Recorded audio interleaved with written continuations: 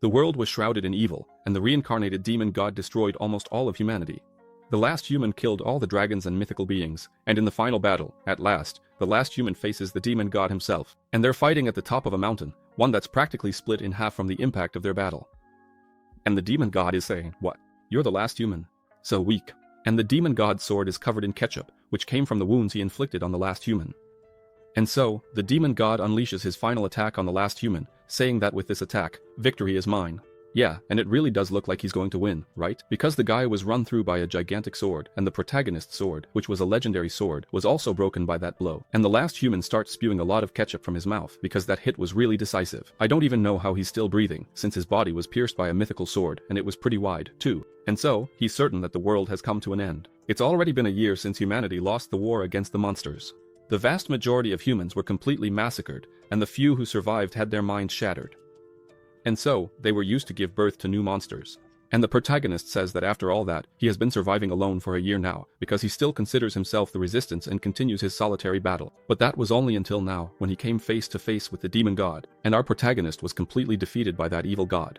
And that god, full of arrogance, approaches our protagonist with a look of superiority, and the protagonist keeps thinking that this is the demon god Tartarus, monarch of all demons. And Lord Tartarus comes up to our protagonist with a big smile and says, "You look like you're suffering, let me help you with that." And then he casts a spell on the protagonist, and the demon god says to him, "There you go, I slowed down time for you." And with that, we can start our conversation and talk for a little longer, because without this magic, you wouldn't last even 10 seconds. And Tartarus says to him, "Human. I remember your name, Hajime, right? And a lot of people call you by your nickname, Zephyr. But you fought bravely for a whole year all by yourself. So, I'll give you the honor of calling you by your real name, Warrior Hajime. And that's only because you're the first human to ever bother me this much in all this time. Your tenacity is truly amazing, and for that, I salute you. Many people believe that fighting a losing battle is completely foolish, but you proved otherwise, because those who give up fighting when they're scared by their opponent's power aren't wise, they're just a bunch of weaklings, and I hate weak people." The demon god, who can't wipe that little smirk off his face, says that when he sees weak people, especially those without perseverance, it really gets on his nerves, way past his limit. But of course, you must understand that, since you, Hajime, reached the top of the human world as the strongest human, so that's why I'm going to make you an offer. Work for me. We'll go beyond this small world to other worlds. And we can even go to the realm of the gods. And after that, we'll conquer all the other worlds. With my powers and yours, we can do anything. And so, the demon god Tartarus extends his hand to the protagonist, who is defeated, with a massive wound in his chest, on the verge of death, and Hajime finally lifts his head and looks forward. All beaten up, he says, "Huh, is that true? Are you really accepting me?" And the demon god Tartarus says, of course I'm accepting you. Just take my hand, and you'll be my servant." And so, Hajime, who's got ketchup pouring out from every part of his body, tells Tartarus that it's not a bad offer. But inside, he's thinking, what a pointless offer. This is crazy. And the protagonist knows, after the fight he had with the demon god Tartarus, his body was wounded far beyond what he could have imagined. And he's certain of one thing, his body will never be able to recover to its original form. And Hajime keeps thinking, what is this god trying to do? Is he trying to give me a chance? Or is this just another way for him to watch me beg for my life? And Hajime keeps thinking about his friends, because if they were here and saw him begging for his life to the god who took all of their lives and also killed the people he loves, Hajime realizes that this god doesn't just want to destroy his body, he also wants to break his will to fight, his honor, and his pride. But what can you do, right? Let's just accept his offer. And so, Hajime reaches out his hand to the demon god Tartarus, sealing their pact and becoming his servant forever. And the demon god, looking all stylish, stands there grinning, with that evil look on his face, plotting all sorts of wickedness, while the protagonist, barely hanging on as his life slips away, still manages, despite trembling, to reach out his hand toward that god, who is pure evil. And so Hajime remembers his beloved, how she used to say that his personality was terrible and, being very picky, would always tell him to stop cursing because it was really rude. And Hajime starts to smile as he thinks about his beloved. He keeps thinking about how he never listened to what she said, and smiles even more, because his beloved, at his request, cast a very interesting spell on him. And so, he grabs the hand of God Patrano and starts squeezing it tightly, without letting go. And God Patrano is left confused, not understanding why that dying guy is doing that and smiling at him like that. And with the last of his strength, he holds God Patrano's hand and says to that god, "So, if I do that with my hand, my body will explode with powers that go far beyond our realm. So, demon god Tartarus, that's my answer. Go F for yourself, you son of a fruit."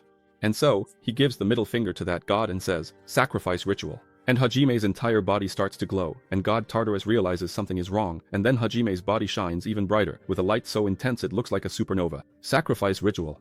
And then there's an explosion far more powerful than atomic bombs. It's a stellar explosion. But, in the midst of all that heat and those flames, we can still see the silhouette of God Tartarus. He's there, eyes wide open, wondering what kind of explosion that was. Then he looks at his hand. It's even blurred out so we can't see, but now he's just got a stump. His hand falls off. And there he is, a god with a stump, completely in disbelief about what just happened. And that god just stands there thinking, huh? My hand? What is this? What happened to my hand? And a second goes by, 2 seconds, 3 seconds, and he keeps staring at his hand, wondering what happened to it. But he knows what happened to his hand. He saw that he had lost his hand. And then, a feeling he had never experienced before starts to well up inside that god, and he begins to burn with rage, because he felt pain and, even worse, he lost one of his limbs. So he bursts into fury and lets out a scream so loud it can be heard all over the world. But there is no one alive to hear that scream. He's full of rage, really pissed off, starts grinding his teeth and says, "I'm going to kill that son of a gun." But he already killed the son of a gun. The guy is already dead, but he tore off his arm and now he's all pissed off. And the god Tartarus, looking ahead, only sees a charred lump of coal that's all that's left of Hajime's body. And he starts screaming in pure hatred, "You bastard! You bastard! Damn you, Hajime! How dare you humiliate me like this? I've been completely humiliated. You damn fucking human." And the demon god Tartarus, super pissed off, punches the remains of the badass Hajime out of spite, and he does it with his good hand because the other one was ripped off. The guy's hand was taken from him, and with that blow, Hajime's body, which had already turned to charcoal, shattered completely on the ground. And so, this is the end of humanity, because the last and toughest human of all was finally defeated by that demon god, and with that, Hajime's battle finally comes to an end. Yes, he wasn't able to get revenge for the deaths of the people he loved, and he also couldn't save humanity like they wanted. Lying there on the ground is just a charred piece of the protagonist's hand, and so Hajime knows that everything, absolutely everything, is over, and it was all for nothing. At least, that's how it was supposed to be, right? But the protagonist opens his eyes and says, "Huh? How is my hand okay? I don't get it at all. What's going on?" And the badass lies on the ground, looking at his body, and says, "What do you mean? I was dead. I died. I died. Am I not dead? So, I don't get it at all. What? Did I die or not? I don't get it. Was I stabbed through? Exploded? Did the sacrifice ritual happen? I died, didn't I? There's no way I should be here." Hajime goes and sits down, puts his hand on his wounds. There aren't any wounds on his body, he's completely healed. That's weird, something really strange is going on. All my wounds are gone, and they were impossible to heal. Even my armor, it's been restored. That's so strange. And then he looks ahead and says, "What is this? What is this place? Where am I?" And Hajime is in a huge hall filled with dazzling lights, and enormous statues are standing in that great hall. He starts to examine each statue. One is holding a flower in one hand and a lamp in the other, and he realizes that these are statues of the gods. So he starts thinking, huh? Could I be in a temple? Was there ever a temple like this? I've never seen a temple like this. Then he looks to one side, looks to the other, and after examining all the statues, he comes to a conclusion. Of course he's in the afterlife, this must be the underworld. And someone speaks to him, of course not. This isn't the underworld, it's not hell. Actually, this is the lowest floor of the pantheon, where all the gods reside. After that, he looks toward the place where the voice is coming from and sees a blue light shining very brightly. From that light, a very beautiful angel emerges, and she really knows how to make an entrance, because she's surrounded by sparkles and looks very grand and imposing. And that angel, who has a really weird ear, an ear shaped like a wing, her name is Wing Ear. The angel Wing Ear gracefully flies over to the protagonist, and he immediately gets into a fighting stance, since he's never seen an angel like Wing Ear before. He puts his hand on his back to try to draw his sword, but is startled to find it's not there. His eyes go wide because he can't summon his sword, and he keeps trying over and over to call it, but it just won't appear. And the angel Wing Ear says to him, "Hajime, there's nothing here for you to be surprised about. You don't need to be afraid. I am the representative who spreads the word of the gods. I am the high-level angel, Mercedes, but we'll just call her Wing Ear." And the angel says to the protagonist, "Hey, you know, right? That you've already died, right? Normally, you would be sent straight to the underworld. However, thanks to the strong request from the 3 great gods, we've decided to send you to the past." And the protagonist, looking all cool, is completely confused because he doesn't understand why this is happening. Then, the badass Hajime looks right into the face of the wing-eared girl and says to her, "So, what's the meaning of all this?" And she, all gentle, tells him that she's going to send him back to the past, with all his memories intact. All of this is so he'll have a chance to change the future. And she says, "There's more. Oh, besides your memories, you'll also keep your physical abilities, your magical power, and all the skills you've gained so far." No way! He's just standing there, listening to all that nonsense, and Wing Ears tells him, "Since you're the strongest human and made it to the top of everything, you'll definitely be back here in no time." And the badass, very hesitant, seems like he doesn't believe what Wing Ears is saying. And Hajime is really smart, and he keeps wondering if he's dreaming, since he's never heard that Tartarus has a hallucination ability. And Hajime is sure he died, but he thinks he's trapped in an illusion. And worse, it was Tartarus who created this illusion. After that, he lowers his head and starts to say, "Oh, beautiful angel, why are you giving me a second chance?" And she, noticing that he's really suspicious, says to him, "Hey, it seems like you don't believe us. I really understand what's going on. If you want, I can help you understand everything." Hajime, raising his hands, says no, she doesn't need to show him, he trusts her. He says he's not stupid. So, staring at her winged ears, he asks her directly, "What am I supposed to do? Because I'm not stupid. How are you giving me a chance like this for free? I know nothing comes for free. You're definitely expecting something in return for this chance you're giving me." I know what happened. When people started praying and begging the gods, they cut off all communication and didn't answer a single request. They didn't even receive our prayers, let alone our sacrifices. And worst of all, the gods took away the abilities of the clergy who borrowed their powers. By doing that, they wiped out all healing abilities, which led to the quick downfall of the human army, since there wasn't a single healer left. And Hajime keeps thinking that as soon as the gods realized there was nothing left for them to gain in that world, they basically abandoned it, withdrawing all their power and leaving it at the mercy of the demon god Tartaros. So he knows there's no way these beings, who call themselves gods and are so calculating, would just give him another chance for free. And so he keeps wondering, what is it that the gods want from him? And Mercedes, the wing-eared one, says she understands his answer and will make sure to share with him what the gods are thinking right now. With that, she closes her eyes and communicates with the gods. Soon after, she opens her eyes and he, using her body, responds to Prota, "Show us some more entertainment." The protagonist is filled with rage because he understands very well what the gods want, and then, full of anger, he responds to them, "What? What do you want from me?" The wing-eared one says that the gods had been watching him for a long time, but they were very disappointed with the outcome. She says that he is a very rare human because besides being extremely tenacious, he fought bravely until the end, even in the face of the end of the world. And the angel goes on. She says that the gods had been watching him for a long time, and that in the last 5 years, while he was facing the great armies of the demon race, that was truly something worth witnessing. And the protagonist is really pissed off, because the gods are treating him like a puppet.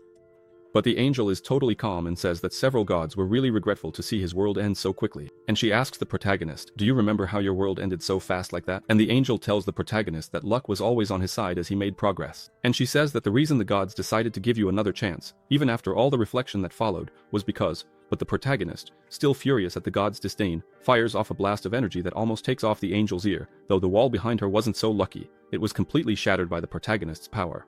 And Hajime starts cursing, calling the god sons of a gun. He asks if what he just did is interesting to them, if this is entertaining for them. And he remembers his beloved, the times he spent with her, and all his friends, and how they all fell on the battlefield, and that makes him even angrier, because was the reason they gave their lives all just for the gods' entertainment. For the gods it was just entertainment, but for us it was our lives, our loves, everything we had. And furious, shouting and filled with rage, he asks the gods if it was worth it to watch the massacre of the human race, if that was good entertainment for them. And Hajime, full of hatred, clenches his fist and starts channeling his energy, shouting at the gods, "Do you think I fought all this time just to entertain you? Do you think that I and the humans are just a source of entertainment for you?"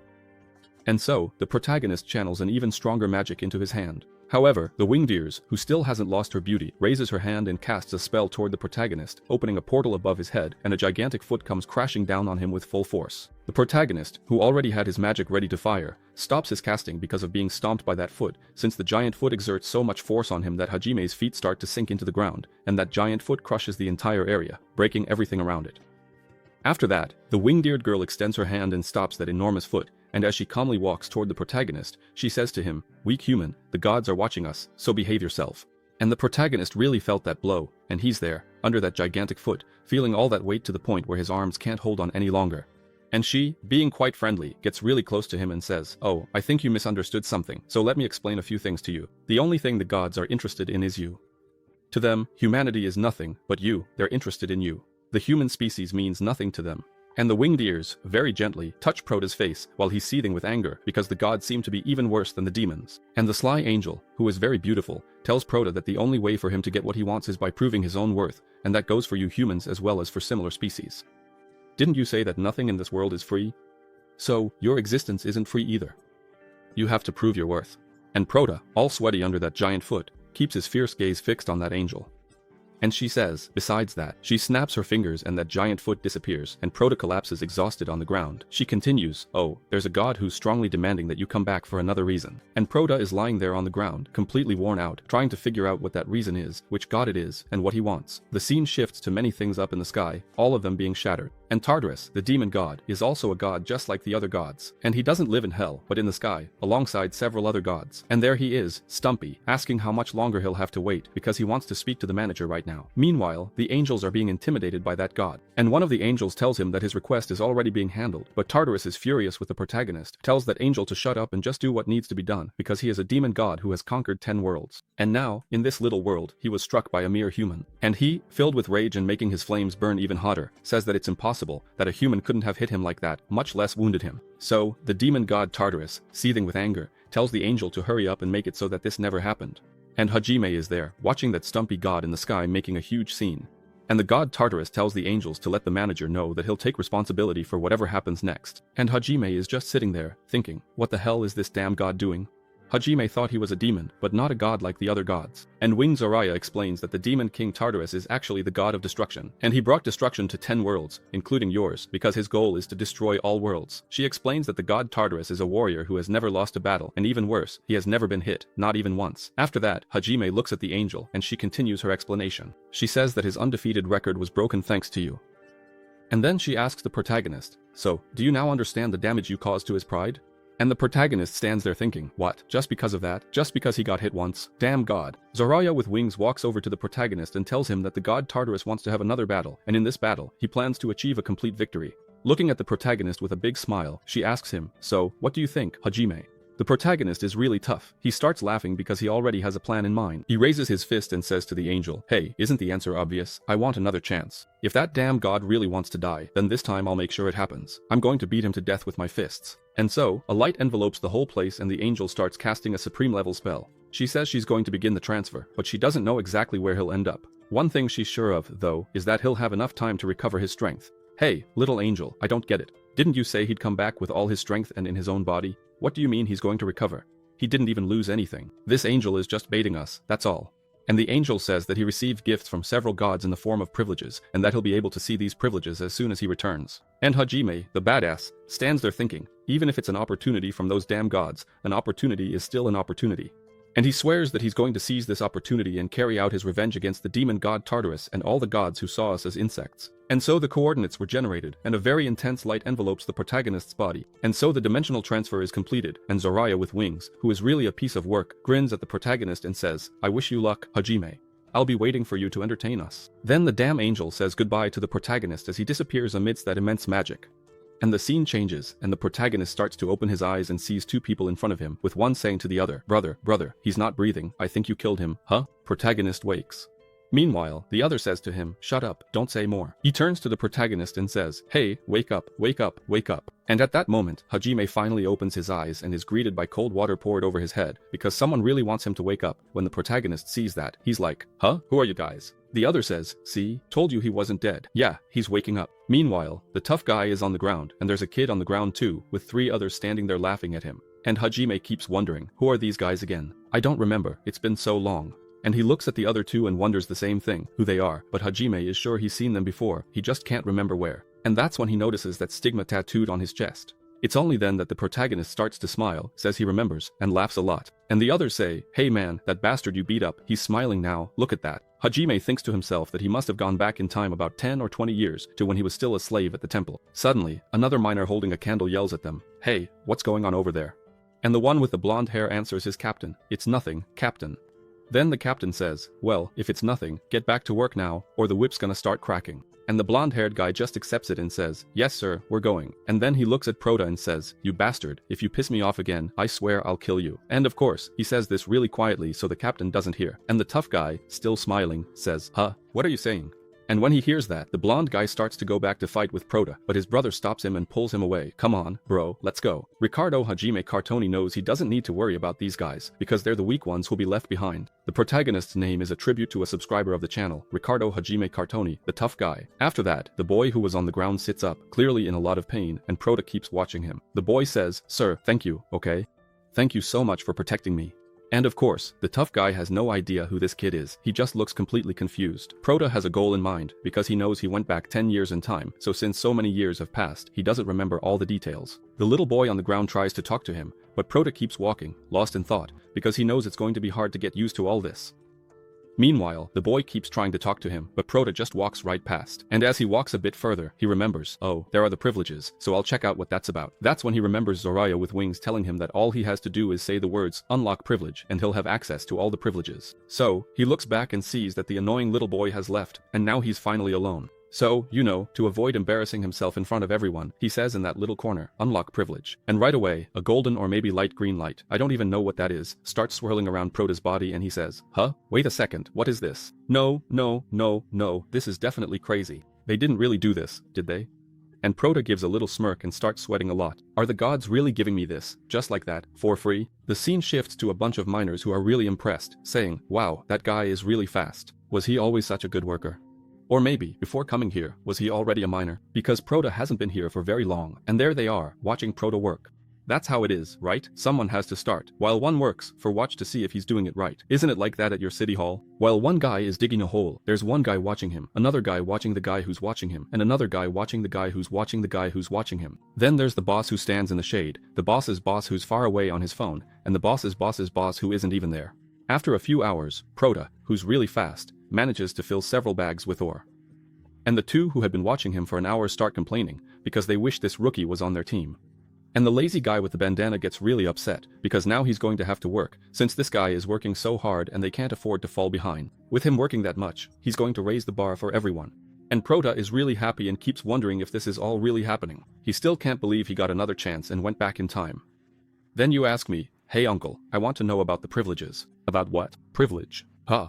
Is it privilege or privilege? Look, this isn't a Portuguese class, okay? But it is privilege.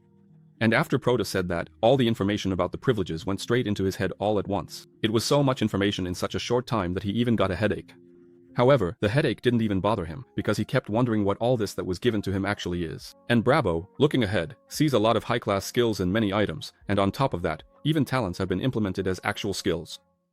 And Hajime is more than surprised and thinks all of this is just crazy.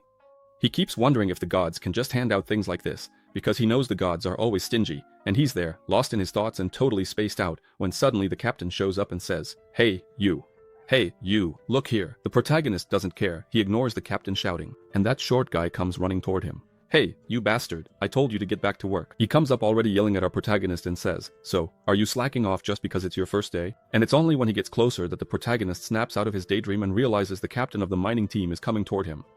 So then, the captain, who has a short fuse, pulls out his whip and says, hey, you son of a gun, are you not listening to what I'm saying to you? Look over here, you miserable wretch. I'm going to teach you a lesson so you'll listen to me next time.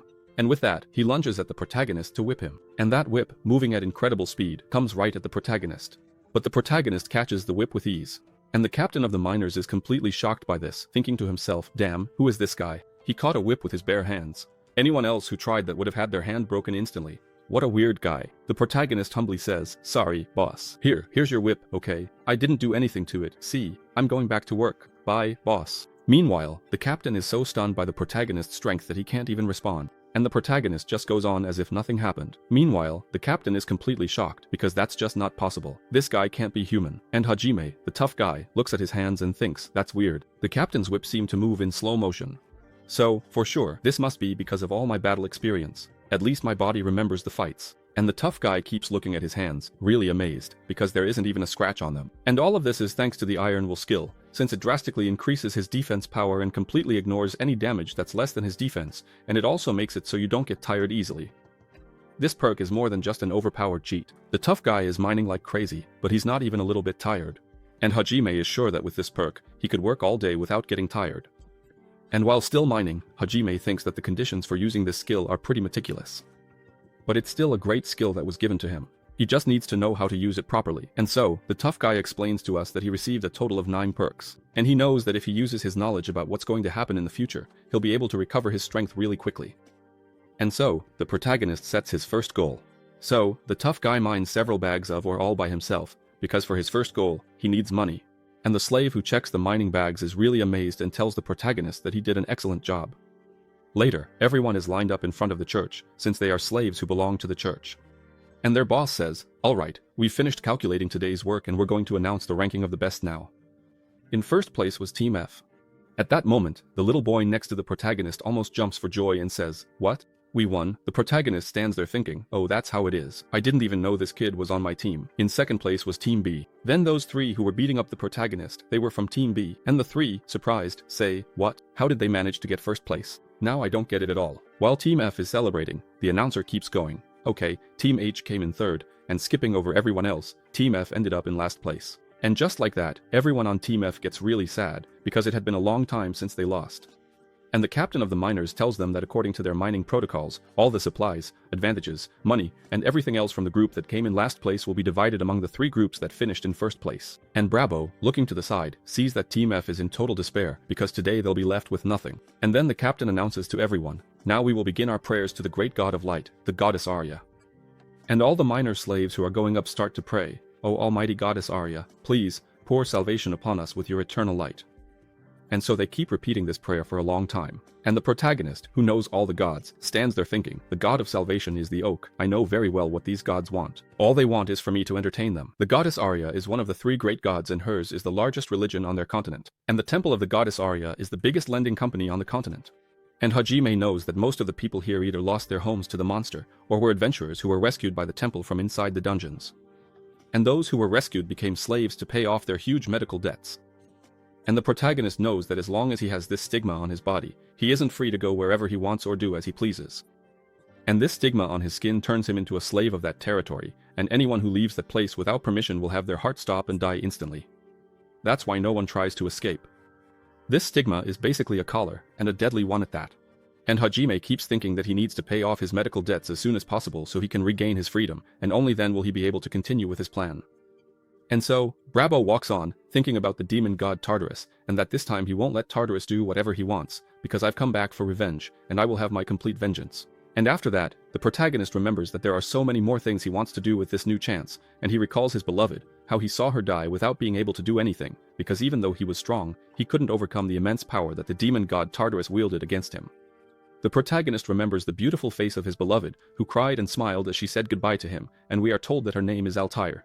But for me and for you, isn't Altair a man's name? I've never seen a woman with that name. Altair? Pretty soon they're going to start calling her Jer. Jer? No. Altair and Jer are the same thing to me. There are two distillers, or left point. Let's change that name. She looks like an Alana, so her name is going to be Alana. Not Altair, Alana. And Bravo, still in that flashback, raises his hands and puts them on his chest, because losing his beloved felt like having his heart ripped out, and Hajime swears that this time he will protect everything and everyone he loves. Suddenly, a very friendly nun shows up and says, hey, if anyone wants to use the shop, just come this way, okay? Now, if you need a consultation, just go over there, okay? Whoever wants to, just come on in. And of course, all the miners head straight to the bar instead of going to see the nun, because the nun doesn't even offer that, so there's no point in going there. And there it is, the price of beer. A glass of beer costs 80 silver coins. 10 silver coins are worth 450, and 1 gold coin is worth 100 silver coins, which totals 45 reis. Bravo just stands there watching from a distance because everything there is so expensive. If they want to eat, they'll pretty much spend all the money they earned that day just at that bar. Suddenly, that little boy comes up to the protagonist and says, hey sir, I need to talk to you. Here, I wanted to buy you a drink. And he looks back and says, huh, what do you want, kid? Hey, brat, do you even have any money? Doesn't look like you do. And the boy, really happy, says, yes, I do. I just got paid, but look, I can't buy anything too expensive, but I do have a little bit of money. And the boy is really happy, looking at the few silver coins he managed to get thanks to the protagonist's help, and he says, hey mister, didn't you protect me when I was getting beaten up by those guys? So, that made us come in first place, and I'm really grateful to you. The boy looks really down and explains to the protagonist, look, our group only has weak people, and we usually end up in last place. So, this is the first time I've ever earned any money, because last place never gets any money. And looking at that fragile boy, now the protagonist finally understands why those guys from the other teams were beating him up, because if someone from a group got beaten up to the point of being incapacitated and couldn't work, their group wouldn't be able to mine much iron. And if they kept mistreating just one single group, all the others would easily achieve their ranks. And that's how it worked. Group B would beat up everyone from Group F, and all the other groups wouldn't get involved because they were benefiting from it. Without doing anything, they could qualify since everyone in Group F was incapacitated. Then the protagonist turns his back, walks away, and says, are you crazy, kid? Are you kidding me? Do you think I'm getting in the way here? Just a kid? Of course not. Adults have their pride, take your money and spend it on yourself. And Hajime keeps thinking that the best thing for this kid is to stay away from him, because if he sticks around the protagonist, he's definitely going to get into trouble. After that, the protagonist heads to that really expensive bar, and the very friendly bartender greets him, saying, "Hey there, customer, what can I do for you? Yeah, do you happen to have any recovery water?" The bartender immediately stops what he's doing and says, "Huh? What did you just say? Hey, I've never seen you before. Are you new around here by any chance? Another thing, do you have any money? Oh, recovery water is really expensive, okay? It costs 1 gold coin per glass. If you want a bottle, that's 4 gold coins. Now, if you're not in too much pain and it's bearable, I think you should just tough it out and not buy this recovery water, because it's really expensive." But Hajime doesn't even care and says, "Look, I've got 1.5 gold coins here. I want 10 bottles of recovery water." Hey man, 1.5 gold coins isn't enough to buy 10 bottles. You can't even buy a single bottle with that. And the bold guy says, "I know that, man, but I'll pay the rest with a loan. Can you give me a loan?" The kid and the shopkeeper are shocked, and the bold guy goes on, "Hey, shopkeeper, you have a loan application form, don't you? So, give it to me, let me fill it out." The little kid practically melts and says, Sir, don't do it, sir, please, don't do it. The Selic rate is way too high, it's like 3,000% a month. Don't do it, sir, it's practically suicide. And of course, he totally ignores that, grabs the contract, marks it with his blood, and signs, Hajime, accepting the whole loan. And the boy says, "Sir, you've really lost your mind. Sir, it's really scary to be in debt with time, because the interest rates are sky high and it's basically impossible to pay off. We're like slaves, we only get 1 gold coin, and that's half a normal wage. Just the interest alone is more than our salary, so it's not worth taking out this loan." And the protagonist, already angry and on his 9th bottle, says, "Hey kid, shut up, I know what I'm doing. This is a loan, so I know what to do, just pay them back, that's it." And with that, he downs his 8th bottle, glug, glug, glug, drinks it all up. And it's explained to us that recovery water is a very popular item that restores a small amount of health, but the protagonist knows this item has a secret effect. Your magic power increases as long as you drink a large amount. And the tough guy is certain even if someone drinks 10 bottles, their magic power only increases a little, so it's not really cost effective. However, the protagonist shows us the privilege hack he has. If he drinks only this water while using the Hermes vision skill, he won't even need elixirs, just this cheap water. That's because the privilege Hermes gave him boosts the effect of all potions by 500%. And so, the tough guy goes back to mining, since as a slave, he's forced to do it. And there's one thing he's sure of, through mining alone, he won't make much money, only through loans, because he knows that slaves aren't rewarded no matter how hard they work. And so, day passes, day begins, day passes, day begins, and the protagonist is there, drinking 10 bottles every day. In his free time, thanks to the recovery the water gives him, he's still able to work on his body by doing all kinds of physical exercises. And then the protagonist asks you, the one watching this video, what do you think he's doing? Suddenly, the scene changes and the captain of the miners has just received some very serious news. He says, "What? You heard a monster scream inside the mine?" And the protagonist, who's standing in front of him, says, "Yes sir, I heard it." "So boss, get in touch with the hunter groups, because I'll lead them to where the scream was heard." The badass protagonist knows that the only way for him to make money and pay off his debts is by earning money hunting monsters inside the dungeons. Then it's explained to us about the monsters, that monsters are beings born from portals with magic, and all monsters are extremely hostile toward humans. However, these same monsters brought a second chance for humanity, because inside each of them were magic stones, mana stones, and all their parts, like bones and fur, could be harvested as materials to make items. So, before humanity even realized it, monsters became part of the economy. And even though dungeons were the monsters' home and an extremely dangerous place, they were also a treasure chest, because everything inside could be sold for a very high price. And sometime later, a few warriors approached that place, and were shown 3 warriors with the temple symbol on their clothes. They are known as hunters, and all of them are slaves who were chosen for their combat power and hunting skills. And these hunters, because they faced danger every day fighting monsters, had higher salaries, and as they advanced, they earned much more money as an incentive. And the protagonist keeps wondering why he was chosen to work in the mines instead of becoming a hunter, since he used to be a traveler, in other words, someone who knew about monsters. And with his arms crossed, he keeps thinking there must be a reason for that. Then the vendor says, "Hey, I'm talking to you. I've been talking to you for half an hour, but it seems like you're not listening to me." Then the other guy says, "Huh? This narrator talks way too fast." Then slow it down, because 90%, or even more, like me talking at this speed. So just be satisfied. The vendor tells Prota that he's already taken out too many loans, so he's hit his limit and can't get any more loans for himself. And Prota, bold as ever, says, "What, did I go over my daily limit?" And the vendor says, "No, you crazy guy, you're a slave, so your ranking is really low. You can only borrow up to a certain limit, and you've reached that limit, so I can't lend you another cent." And Brabo, with his arms crossed, starts thinking about what he can do now to get some money. He thinks, should I rob someone? I think I'm going to rob someone. Suddenly, a beautiful woman comes up to him, it's the demon's sister, and with a big smile, she says, "Hey, what if I told you that you could get a loan by selling your organs?" "Oh, our temple is in need of fresh organ sources, because they have a lot of research to do, and you don't even have to sell all your organs." We just need your brain, heart, both lungs, both kidneys, liver, stomach, pancreas, and your junk. And the protagonist, looking at that saintly woman, says, even my junk? And she puts on a saintly face, but looks like a little demon, smiling right at him. Oh, okay then, I'm going to take out this loan, okay? Since at least I get to keep my balls. And the saint says, only the right one, because the left one's part of the loan too. And then Hajime, the badass, says, hey, saint, show me that paperwork, let me take a look. And she says, I'm not a saint, I'm just a nun. And the badass, signing that loan, says to her, hey, can you do me a favor? Next week, you can take these organs, okay? This week, it's not possible. And another thing, sister, if I manage to get the money to pay you back, I don't have to give you my organs, right? The daughter of hell says, of course, absolutely, may God bless you, okay?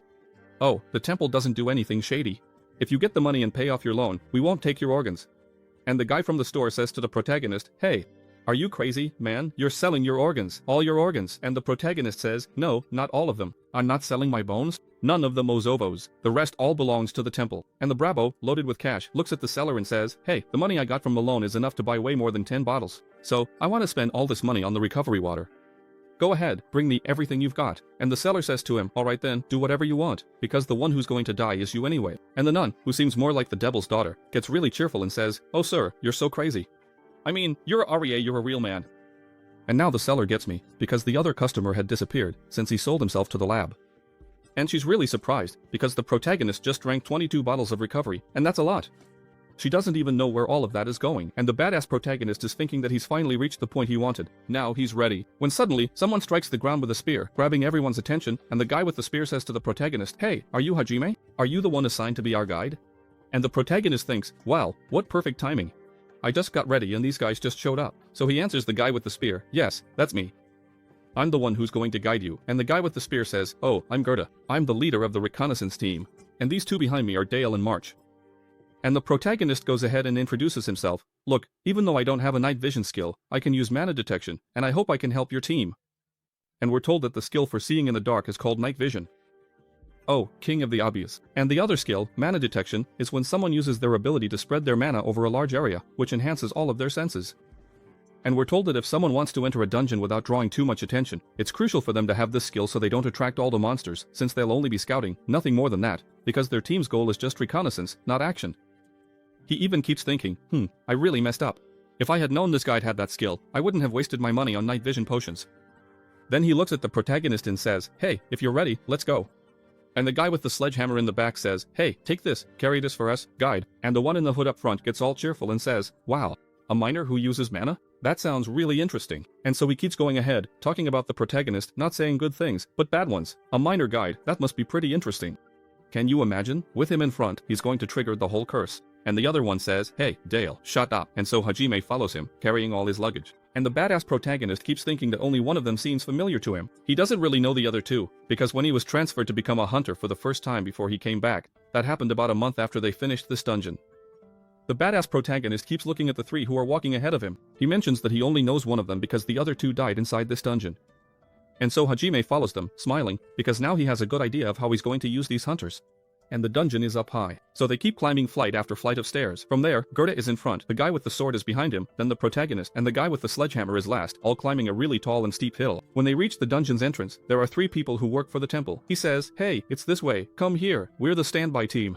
So come on, show me your arms. And so that short guy in the hood starts tying a blue string around each of them.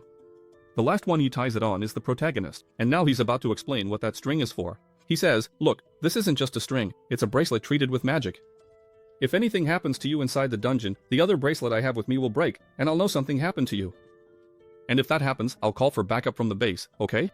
So you can go without worrying. Then that really friendly short guy says to them, hey, travel safely, okay?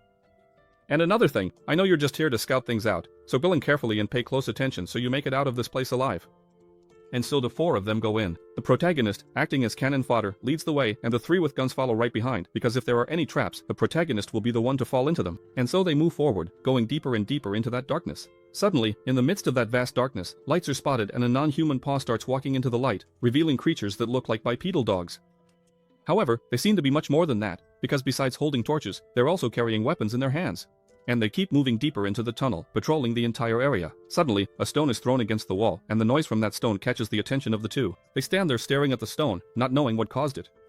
But I don't think they're very smart, honestly, because right behind them, 2 figures appear. Both are killed very quickly. And Gerda, who's already used to this, covers the dog's mouth so they can't make any noise while they're being killed. And he keeps thinking that the main role of the reconnaissance team is just to see if there's a monster there, not to engage in combat. So all they need to do is gather information from inside the dungeon and bring it back to the main team. And just like that, they easily take care of those two bipedal dogs. And the one with the sword keeps smiling, looking like he really enjoyed it. This team, after gathering the right information, which is based on what they report, a more suitable group is formed for that specific task. So they reach a crossroads, and the protagonist shows how experienced he is and starts, eeny, meeny, miny, mo. And when he finishes, he says, "Oh, this way." Unsure. Trust me. So they head in the direction the protagonist pointed out, which, by the way, seems to be all uphill. Arriving up there, they find several dead dogs and have not been contacted by him. It looks like there was a big battle there. The losers were the dogs. Gerda says that on the other side of the mine there was another nest of these dogs, and the A and B hunter groups massacred all of them. And these ones wandering around here seem to be the last survivors of that massacre. Of course, the reconnaissance group that operated on the other side had many hunters with combat skills, and so Gerda starts drawing his strategy on the ground and says, "Dale and Marco, you two will stay here. The guide and I will go ahead." Then Gerda looks at them, smiling, and says, "Hey, why don't we just clear out this mine ourselves?" And so they got pretty ambitious, because they realized that if there were only those dogs there, it would be really easy to clear the place. Gerda then reminds his group that they've already cleared some dungeons before that were pretty easy. Dale and Mar are really surprised and say, "Huh? You want to clear out this dungeon?" And his companion says, "Hey leader, but our job here is just to gather information from inside the dungeon and get out. So let's avoid making any risky decisions. What are you going to do if there are monsters even stronger than those dogs in here? Our group only has 3 people and we don't have a healer. I don't think we can do it." And Gerda says, "No, there are 4 of us. We can easily defeat a cobalt dungeon." And the hooded one says, "Are you kidding me? There are only 3 of us. And then there's this piece of trash here, the miner who just carries stuff. You can't count on this useless guy for anything. And the guy with the sledgehammer, I don't know if it's Marco or Dale, I think it's Marco. He told everyone to calm down and says, 'Hey, leader, do you have a plan?' Well, after I hear your plan, I'll decide whether to support you or not." And so Gerda starts to smile, because he's sure everyone will love his plan. Then Gerda looks at the protagonist and says, "Hey, take that thing out of the bag, show it to them." And the protagonist reaches into the bag, pulls it out, and shows it to them. "Hey, dirty mind, just show them the hazelnut seed leaves, nothing else, okay?" And so, Gerda starts to explain his plan. He says they're going to mix the leaves and hazelnut seeds and mash it all together. Then they're going to mix all of that with cobalt pheromone. Cobalt is the name of the puppies, and this mixture with the pheromone will make it seem like there's a female cobalt in heat. Man, that's just not fair, that's a low blow. Luring the dogs in with a female? I think that's unfair. But nobody cares whether it's fair or not, what matters is winning. And Proto starts mixing all of that together, and the smell is really strong, and poor Cobalt, who had been standing guard there for a month without getting any action, starts to smell the scent of a female, and then nothing else matters, because that scent travels for hundreds of meters and makes all the Cobalts in the area get drawn in by the smell of a female in heat. And the poor guy, smelling the scent of the female, starts to go crazy. He says, "Tonight's the night." The poor guy even starts drooling, thinking that talking to that female is going to drive her wild. And so, Gerda shows the mixture to his companions and says they're going to use it.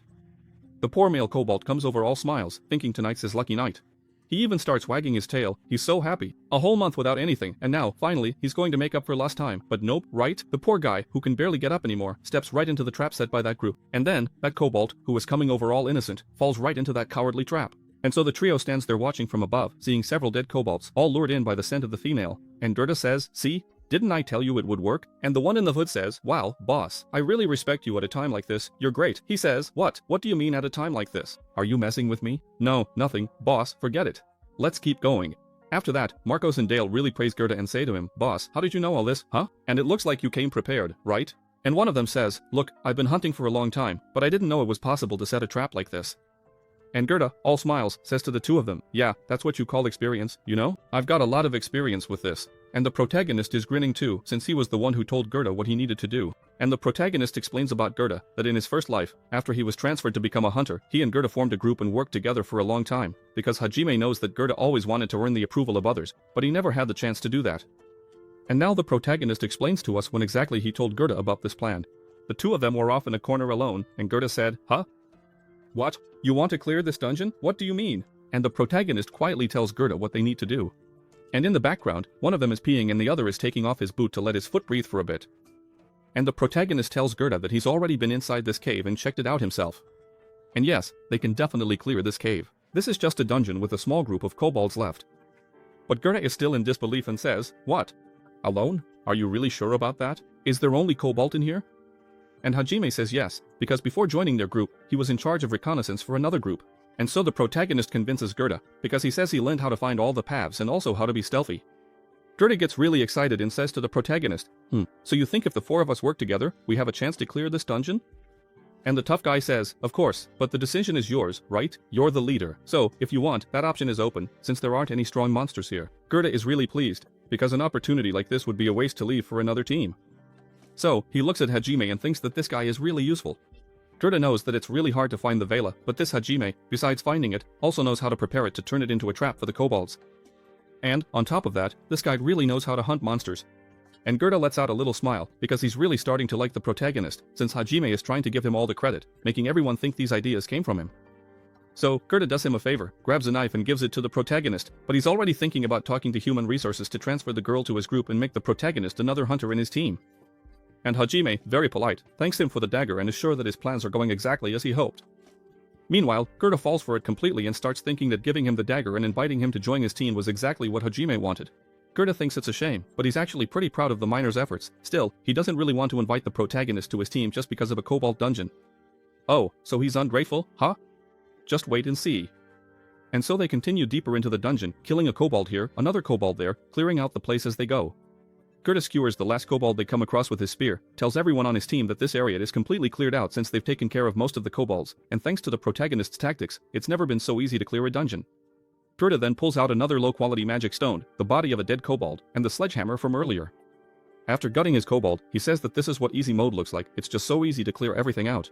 And then Hajime comes out of another tunnel and says, hey, this tunnel is clear, okay? There's no kobold in it. And the team leader says, alright, so there's just that one left for us to take care of, look, let's go. At that moment, the hooded one notices something strange in the last tunnel and says, guys, there's something weird here, getting everyone's attention. When he sees it, he realizes they're bones, but bones of what creature? And what killed these creatures? However, it seems like it was a wild beast because many of the bones are still intact. It looks like these creatures were swallowed whole, and he realizes that something is eating the kobolds. When suddenly, a gigantic hand comes toward him, and he doesn't even have time to escape, he's caught by the huge hand. And that hand is really strange, because besides being huge, it's incredibly strong, and it widens the hole where the hooded figure was at the entrance, completely overpowering him, even making him drop his sword. And finally, Gerda reveals who's who and calls out to Dale. So Dale is the hooded figure, but it's already too late. Dale had already been caught, but the creature that grabbed him is actually very polite and throws him to the ground with all its strength. He dodges as he's thrown, and when he hits the wall, almost nothing happens to him. He only breaks 30 ribs, bursts 15 spleens, destroys 22 lungs, and breaks 3 legs. However, he didn't die. At that moment, Marco, the guy with the sledgehammer, starts using his defensive magic and says, guys, stay behind me, because I'm a wall, just like that goalkeeper with the same nickname. Nothing can get past me. Come on, I'll protect you. And Marco starts cursing himself because he thought they had already cleared out that mine. And worst of all, the creature is so huge that only its hand came out of that hole. You can't even tell what's hiding in there. So he challenges that monster and says, hey, this shield of mine is really powerful. It's a mana shield and it can even block an orc boss. You filthy beast, do you think you can break this? And the creature didn't even say anything, it just whipped him with its tail and sent him flying backward at incredible speed. And Marco, spitting out ketchup from his mouth, starts thinking, what was that? That broke his shield instantly, but it didn't just break his shield. It broke both his hands and feet, his collarbone, punctured his lung, and with the fall, he almost lost his kneecap. Meanwhile, Chief Gerda runs over to help him. But Gerda recognizes that tail and starts thinking, it can't be. Is it the terror that's right in front of us? And the tough guy doesn't even care. He swings his tail at Gerda again. And at that moment he thinks, what the hell, huh? And he doesn't even have time to get out of the way. All you see is blood spurting and Gerda screaming in pain. The scene shifts to outside the dungeon, where everything is peaceful and calm. Everything is quiet, and the mage, looking at the bracelets he put on that group, says, what? What's going on? The bracelets, which were connected by magic, suddenly break 3 of them at once. That means 3 people in the group are in serious danger, and he keeps wondering what's happening in there, since 3 people were hit at the same time. The scene shifts to a mess. There's a lot of ketchup spilled on the ground, and we see it's from Gerda, because that creature, with just one swipe of its tail, opened several wounds on his body and also broke his arm. And he's there, screaming and writhing in pain, but he's not dead. Then he looks ahead and sees the reason he didn't die from that tail strike. The protagonist, Hajime, the badass, stepped in front and tanked most of that blow, saving Gerda's life. And it's shown to us that the protagonist used a privilege, the Iron Will ability, which I've already explained to you how it works. However, he looks at his arm and sees that the hit was so strong that it almost broke his arm. He thinks to himself that not even Iron Will was able to block all that damage. So, based on what happened, the protagonist knows that creature is just a baby. It must be only about a year old. And so, right, the little baby grabs its tail and starts to pick up Mar, who is unconscious. But he's still alive. Right after that, it lifts Mar up and brings him closer. Otherwise, what is it going to do, huh? I don't know. And then we're shown a gigantic and very strong creature with 8 eyes, and I think Dale is going to be its snack. However, the protagonist is staring very seriously because he's not there to lose. Hajime knows that this creature is a predator and it's highly lethal. He changes the pheromones of his body so that the nearby species think he's one of them and won't detect his presence. However, the protagonist's luck is that this little creature is just a baby, so it won't go into a rage, and Hajime isn't looking to die there. He crouches down, grabs Gerda's spear, and says, "Hey, let me borrow this real quick, okay? I'll give it right back to you." And Gerda, who's all beat up on the ground, says, "Dude, what do you think you're doing?" Well, the protagonist spins the staff and says to him, "Hey, just watch. Now it's my turn." And with a lot of style, he strikes a pose that shows he's ready for battle. Gerda realizes that this guy actually knows how to handle a spear. The protagonist starts laughing, because now he's warmed up a bit and the real fun is about to begin. And so he starts summoning something and says to the creature, "Hey, ugly beast, I'll grant you your last wish. How do you want to die?" And with that, the protagonist invokes the third privilege. And what is this third privilege? It's the silver key, and the description says it's the key to the Hall of a Forgotten Castle. So, always remember this, a Hall of a Forgotten Castle. But it's also known as a dimensional chest, or dimensional pouch, or dimensional bag. In other words, it's a subspace artifact, and from there the protagonist takes out 2 things and throws them to Gerda. And when he sees those things fall in front of him, he immediately recognizes what they are. It's a draconic soul plant and a piece of cloth. And it's explained to us that this plant is a natural tonic with the ability to calm someone down, so it's basically a sedative, and the bandages for him to wrap his wounds. Right after that, the tough guy tells him, "Hey, stay back," and starts tearing off a piece of the bandage that's in his hand. Then he takes the bandage and ties the spear to his hand so it won't slip, because he knows the upcoming battle will be really fierce. He tells Gerda again, "Hey, stay back, because now the fight is for real." And he gets into a fighting stance. And Gerda says, "Huh? What? You're the one who's going to fight, but you don't even know how to fight. You crazy miner, what are you doing? You're not even a fighter." Gerda must be blind, right? Because the blow that broke his arm didn't do anything to the protagonist. And Gerda, who already has bandages on his wounds, starts thinking that he can't die like this, in such an embarrassing way, being defended by a miner. But at that moment, the boss uses an ability and everything in that area is covered by the creature's skill. It lets out a very loud and extremely deafening scream. And both the protagonist and Gerda are hit by that ability. And Gerda falls to the ground, scared out of his mind, because that ability brings out the worst kind of fear. Paralyzing fear is the kind of fear where you can't move, you're stuck in place, unable to react at all, because there are many types of fear. The fear that makes you run, the fear that makes you faint, and the worst of all, paralyzing fear. And so, scared out of his wits, Gerda clearly remembers the story his mentor told him. So, sit tight, because here comes the story. Once upon a time, a long time ago, in his mentor's village, everything was peaceful and happy, when suddenly a gigantic beast appeared, and that creature was incredibly strong and was killing everything in its path. Everyone who tried to fight it, and everyone who tried to run away, it killed them with ease. And this was a predator that attacked, and worst of all, it was a fully grown predator. The perfect killing machine. That creature started devouring everyone, and no one there was a match for it. And worst of all, that predator used its fear ability, paralyzing fear, and all the villagers were frozen in place, unable to move. And the worst part was, every single muscle, without exception, was paralyzed. Except for the heart muscle, right? Because that one has to keep beating. And the villagers had only one choice, to stand there and watch what was happening. And the monster started having its little snack, and the people, unable to move, were devoured one by one and couldn't do anything, absolutely nothing. They could only do one thing, wait for their turn to be eaten. And that's how Gerda is sitting on the ground, paralyzed with fear, waiting for his turn to be devoured. Except, right in front of him, something is happening that he can't explain. He can't even blink because he's so scared. But that thing doesn't stop in front of him. That sound that's happening. There. He can't believe what he's seeing with his own eyes, because it's practically impossible. The protagonist is wielding the spear like he's never seen anyone wield it before. And more than that, he hasn't been paralyzed by fear. We're shown that the protagonist is in a really intense fight with the predator, and he knows he can't stop moving, because the moment he stops, he becomes prey and the predator will lunge at him to crush him with its paw. But the protagonist, who's really good in a fight, ducks his head, the paw swings past, and he keeps advancing toward the monster. And just like that, the protagonist, who's as prepared as Batman, shows why he wasn't paralyzed by fear. He pulled out 2 things from the silver key, the bandage he gave to Gerda and the draconic plant. And before the creature could scream, he had already started eating that plant, which is a sedative. That's why he didn't end up in a state of fear. And the best part, Privilege 2, which is Hermes' vision, increases the effects of all potions by 500%. So, he's practically immune to fear. And just like that, the protagonist, with Batman-level preparation, goes after the predator. Well, not after, exactly, right? He's actually under the predator now, he's beneath it. I don't know if he's checking whether the creature is male or female, but he's underneath it, right near its belly. The protagonist keeps thinking, out of all 9 privileges he got, only 1 is actually a weapon. However, he can't use that weapon right now, because his magic power is really low and the requirements to use it are pretty high. But a guy who's prepared is really prepared. He uses his key and pulls out a green jar, because to kill a predator cub, that's definitely enough. And so, he coats his spear with a recipe from an old friend, the guy who was known as the king of poisons, Fad. He had 72 types of poisons, and this is poison number 68, burial. So, the story continues. The protagonist remembers, before he returned, before the world fell, he asked Fad, "Hey, are you sure you're going to give me this? All your poison recipes? Oh, I know you spent your whole life making these and developing each formula." And Fad starts laughing and says, "Man, the world is ending. What's the point of me keeping this recipe? Almost everyone is already dead. Here, take these recipes and make good use of them, because it's better for everyone to know about them and be able to use them than to let them rot away and be forgotten." And so he gives all 72 of his poison recipes to the protagonist.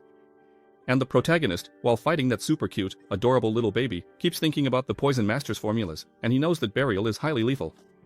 So he looks for an opening to hit that boss with the poison, and after a lot of dodging and close calls, Hajime finally spots an opening and charges forward with his poison spear at that terrifying predator. And then he remembers Fad talking to him, "Look, I won't ask you for anything else. The only thing I want is for you to use this poison really well and kill everything in your path with it. By doing that, you'll be honoring me." So the protagonist plunges that poison-covered spear into the creature, because he finally managed to poison it. But he doesn't stop there. He doesn't just want to poison it, he also wants to slice it up, so he pulls out his spear, tearing a huge gash in that predator. And that very cute and adorable little cub roars in pain, because for the first time in its life it was wounded, and so the creature that was at the top of the food chain finally starts to be hunted. And the protagonist shows he's no fool. He quickly backs away from that big animal, because he knows that if he stays too close, he could easily get hit. And he keeps thinking that burial is a very lethal poison, that once it enters the bloodstream, it destroys all the target's organs, and the protagonist starts to smile, because he knows that burial not only poisons, but also causes excruciating pain, since the king of poisons, on top of everything else, was a huge sadist. He loved to watch his victims writhing in pain. And the predator doesn't stop, it keeps attacking the protagonist, and he knows that this is one of the most lethal poisons he has, so that predator has, at most, 3 minutes left to live. However, the protagonist knows that creature is much faster than he is, so all he has to do is stay alive until that time runs out. So he jumps and dodges the deadly swipe the boss tries to land on him, and immediately counterattacks the boss's paw that's close to him, injecting it with poison. It's a poison festival. But he slipped up, right? That creature is called a predator for a reason, it's a killing machine. It charges at the protagonist with its tail and snacks him so hard he goes flying at incredible speed. Luckily for the protagonist, there was a pile of rocks behind him that cushioned his fall. You know how it is, right? If you fall onto rocks, they'll cushion you.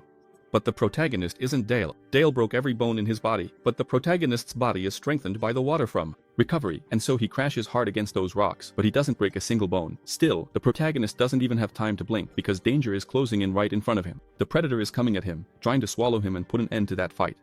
And then, right, he used that old trick. "Hey, hold this, it's for you, okay?" And he throws an entire jar of burial right into its mouth. That reminded me of myself playing PUBG. There I am, joining random squads, and all 3 guys already know each other and just grab all the loot for themselves. They told me, "Hey, the loot is just for us, okay? We don't need 4 people in the squad, you know." So I don't even know why they opened the squad for 4 and messed with me like that. But I didn't let them mess with me. I got close to them and said, "Hey, let me explain something. What happens if we pulled a pin on a grenade like this?"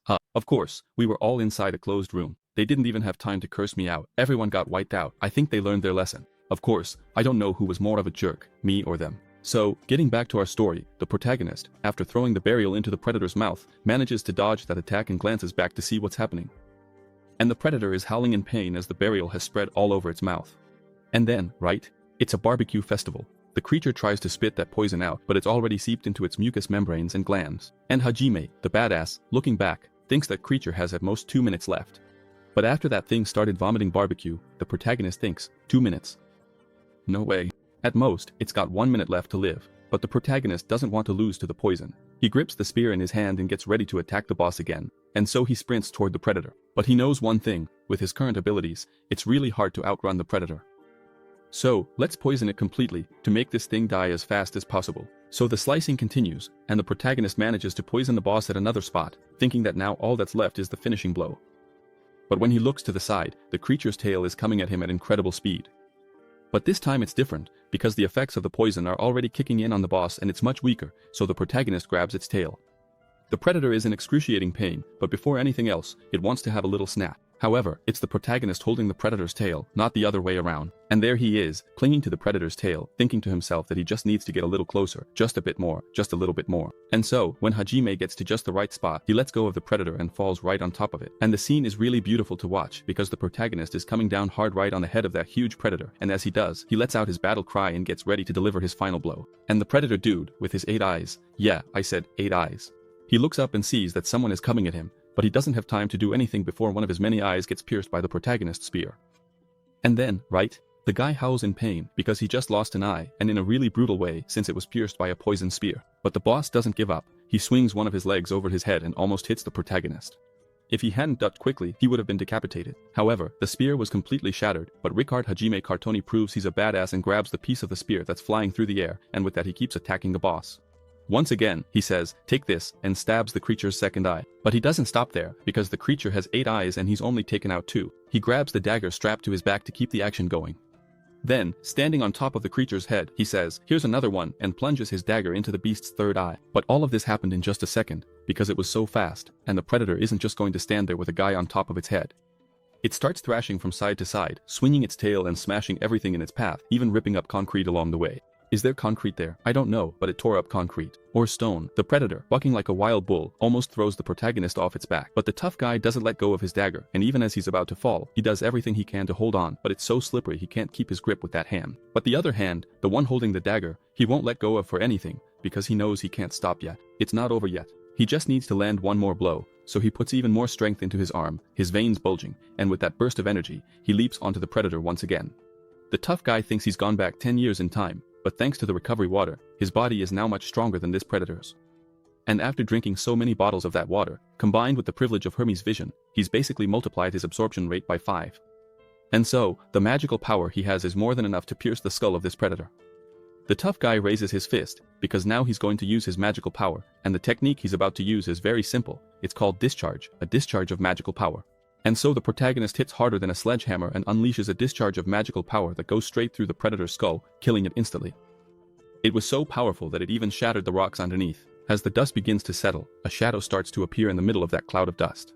And Gerda, who is no longer paralyzed with fear, starts to smile at the scene he's witnessing, because he had thought the protagonist wanted to become a hunter, which is why he gave him a dagger as encouragement. He thought the protagonist was really happy about it and even believed he was begging for a spot on his team. However, that was a big misunderstanding, because this guy, Hajime, even if he hadn't won me over, his value would quickly be recognized and he would definitely move forward as a hunter. And so, Gerda looks ahead and sees the protagonist's silhouette, and he knows that right now Hajime is just a simple miner who doesn't even have permission to enter a dungeon. So, Gerda looks at the protagonist and says he needs a ticket to be responsible for him, because he wants him on his team. But the protagonist shows who's boss and says, "Gerda, we need to have a little talk. Have you liked this video yet? So, did you ask for part 2? Alright, let's get to part 2. The day is really bright and we can hear a lot of roars. It looks like someone is being really mistreated. Several priests are being pressured, and the slaughter in that place seems really brutal. All you can hear are grinding teeth and lots of laughter. And the last priest in that place is sitting on the floor saying he's not the one, that this is all a big misunderstanding. And a really muscular guy is standing in front of him, holding a chain with a morning star at the end. For those who don't know, that spiked ball is called a morning star. And the big, muscular guy is also a priest and works for the church.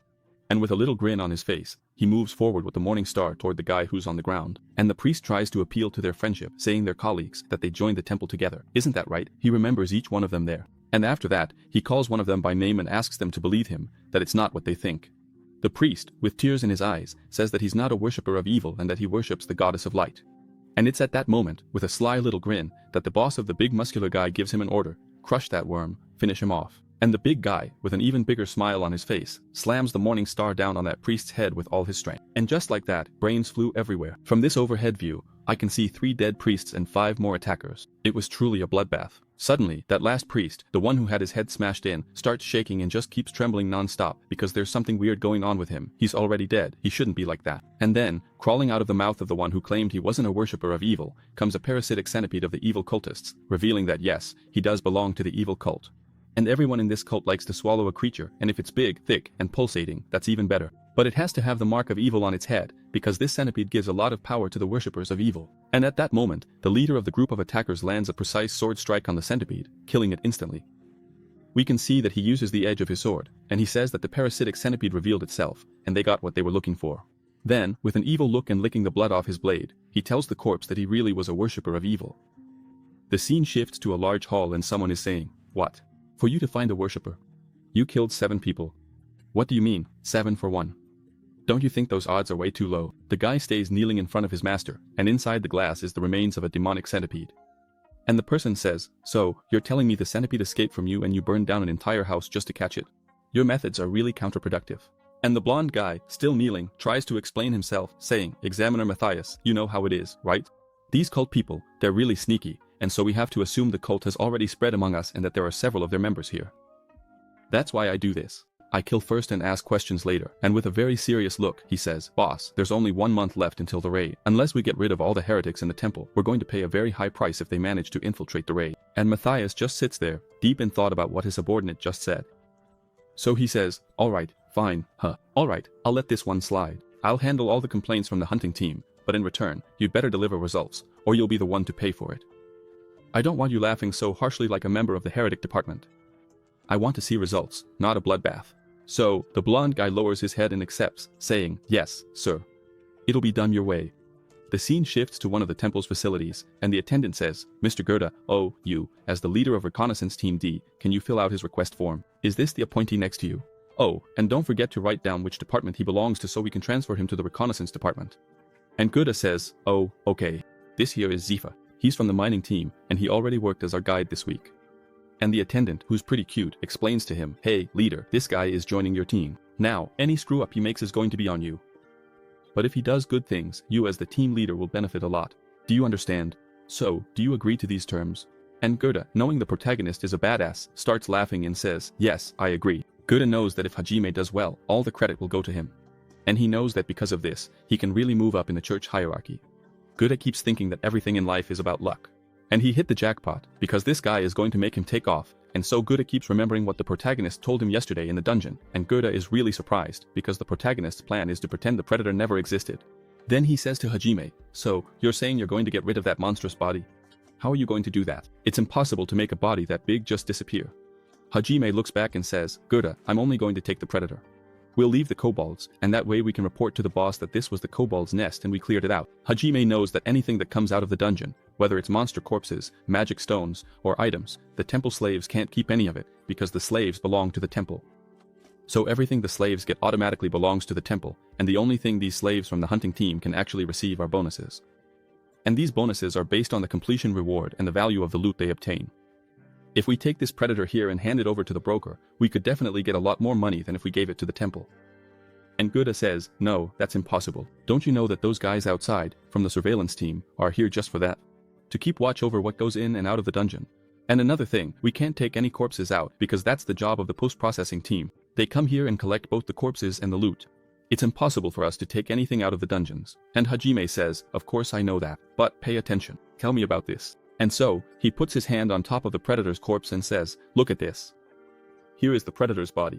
And suddenly, a magic starts to fill the area and a very bright light comes out of Hajime's hand. And Hajime says, "Now you see it, now you don't." And the gigantic body of that predator was instantly sucked into Hajime's hand. Gerda is left speechless and says, Subspace. I can't believe this. How does this guy have subspace magic? And what's worse, every subspace magic I know can only hold a few things and fills up really fast. But this one, I've never seen anything like it. It's truly amazing. It's practically divine." Gerda keeps staring at the spot where the predator's body was and sees that the gigantic creature disappeared without leaving a trace. Even the blood that was around disappeared. And at that moment, the protagonist talks to him, "Gerda, so, have you decided yet?" The tough guy hits one of Gerda's weak spots and says, "Hey, don't you want to get promoted? This is the best way. I help you, you help me." Then the scene cuts back to the place where Gerda is signing the paperwork to take responsibility for the protagonist. Hajime had proposed to him that they do 3 more dungeons together. Gerda would get the rewards for completing them. Meanwhile, the protagonist would take a few monster corpses. Gerda is deep in thought, because dungeon completions are evaluated quarterly and that has a big impact on promotion exams. And he knows that even if he completes a few low-level dungeons, it will count a lot for him. And he knows he's been stuck at this same rank for 3 years without getting promoted. Gerda becomes very hopeful, because if a powerful member like Hajime joins his team, his story could change. The reconnaissance team is always the first to enter the dungeon. They just go in, scout, and leave. But with this guy, who's really strong, they could easily clear a low-rank dungeon. And since Gerda is the leader of this team, he'll benefit too and could easily get promoted. So, Gerda thinks he's killing two birds with one stone since he wants to get promoted. As for Hajime, he wants money at any cost. He knows this is a good deal, he just can't get caught. Hajime knows that if he sells the predator for a good price, he can quickly pay off his debt, because for his goals, he needs to leave the temple as soon as possible and stop being a slave. But before leaving the temple, there's one thing he needs to do first. Hajime knows that the temple will carry out a raid this month, and the slaves will be key players in this raid, because inside they will find an item that will cause a huge commotion across the continent. So, Hajime comes up with his next plan, to take part in this raid no matter what, because he needs to get that item, and with it, he's sure he can change the future. 2.5 hours later, the receptionist, who was only there because she was cute, announces that she's finished the registration, and from now on, Hajime will be on the hunting team. With everything taken care of, the two of them leave the temple facility. Hajime keeps walking alongside Gerda and thinks about how, in his previous life, he signed up for the raid team, but the list of participants had already been announced and he was left out of that raid. He knows that the hunting team will take at most 20 members, and for him to be included on that list, he either needs some incredible achievements or connections, which he doesn't have at all. But Hajime has a plan, and it's only a matter of time before he reaches his goal. After that, Gerda says to him, "Hey, over there, that's the storage room. Go there and grab the supplies for us. Meanwhile, I'll head over to the infirmary to check on how Dalamar's recovery is going." And those two, right, the ones I thought had died to the boss, didn't die this time, but they did get pretty roughed up by the monster. At that moment, the big guy's team starts getting closer to the protagonist. Meanwhile, Gerda gives Hajime the final instructions on what he needs to do. When Gerda looks to the side, he notices that the team of heretic examiners is approaching, so he bows his head and says to Hajime, "Keep your head down, don't mess around with those guys." And so the team of heretic examiners walks past the pair. And this is a really strong and well-formed team. This team is made up of only strong people, 3 supports, 1 tank, and 1 attacker. Hajime is there, bowing in a show of respect to the team of heretic hunters, but the leader of the heretic hunters senses something strange as he passes by Hajime. He walks past Hajime and thinks to himself, "That was weird. Could it really be what I think? No, I must be mistaken. No, I'm never wrong." That's it. Meanwhile, Gerda is sighing. Because those guys are really bad and truly wicked. Gerda, seeing them from afar, warns them. "Pelota, those guys are the electric examiner teams, and are groups of slaves directly connected to the examiner." So, Hatch gives a warning to himself that he has to treat these guys as high-ranking, instead of just regular slaves, because these guys are pretty famous.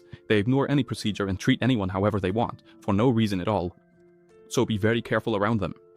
When they walk by, just lower your head and nothing will happen to you, because everyone who didn't lower their head was taken by them and never seen again, especially that one up front, who's known as the Crazy One.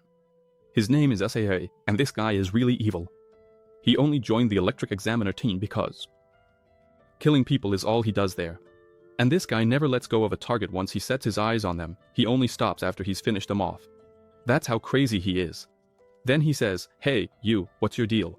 It's enough to make Bodiko freeze up, because he thinks SAA is talking to him. He glances back toward Gerda, and even Ediko starts sweating, thinking this guy must have overheard them. Then SAA changes direction, walks toward the pair, and says, "Excuse me, but there's something that's really bothering me." He points at one of them and says, "You there, dressed like a miner." After that, he pulls back his hood and introduces himself, saying his name is SAA and that he's part of the team of heretic examiners, and he asks Regini to state his name and the department he belongs to. But Regini just stands there, staring, not saying a word.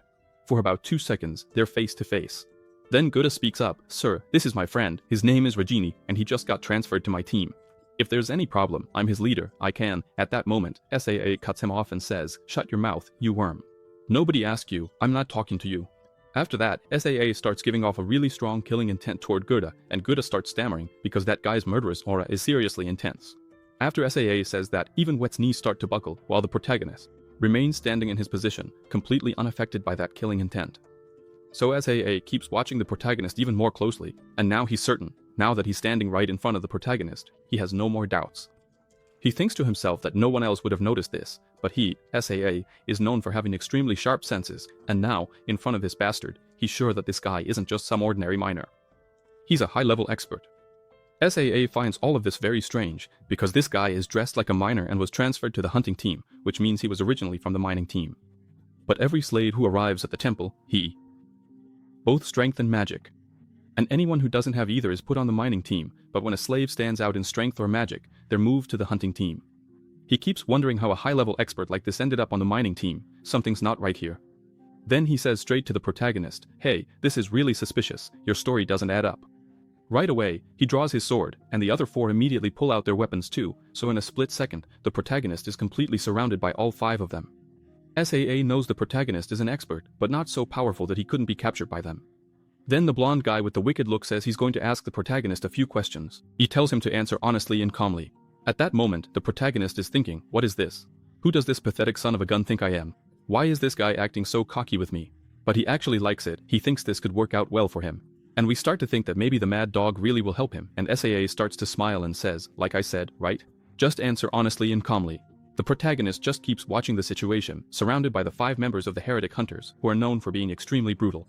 Then, looking at the protagonist, the blonde one asks, so, have you ever heard of the worshippers of the demon god? And Hashimo? The protagonist thinks to himself that he probably knows more about them than anyone else. The worshippers of the demon god, these people were the believers who worshipped the demon god in Tartarus, and they were the ones who would lead everyone to their own destruction. These worshippers would bring about humanity's extinction, since they're known as the traitors of mankind. The only thing that Rejinho, a low-ranking sage among the demon god worshippers, knows is that their religion is newly formed, but they oppose everything and only know how to create conflict and chaos. SAA explains to Rejinho that there are certain things that set the worshippers of the demon god apart from other people, and he's one of the few who can recognize that difference, because he has a special ability for it. He says he decided to work under the orders of Lord Matthias, who is the head of the heretic inquisitors, and then he looks at him more intently and says, in my opinion, you're a very dangerous guy. With that, the mad dog points his sword at him, trying to intimidate him, and then he says again that he's going to ask questions, and he'll have to answer, and everything he says can be used against him or in his favor. So, it's better for you to answer properly. I break the silence and start to speak, and I say to Sako, before that, can I ask for something? The assistant, who's a real suck-up, gets really angry because I dared to speak without being asked, but the mad dog isn't that crazy, he doesn't want. And he tells Jimmy to say what he wants. The tough guy is straightforward and says, can we fight somewhere else, please? The mad dog asks him what's wrong with this place here, and Hajime says, look around, there are a lot of people, about 20 or so, watching. There's a big audience, and this crowd might see something really exciting, depending on what happens. I hope you can keep your honor and hold your head high as a member of the Incredible Electrics at that moment. Sako gets really pissed off. He thinks, this guy's a bastard, he's so full of himself. Full of anger, he starts to smile and says to the protagonist, oh, so you think you're all that, huh? You're so confident, right? So you're saying you can take on all 5 of us by yourself? You're messing with us, right? That's how it is. SA starts to unleash his energy and says that the more people, the better, because he's proud of the work he does and gets ready to fight the protagonist. At the same time, the 3 support teams start to create an area margin, and, working separately, they activate their abilities, creating a red field. The system notifies us that allies inside this field have their abilities enhanced. Sako gets all full of himself inside that perimeter, constantly getting buffed, and the protagonist thinks, now this is interesting, huh? I'm starting to like this. So he comes up with a plan and gets into a fighting stance, using martial arts and ready for battle. And with a little smirk on his face, he starts thinking that he's going to take them all down. Right then, Sako wonders about the stance the protagonist is taking, because it looks like some kind of strange martial art. He debates whether he should wait for the protagonist to attack, but of course not. He can't hold himself back and charges at the protagonist at incredible speed. It doesn't matter what kind of martial art this guy knows, because inside the red field, Sako is above everyone else. His stats are massively buffed in this place.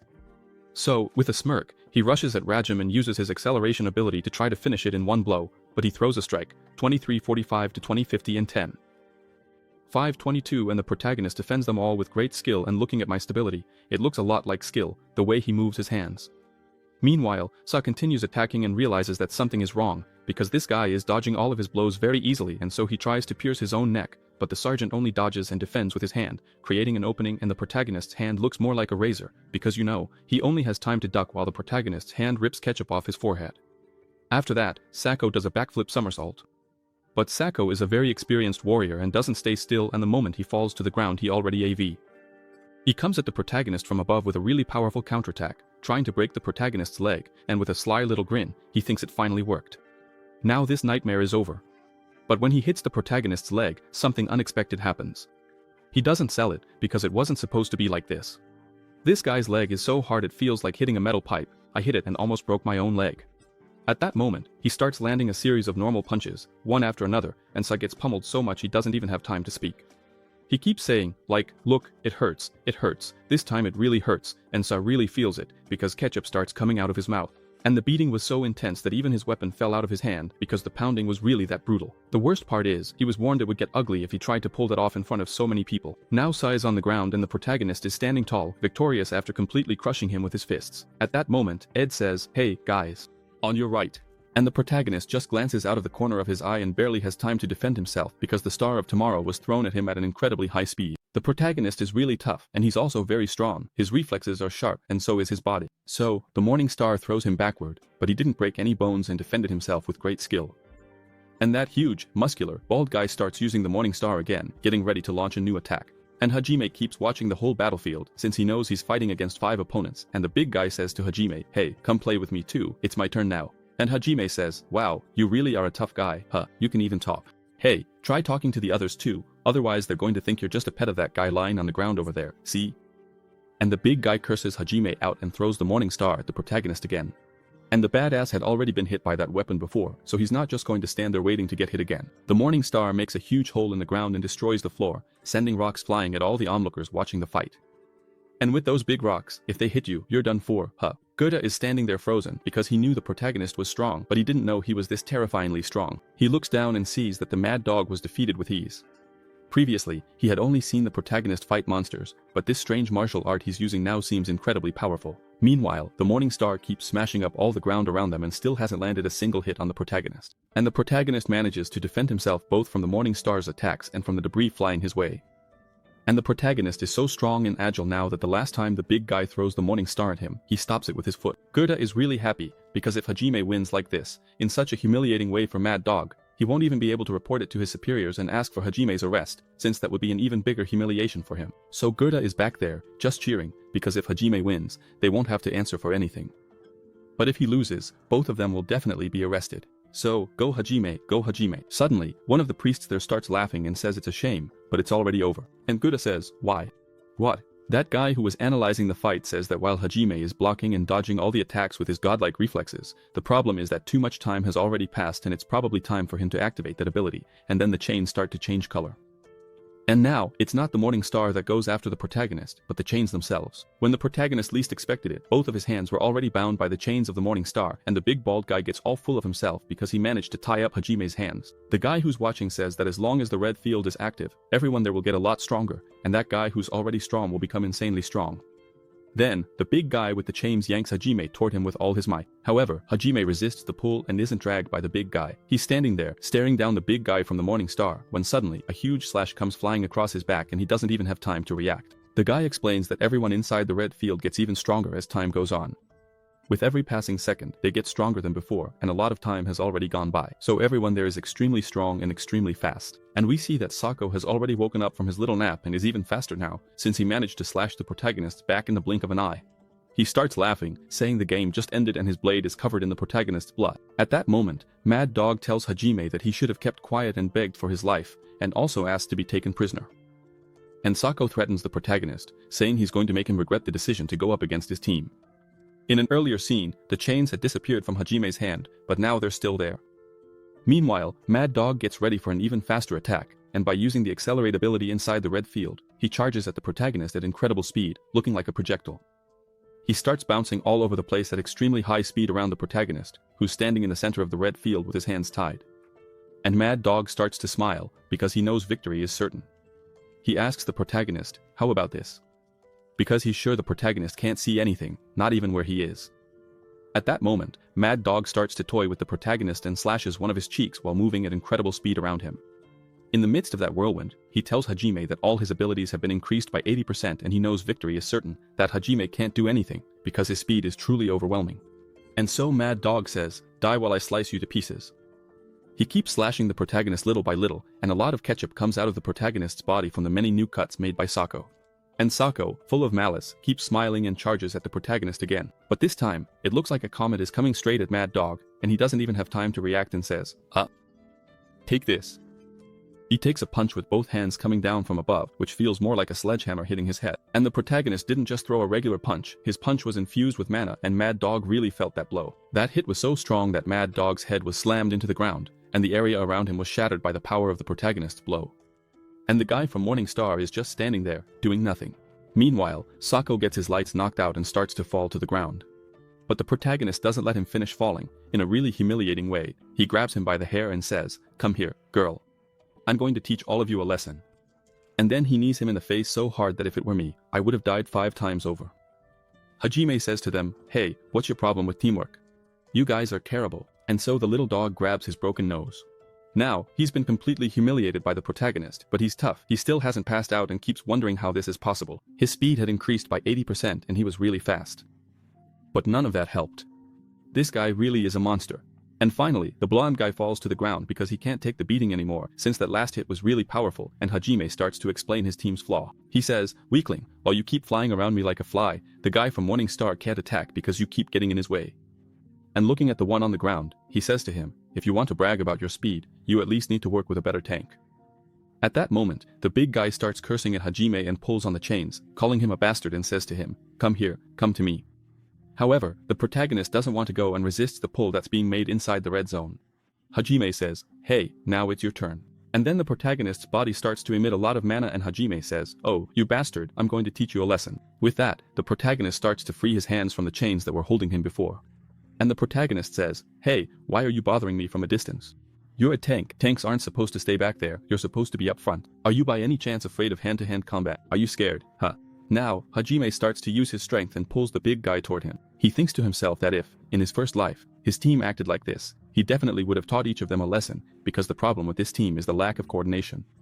And he says to the big guy, "Hey, learn something. The basics of using magic and buffs go like this, okay?" And suddenly, the protagonist yanks the chains with a lot of force. And the force is so great that he snatches the Star of Tomorrow right out of the big guy's hands, and now that weapon is in his hands. With a single blow, Hajime takes down the other four who are attacking him, and if you're only counting 3, it's because the big guy is being pinned from behind by a guy who's right behind him. And just like that, everyone is left speechless, because the protagonist took down the team of heretic hunters in an instant, and the crowd is stunned, since that guy just showed he's really powerful and a great fighter.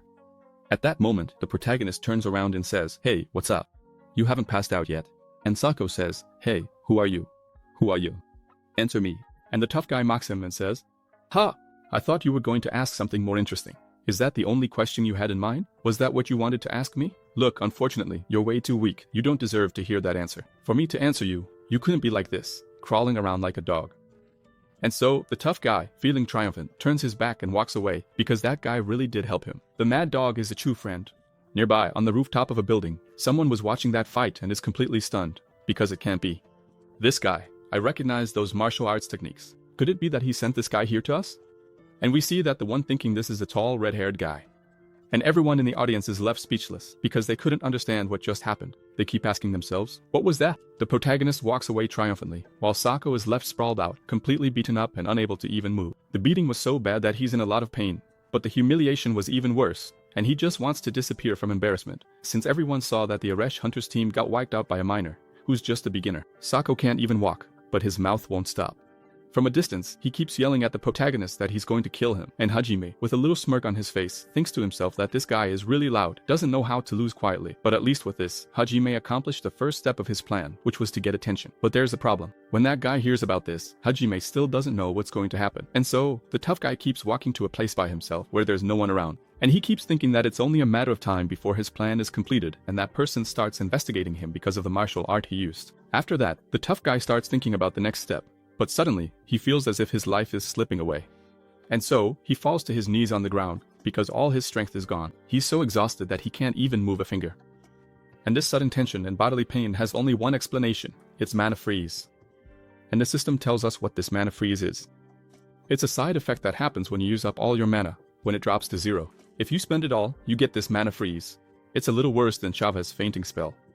Hajime knows this is happening to him because he used that technique and spent all his mana, and very quickly. However, he feels really disappointed, because his body from 10 years ago, even after the mana increase, basically had nothing. It was a lousy body, and like this, he knows what's going to happen.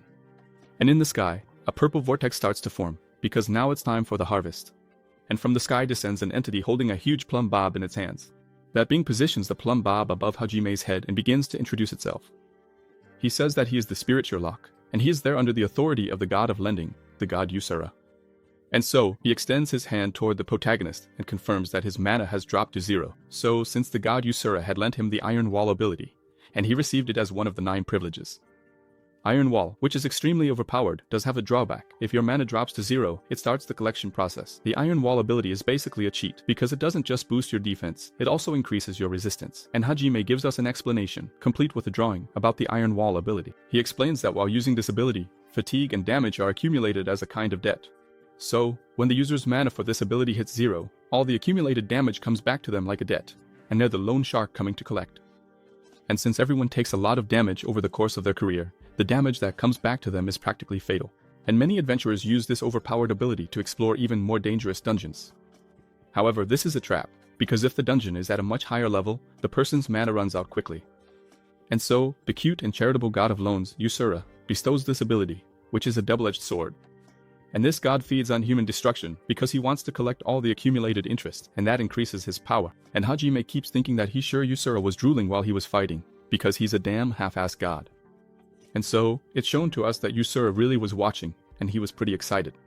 And that ugly, big-nosed god is rooting for Hajime's mana to hit 0. Meanwhile, he pets Tortuguita, his mythical pet turtle, who's been with him for 3 millennia, and it's really cute. Usura got even more excited when he realized that Hajime's mana had reached 0.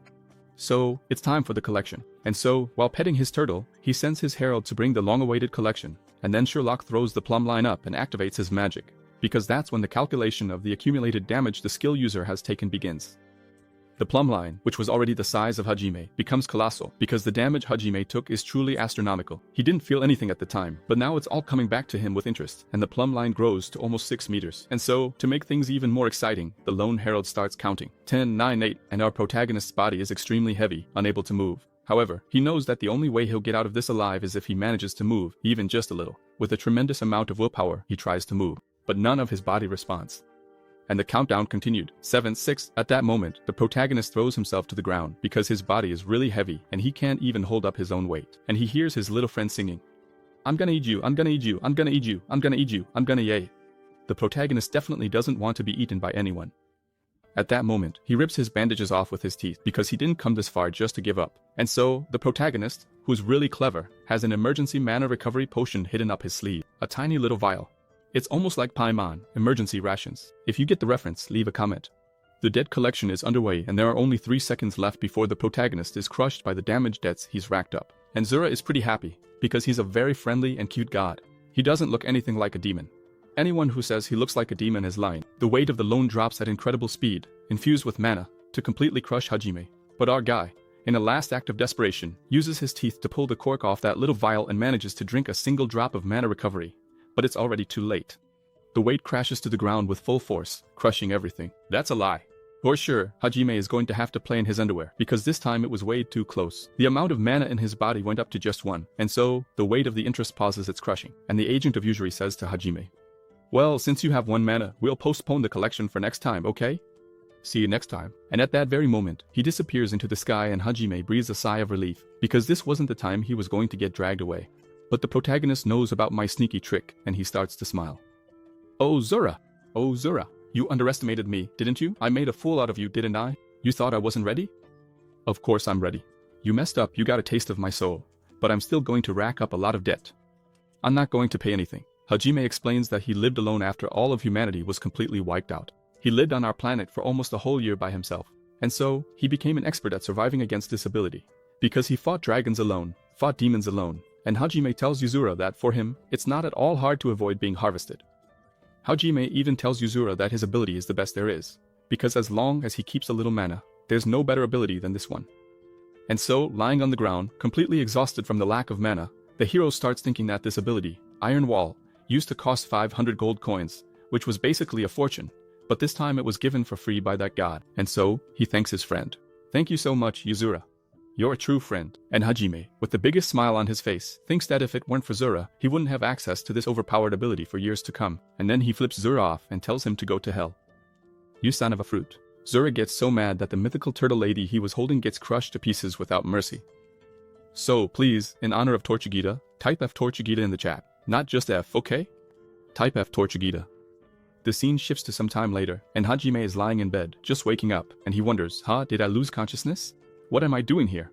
He looks up at the ceiling and realizes he doesn't recognize the place. And he keeps asking himself, where am I? And who shows up? The beautiful and sweet nun, who is practically a saint.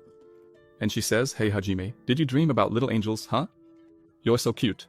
And we see that the hero is tied to the bed, because the nun is already up to something naughty. There are some pretty peculiar instruments right next to her. And Hajime, looking at the sister, says, hey, devil sister, what does all this mean? Tell me, little devil. And she says, I'm a saint. Oh, customer, you're really surprised, aren't you? Look, let me tell you, you're not in any weird place. You're at my workplace, you know? So, I brought you here because you were really exhausted. Since you're my client, I have to take care of you, right? And then you had a really deep sleep, so beautiful and cute. So, I'm an angel, aren't I? I love taking care of my clients. Oh, my sweet little Hajime, my love, let me tell you something. You slept for almost a week. So what happened after a week, ha? Talk to me, Mizovo, and left. I'll start with the left mouse. Aren't I great, huh? Tell me, smile. You're a crazy client, and I want the left Mizovo. Not only the Mizovo, I will take out your spleen, your kidney, your liver, your heart, and lastly I will take out your brain. But before that, I think I'll cut off your arm. And so the beautiful, sweet, and gentle nun grabs a lovely, razor-sharp knife and says to him, Hey, I know everything, okay? I heard you've been doing some very dangerous things. Look, you're really shameless, you know that? You know your organs belong to us, so you should have taken good care of them, okay? That's not something you do, you're ugly and dumb. So, since you're acting like this, I don't think you're going to pay us anything, and I want to get paid. And the nun, who is also delicate, lunges at Hajime's eye with the tip of the dagger. But suddenly, she stops. Yeah, she's a saint. She's not going to start with the eye. He needs his eye to see other places. And she says, Here, you son of a gun, you're thinking about screwing me over, aren't you? You took out a loan here and you're not planning to pay it back, right? I'm going to cut you up into little pieces. And Hajime clenched up, tucked his stuff in, and didn't even blink, because if he blinked, she'd stab him in the eyes. Hajime knows it's been almost a week, so if he uses magic to get out of this, the collectors, which are way more dangerous than that nun, might come after him. So he tries to handle it through conversation, trying to buy some time, and says, Hey nun, the money from clearing the dungeon will be paid next week. Is there any way you could wait until then? And she says, Of course not. We're going to take everything anyway, no matter what. But you know that, right? You didn't just take out that loan with me. You took out a lot of loans at the shop, and the interest just keeps piling up, and you haven't paid a thing. And that cobalt dungeon is worth almost nothing, and you owe a fortune. So you can choose either the egg or the eye. Which one do you choose? And she's so consumed by righteousness, she doesn't even blink, because her fury is so great. And she says that even if his time isn't up yet, he's going to lose at least one organ. And she says, Everyone, get ready, hold him down. And her crew responds, Yes, sister. And that's how she shows her malice. She unties one of his arms and puts it on the table, because she knows how to collect a little interest. And he feels relieved, since it's not his egg or his eye. And the nun, with a sadistic look, smiles at him and says, I'm just going to cut off one little finger, okay? I don't know if it's your pinky or your thumb, but you're going to lose a finger. You think just because I'm a nun, I wouldn't do this? When you see your finger cut off, you'll see what I'm capable of.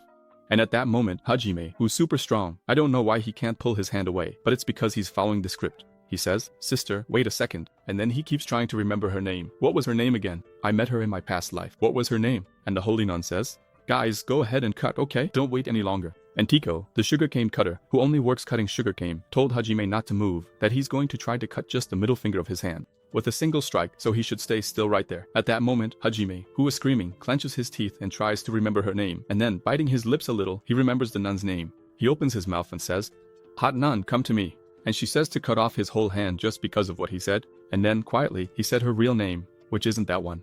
And the nun's eyes go wide. How does this guy know my name? At that very moment, the guy who was only supposed to cut off the middle finger gets another order from the nun to stop what he's doing immediately. The nun is really surprised, because this guy knows my name, so who the heck is he? And sweating a lot, she keeps asking herself, who is he? Because nobody knows that name, not even the people from the church. And then the holy nun asks him, Who are you and how do you know me? And the tough guy starts to smile, because he finally found the nun's weak spot. And that's where we'll leave it for now. I'll try to bring the next part tomorrow, but I can't promise, okay? But I'll try. If you liked it, don't forget to give it a like, please. Hit the notification bell because YouTube is showing my videos less and less. Now it's time for some thank yous.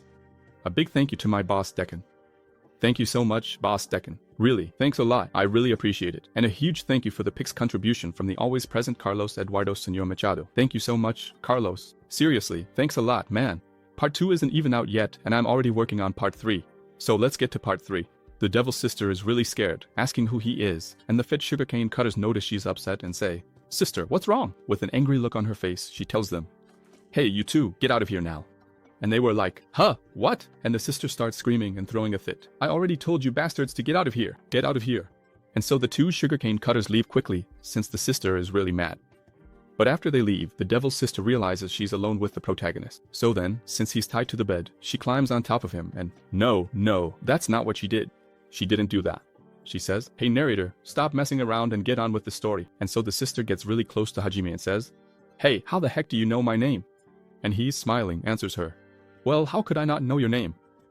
You're famous, sis. Or should I call you the White Rose Monster Broker?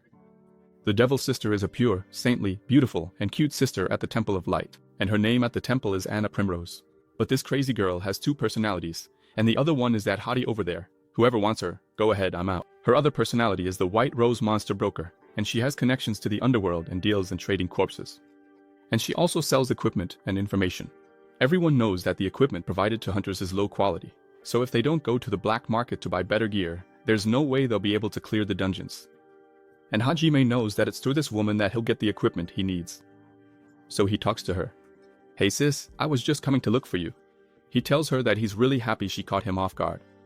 There he is, with this crazy woman and a distant guy. So he says, hey sis, for us to negotiate, wouldn't it be better if I wasn't tied up? Untie me, will you, or are you planning to stay on top of me on this bed? And so they start having a pretty productive conversation. The scene changes to another place that's also an infirmary, and the person is really upset and starts throwing all the objects away, saying they don't want to eat. And it's shown to us that it's Sako, who's pretty irritated after getting beaten up in front of everyone, and the nurses tell him he needs to calm down. And he says he's already calm, but now he needs to kill someone. Then he remembers the protagonist saying that he doesn't have the right to hear the answer because he's weak, and so the mad dog starts trembling with rage and begins to curse.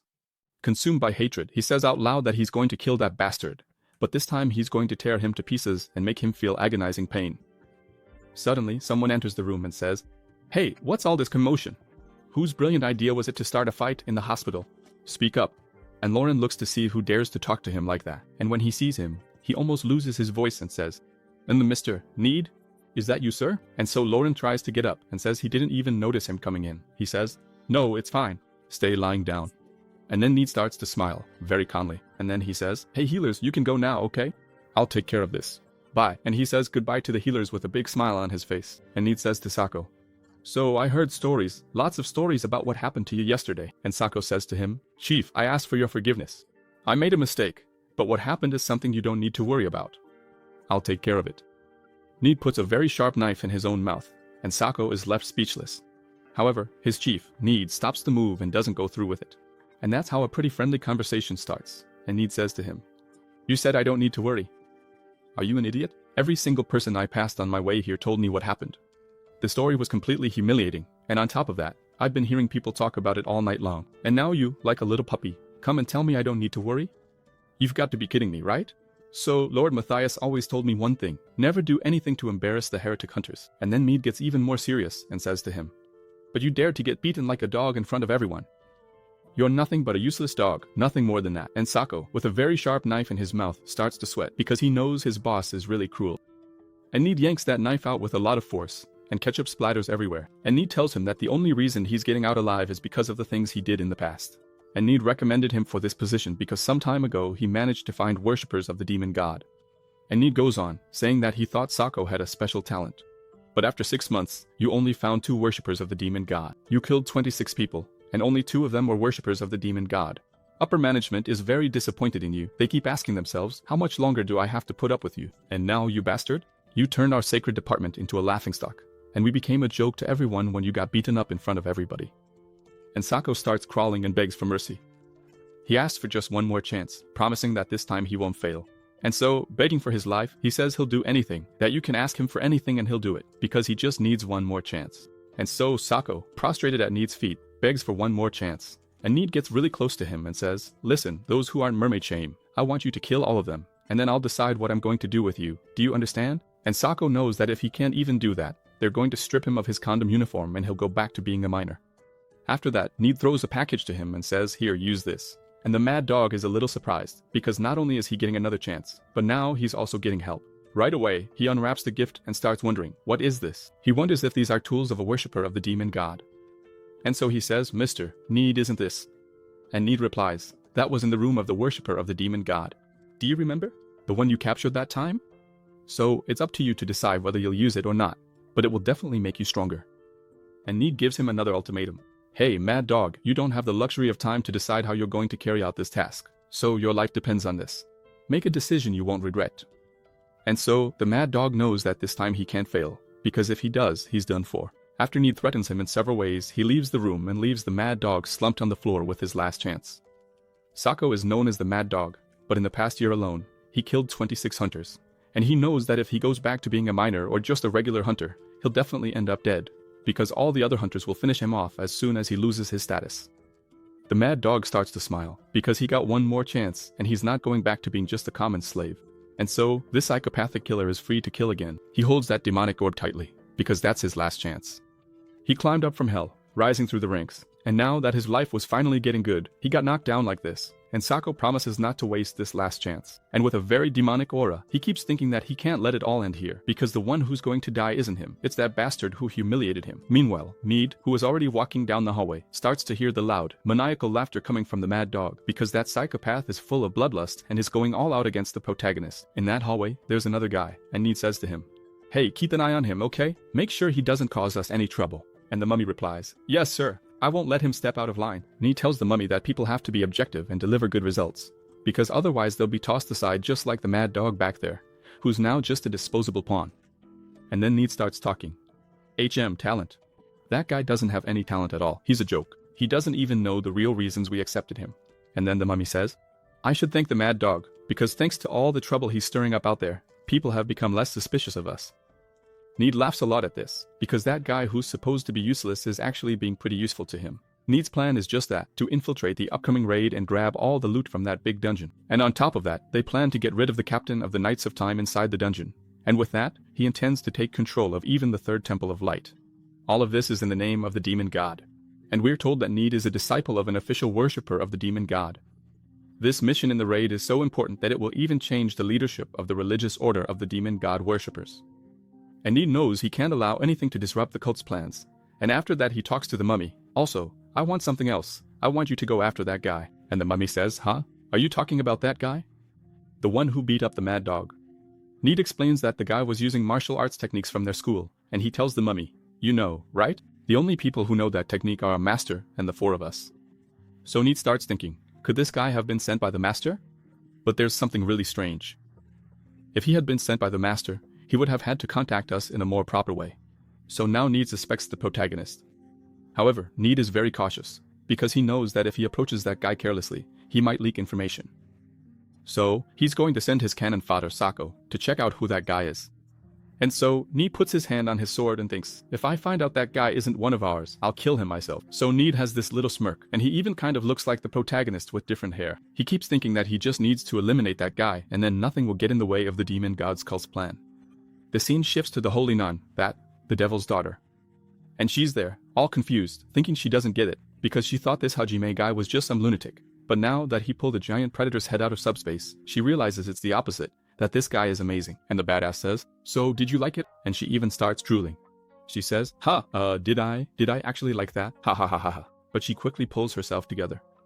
"Well, Mr. Hajime, let me see what you want. First thing, you want to sell an item, which is a predator's corpse. And then, you want a list of items, right? Which are several items. Most of it has to do with sacred things. The only one that isn't is the horn of a certain being, which is very peculiar, by the way. And Anna, the beautiful nun, says she can get all the items on his list. However, the problem is the money. Altogether, that comes to a total of 5,000 gold. And look, to cover all those costs, you need to hunt 3 more predators for me." And the tough guy says, "Just 3 predators? Alright. In 3 weeks, I'll bring them to you.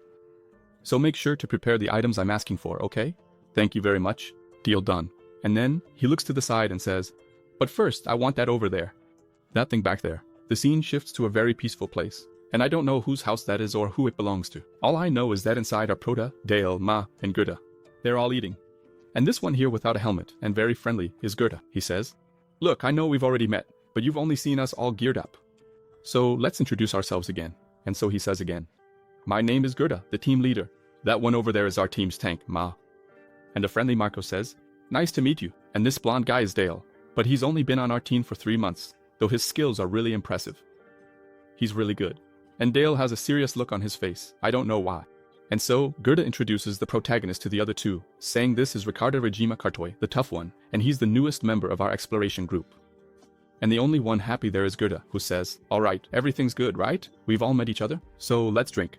And it's a very small mug. It should only fit about 5 liters of beer in there.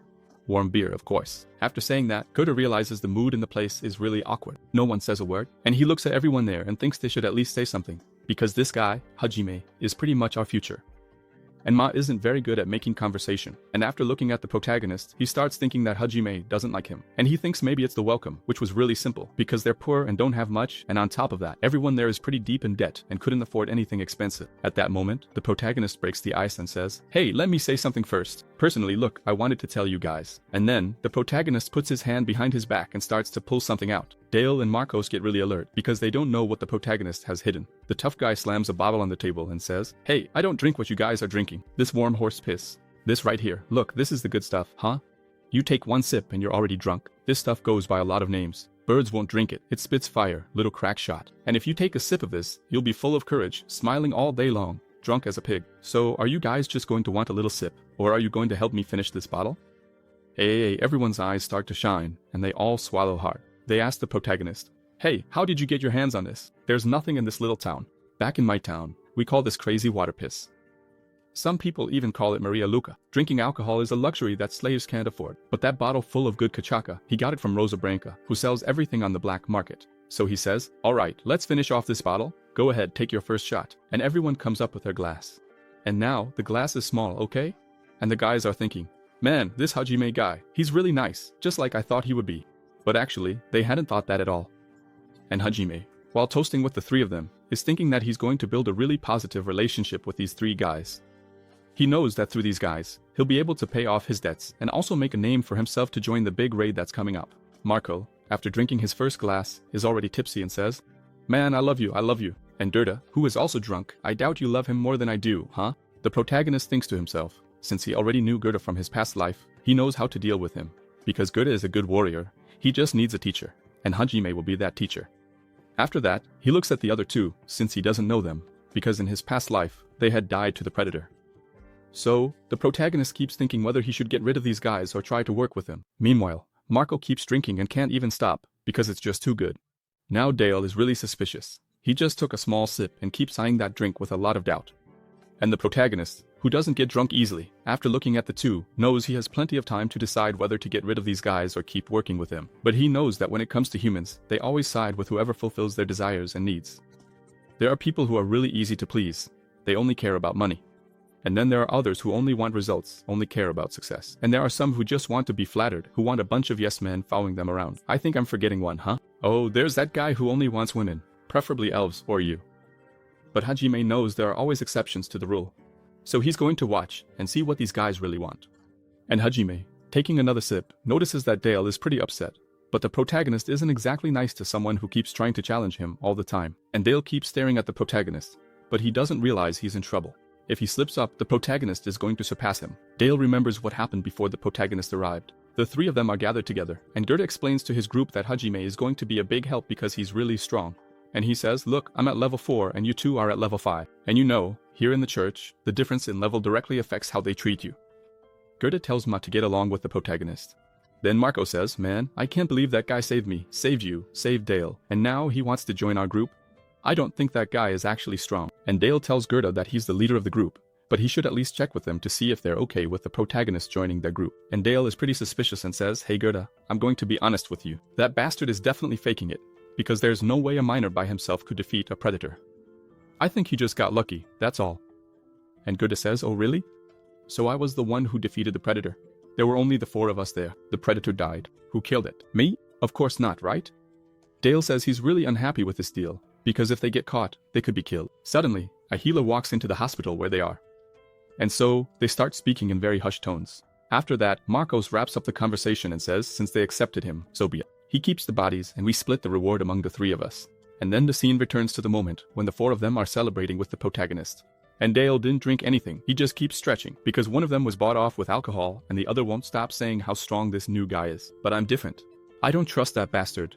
And Dale just sits there, side-eyeing the protagonist, thinking he doesn't trust him. And Dale is full of bad intentions. He keeps thinking that the protagonist is the real scammer, but he knows that inside a dungeon, scammers don't last very long. And he knows that's just how a hunter's life is. The weakest ones get killed quickly, and this guy Hajime is definitely lying.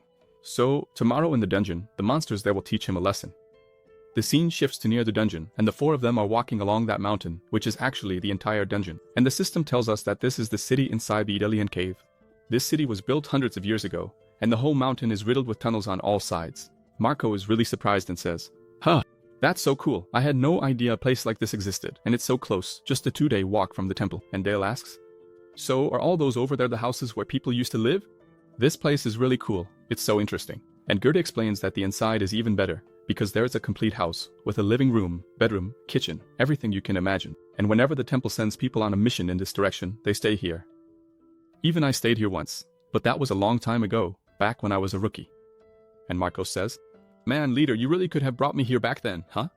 And Gerda says, well, I'm bringing you now. And Marcos, oh, you're such a comedian, aren't you? Now that this place has turned into a monster nest? Look, nobody lives here anymore. And so, they arrive at the cave city and enter the first house, which was the place Gerda had stayed before. But inside, everything has been abandoned for years. There are cobwebs everywhere, and things are overturned and scattered all around. After that, the protagonist raises his hand and uses the mana detection skill to sense everything in that environment. And he thinks that by spreading mana outside his body, he can feel everything that's in the air. By spreading mana across the ground, he can also sense everything that moves on the ground or beneath it. His mana perception is so sharp that he can even sense the shape of objects around him. And not only that, by using this ability, any sudden movements will be detected by the protagonist. Every single object within the range of that ability is sensed by the protagonist as if he were actually touching it. So, very carefully, they move forward into the dungeon, dodging all the spider webs.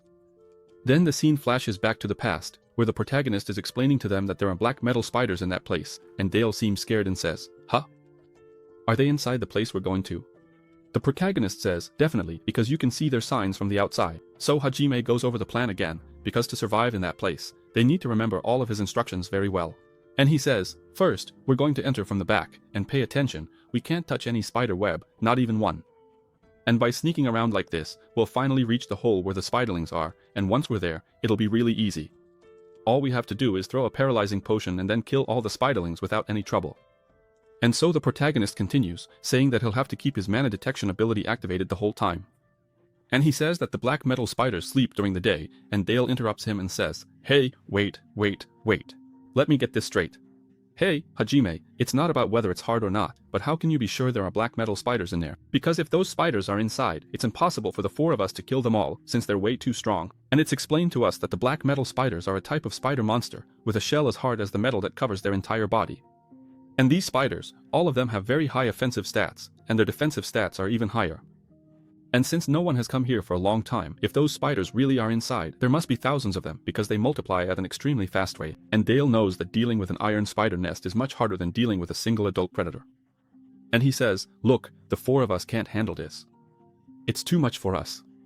Let's get out of here now, write up your report, and then let the combat team handle this place. And the protagonist says, wow, that's not a bad idea. And Dale is pretty surprised, and the protagonist says to him, hey, if you don't have confidence in yourself, I'm not going to pretend, come with us. You can stay here. And then, the protagonist starts to smile and says to Dale, right, I'm only bringing you guys because I need a team, but I could clear this place out by myself. And Dale is really surprised, because he wasn't expecting to hear that answer from the protagonist, but thanks to that, now he's certain that this guy Hajime is a total fraud. He's definitely weak, even though he fought a predator alone and also managed to take on Sako's group completely by himself and handled 5 heretic examiners. But since I wasn't there and didn't see anything, I don't believe it. And he knows that a guy who can clear out an iron metal spider nest by himself has no reason to be hanging around with his group, and Dale, full of suspicion, starts to think that this dungeon might not be all that dangerous after all. And he starts to think that the protagonist is just putting on an act, because he believes the protagonist thought they wouldn't follow him after all the precautions he said they could take. And then, Dale, the blockhead, gets distracted and his hand touches a spider web. He gets startled because he accidentally touched that web, and he remembers that the protagonist told them not to touch anything.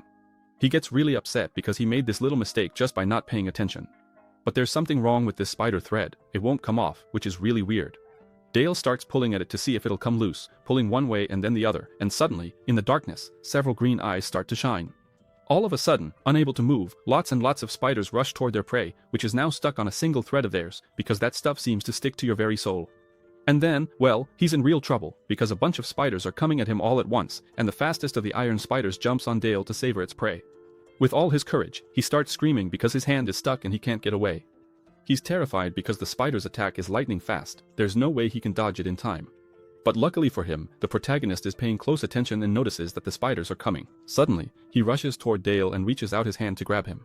He pulls Dale back with such force that the glove, which was stuck to the spider web, gets left behind and Dale is thrown backward because the protagonist used a bit too much strength. And now, flying toward the protagonist, there are several iron spiders, and in the blink of an eye, a bunch of spiders bite the protagonist's arm all at once. There are spiders of every kind, small, medium, and large, and the metal spiders are giving it their all, putting in all their strength. But the protagonist's body is really strong, and to make it worse, he's using mana reinforcement. He says, "What's wrong, little spider? Can't bite, huh? It's tough, isn't it? I'm not in a hurry, you can keep going." But suddenly, with his other hand, he starts channeling a mana punch, and with a single blow he destroys all the spiders that were attacking him. Dale gets really startled, because this guy just killed several metal spiders with incredible ease. At that moment, he shouts, "Everyone, come closer, stay near me and form a circle." Of course, right? No one's stupid, so they all run over to Proto, and together they form a defensive formation, getting ready to face hundreds of metal spiders. And the spiders don't just bite, they also shoot webs from their mouths, and several of them fire webs straight at the group. That's when Marco starts to remember what Proto told him about what they need to do inside the dungeon.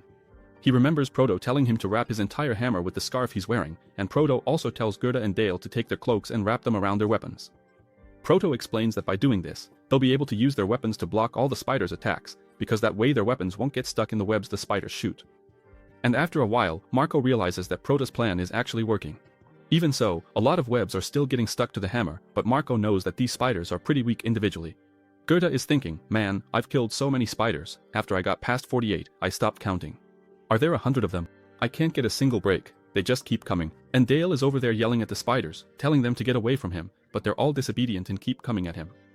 These metal spiders are really fast, and when Dale lets his guard down, one of them jumps onto his sword and lunges at him. Then, that killing machine of a spider lands a deep cut on Dale, and he starts to panic, saying, "Hey, help me out here real quick." That's when he remembers that Proto asked them to gather all the spiders in one place. When Dale looks back, Proto starts charging up a really powerful punch. But Dale is stubborn, he wants to take care of the spiders himself. Still, Proto just throws a huge punch, and all the spiders in front of him are pretty much obliterated by that massive blow. After that, there's a moment of silence in the place, and they all start laughing because they finally managed to kill all the spiders. The three of them are completely exhausted and just start laughing, relieved that they finally beat those spiders. Then Proto says, "Hey, it's not over yet, okay? If you didn't know, these spiders are the smallest of the small, they're basically newborns." And Dale is there cursing in his head, because that wound is really deep, and he keeps lamenting, since the moment he let his guard down was enough for him to take an almost fatal hit. So, the dungeon he thought would be easy almost cost him his life, and that was because of a tiny newborn. At that moment, Proto says, "Hey, take this will heal you." It's medicinal water mixed with some herbs, and there are also about 5 drops of kachaka in there. You'll be good as new. Dale is aware of one thing, Proto, with his mana detection, knew everything that was happening, because the range and precision of his mana detection are at an extremely high level. So, he definitely knows it was me who touched the spider web and attracted all those creatures. So Dale says to Proto, "So, aren't you going to say anything?" And Proto says, "Man, everyone makes mistakes. Just be more careful next time." And so, Dale, still pissed off, keeps thinking that Proto is a bastard. He knew everything and didn't even accuse him. Meanwhile, Proto thinks this situation he's in is normal, since in his past life he constantly had to train new soldiers. You know how it is, right? Recruits are a real pain, aren't they? They're always messing up, always doing crazy stuff. If I had to kill every recruit who made a mistake, I'd have to kill them all. Proto knows it'll be really good for Dale to experience things on his own, instead of Proto teaching him everything. Although, at that moment, Proto glances at him, because Hajime is sure that Dale still suspects him. But Hajime knows that after they finish this dungeon, all of Dale's doubts will be cleared up, and so Proto plans to let Dale decide whether, after this dungeon, he'll keep following his lead or stay out of the dungeons. A little while later, they're deeper in that dungeon and now they start facing some slightly bigger spiders. And just to remind you, these spiders are known as metal spiders. All of their legs are like razor-sharp blades, and Marco does his job as the tank, holding back the charge of that huge spider. However, these spiders are really quick, but this time no one touched the web, so they had time to find their secondary gathering spot and throw a slow potion on them. And now they finally managed to take on these spiders, even though they're bigger than the previous ones. So, Gerda charges in from one side and Dale rushes in from the other at full speed, slicing away like crazy. But he doesn't actually slice anything, he just plunges his sword into that huge spider. And honestly, that part doesn't seem to be made of metal, it's much softer than the other areas of the spider. And Dale remembers that the protagonist taught him this, and Hajime said, "Hey, don't bother hitting its back or its legs. Underneath its abdomen is softer, so just aim for that spot." And so, Dale realizes that it's all true. It's exactly as that guy said. And Dale is really surprised because the protagonist knows the habits, weaknesses, and stats of the monsters. He also knows the best way to kill them, and as he slices up that huge spider, Dale keeps wondering how that guy, who's just a slave, knows all of this. And so, sweating a lot as he tries to kill that giant spider, he keeps thinking, what is this guy, anyway? And so, Dale, following all of the protagonist's instructions, grips his sword much more firmly and manages to slice up another spider, using all the techniques that the protagonist taught him. And so, half an hour later, they finally killed that spider and everyone is exhausted and starts celebrating, because that fierce battle has finally come to an end. And the protagonist, who was sitting nearby, says to them, hey, not bad, for your first time, that was really good. Keep it up. But Hajime wasn't just sitting anywhere. He was sitting on a pile of dozens of spiders he had killed, and all of them were the same size as the one the group had struggled so much to defeat. While they managed to kill one, the protagonist killed 100, and Dale, who thought the protagonist was a fraud, is stunned, because it's just insane. While they struggled to kill just one spider, Hajime, who isn't even sweating, killed more than 100 of them. And so, the badass Proto climbs down from that mountain of spiders and says, Gerda, let's eat, I'm hungry. Then Marco asks Proto, hey, what did you do before you were a slave? And Proto answers, man, what do you think? I was an explorer, of course. That's why I know so much. And Marco says, no, that's not what I'm asking. I want to know if you belong to a big guild or if you were an apprentice to someone famous. And Dale is just listening, because he's really curious about this too. And the badass starts to smile and says, well, I'll tell you guys. Actually, I had a master, and he was very famous and very good. But he was way too strict. I went through some really intense training with him. We stayed secluded in training that pushed me to my limit every single time we'd practiced. And so Proto starts thinking about his master, who taught him the foundation of everything he knows, and his expression turns really sad and thoughtful. Then Proto says to the three of them, alright, all that's left is the boss room, and Gerda, really excited, asks him, so, what are we going to do now? Proto, who was busy cutting up part of a spider that was nearby, gives them an answer and keeps doing what he was already doing. And Gerda starts wondering what exactly he's doing. After some effort, Proto finally manages to cut through the shell of that creature, which feels like pure steel. And so, the fierce Hajime, the hero of our story, arms himself with the legs of the metal spiders, which are just as deadly, or even deadlier, than the weapons they're already using. And now Hajime says to them, this is as far as you guys go. I want all of you to leave and head outside. And they are completely terrified, because they weren't expecting that. And so, Gerda remembers that it's already been 4 years since he started as a hunter.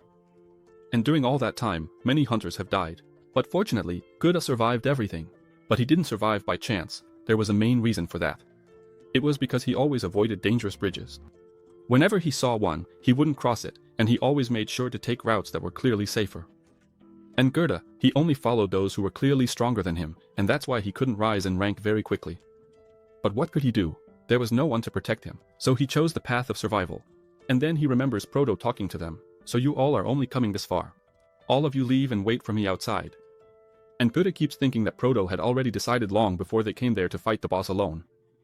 In his mind, Gerda agrees. Of course, where Proto is going is very dangerous, and since he wants to do it alone, let him go alone, and so Gerda replies to Proto, alright, we'll wait for you outside. And Marco, with his hand on his chin, starts cursing and tells Hajime that he disagrees, because they came all this way together, so they should stick together until the end. And Gerda, who up until now had only taken safe paths, almost has a fit and thinks to himself, Marco, you lunatic, keep quiet, don't say anything. Let's get out of here. And Dale, on the other side, agrees with Marco and says to Proto, I was thinking the same thing. Wouldn't it be better if we all went together? And now Gerda is completely desperate and thinks, even you, Dale. In his mind, he's saying, guys, wake up. This guy is way stronger than us. He's fighting the boss. If the boss even farts in our direction, we're dead. And Gerda keeps thinking that they're definitely going to die if they try something that risky. So Gerda looks at Proto, hoping that Proto will stop those two. But Gerda also thinks that they're not useless, that they might be able to help somehow. So, he's stuck in this dilemma. And that's when Proto says to them, hey, it looks like you guys are getting something wrong here. I told you to leave, but I never said you wouldn't do anything. I'm going to tell you what you're going to do next. Just follow exactly what I'm going to teach you. And so Gerda starts crying on the inside, because he, who always stayed in safe places and did everything to survive, will now have to face a really powerful boss. The scene shifts to Proto, walking alone toward the center of that dungeon. Moving very quietly, he doesn't make a sound as he heads deeper into the heart of the spider nest. When he reaches a huge hole, he looks inside to see if he's finally arrived at the queen's lair. And so, looking down from above, he realizes he's almost there, that right ahead is the monster's nest, the one that's stronger than any of the monsters he's faced so far. And from up there, he notices that this is the boss's breeding chamber, where the queen is laying thousands of eggs and growing her brood more and more each day. After that, Proto looks around and notices that there are night spiders guarding the queen, since they protect both the chamber and the queen, who never stops laying eggs. And that's when we're shown the spider queen, the master of this dungeon, completely armored with a shell that covers almost her entire body. So Hajime looks around, takes in everything, and after moving a bit further ahead, he realizes that this is the perfect place for him to start hunting that boss. With this last step, several soldier spiders or night spiders go on high alert as they start to sense a presence. The sharp claws of these spiders, who are the elite of the elite, are ready, having sensed something. Proto knows that the night spiders never leave the nest, but if he takes one more step, he'll be inside the nest, and that's when he'll be attacked. And so, the system tells us that the night spiders guard the breeding hall, and by doing so, they also protect the queen while she lays her eggs. As I mentioned before, they never leave their post unless someone enters the boss's chamber. Only then do they leave their position to tear apart anything that dares to enter. Meanwhile, Mrs. Spider, she's doing better than a laying hen, she just keeps laying eggs non-stop. After that, Proto starts the plan and uses the silver key to take several bags out of his dimensional inventory. And Proto tells us that inside all those bags is regular flour, a lot of regular flour. So, yeah, it's time for the shot put. Hajime grabs one bag at a time, spins, and throws it as fast as he can into the queen's nest. But you know how it is, right? Proto, he's really fast. While one bag is still in the air, he does the same with all 4 others. And all 5 bags land almost at the same time, giving the night spiders no time to react. And then it's a breading festival. Everyone underneath gets breaded. Spider eggs, the spider queen, night spiders, my mother-in-law, my brother-in-law, everyone gets breaded. And that flour is super dry and finely ground, turning into a very fine powder that covers the entire nest. But this whole scene happens in less than a second because everything there is happening really fast. The spiders didn't even realize where all those bags came from because it all happened so fast. And after those bags fell, a huge cloud of dust from all that flour covers the entire queen's nest, looking like a really thick fog. And so, our hero walks through that cloud of flour. In his hands, he holds a crossbow with a very sharp metal-tipped arrow. And Hajime, with great skill, shoots that arrow into the queen's nest. And then, you know how it goes, right? When that arrow hits a black metal spider, it even sparks, because the night spiders have an even thicker and much more resistant shell. However, the tip of that arrow was a flint. And then, you know, like in any bad situation, if you strike a bit of fire in a cloud of flour, it turns into a flaming flour explosion. It's as if that whole cloud was made of gunpowder. And so, a massive chain explosion begins. All that flour catches fire at the same time. And since the flour is spread throughout the entire spider nest, all the oxygen in that place is burned up in a matter of milliseconds. And then, you know, right? Once all the oxygen is burned, the pressure drops, and the explosion is about to start. Hajime, who's no fool, had already run far ahead after shooting that arrow and was way out in front. Behind him comes that explosive fire, licking up everything in its path, and he's running ahead of the flames, sure that he can reach the exit before the fire catches up to him. But of course, now that he's blown up all the eggs in the queen's nest, there's no reason for those spiders to stay there. And so, the 5 night spiders are chasing after Hajime at top speed, since that explosion isn't enough to kill them. And the badass doesn't even look back, he just keeps running ahead at full speed. The strongest night spider quickly catches up to Hajime. But Proto, with a jump, spins around and shoots 2 arrows at it, one hitting its pincer and the other right in the middle of its forehead, killing it instantly. And then you might ask, wait, this time the arrow actually went in. Of course, right? Of course it did, because that's a weak spot on the spider. The other time he shot, he aimed at its back, where the spider's shell is thicker, tougher, and you really shouldn't hit it there. But Hajime explains to us that all of his arrows are coated with a deadly poison. And this poison is number 68, Failure, which he learned from the king of poisons, Fade.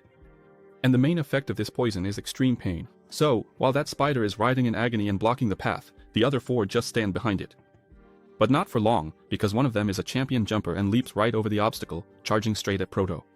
But he's no fool, right? He was running before, and he kept on running. But that night spider was extremely fast and chased after Proto much faster than he could run. But when the little creature, at top speed, turns a corner, she runs right into a spider web trap. Now you might say, but she's a spider, she won't get stuck in the web. Spiders only don't get stuck in webs when they coat their legs with an oil they produce themselves. However, the paw of those little animals is on fire and there is no more oil. Then you might say, yeah, but the web will burn. Don't forget that these spiders are made of metal, and that web is pure metal. And it's explained to us that it was Gerda and the other 2 who set up that trap, because Proto had the web-producing organ in his hands and taught Gerda and the others how to make that organ shoot out web. And they asked the same thing, whether the spiders wouldn't be able to get out of the web. He says no, for the reasons I've already explained. And so Hajime hands the web-producing organ over to Gerda and says, look, just do what I told you and set the traps where I told you to. And one very important thing, always stay alert while you're waiting for me. Hajime explains that there's no way to fight inside the boss room, because in there, there's way more spider web than they can imagine.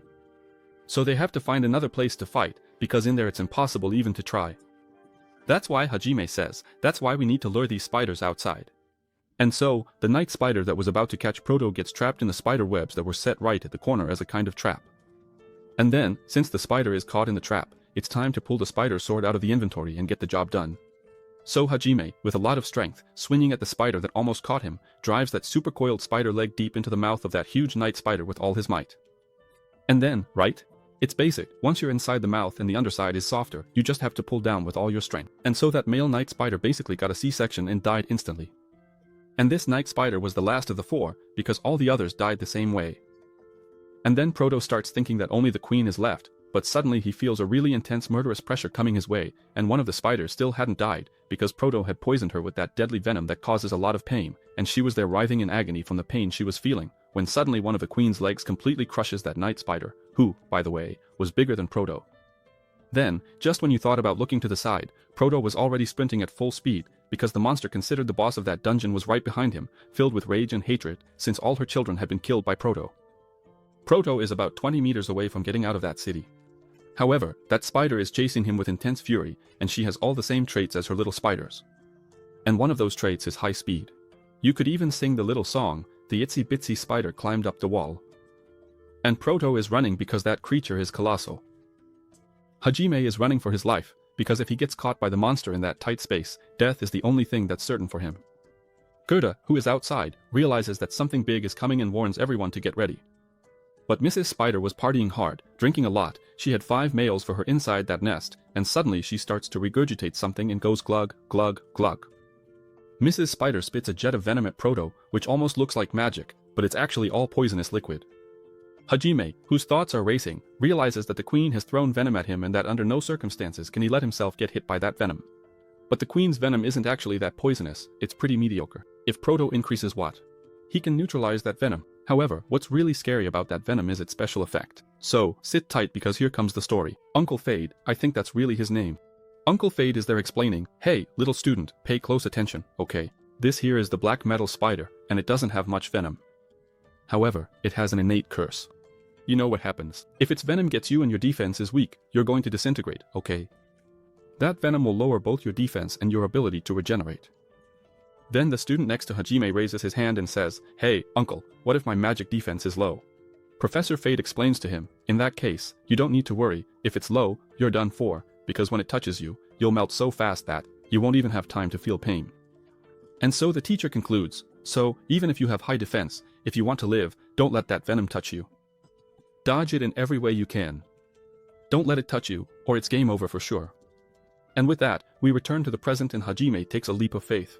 If you got the reference, write it in the comments. Now, if you didn't get the reference, you're not an otaku, okay? Then you say, "Come on, man, I'm a noob, I didn't get the reference." Tell me, okay, go watch Assassin's Creed or, even better, go play Assassin's Creed. All of them, preferably. In the middle of the leap of faith, Hajime shoots out of that small hole at high speed, and the amount of poison chasing him is just insane. But the protagonist jumps so far that not a single drop of that poison manages to touch him. But when Mrs. Spider went into that little hole, she was a bit smaller, and now she's grown just a little more. And so, with her massive body and colossal strength, she smashes through the entrance and manages to get out, going after her prey, Hajime. The spider, now outside, digs her legs into the side of the mountain and pushes off even harder, looking like a jumping spider as she leaps with everything she's got after the protagonist. And Hajime is down there running faster than Uno.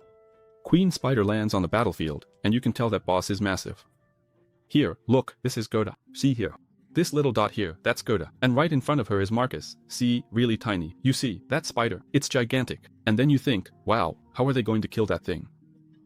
I have no idea, man. I would have been dead already. That poison probably would have dissolved me. The protagonist is totally focused and says, "Everyone, get to your positions." And just like that, they've all just seen death. And it has 10 legs and 4 stingers. Its name is Spider Queen, but its last name is Death. The protagonist doesn't care about my fancy words and leaps at that spider like lightning. In his hands are weapons made from parts ripped off another spider, and so he jumps onto her backside, runs along, and leaps toward the boss's head. And then that rascal Hajime manages to slice 2 of the queen's eyes in half, because those green things almost as big as him behind him are the queen's eyes. The spider feels a lot of pain and starts screaming. If she could curse, she definitely would have cursed Hajime's mother, Hajime's grandmother, and Hajime's great-grandmother. All sons of bitches, according to the spider. In that eagerness of pain, she hits with her paw in all directions and Gerda was almost crushed by that little paw.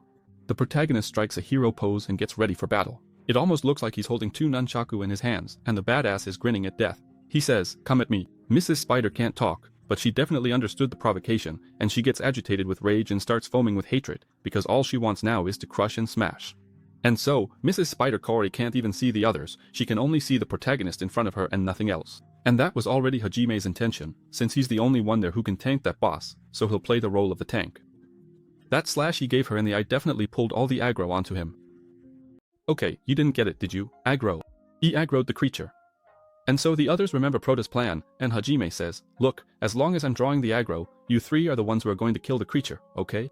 You guys are going to kill it on your own. Of course I'll help, but you guys are the ones who will deal the main damage. And you say, what? You heard that, right? Unless they're stupid or crazy. Look, you guys are the ones who will deal the damage to defeat that creature, okay? Everyone there, shaking a lot, gathers all the courage they'll ever have in their lives into a single moment to resist the fear and attack the Sister of Death. Gouda drifted off into his own world and started thinking, man, I always avoided dangerous bridges, always took the safe routes. My safety was always my top priority. And now here I am, standing in front of a colossal boss and having to fight it. Where did I go wrong? What did I do wrong? Why was I born a man? Just letting you know, Gouda. If you had been born a woman, you'd have more courage. The other two are thinking the same thing. What did I do wrong, huh? I told you, we should have given up.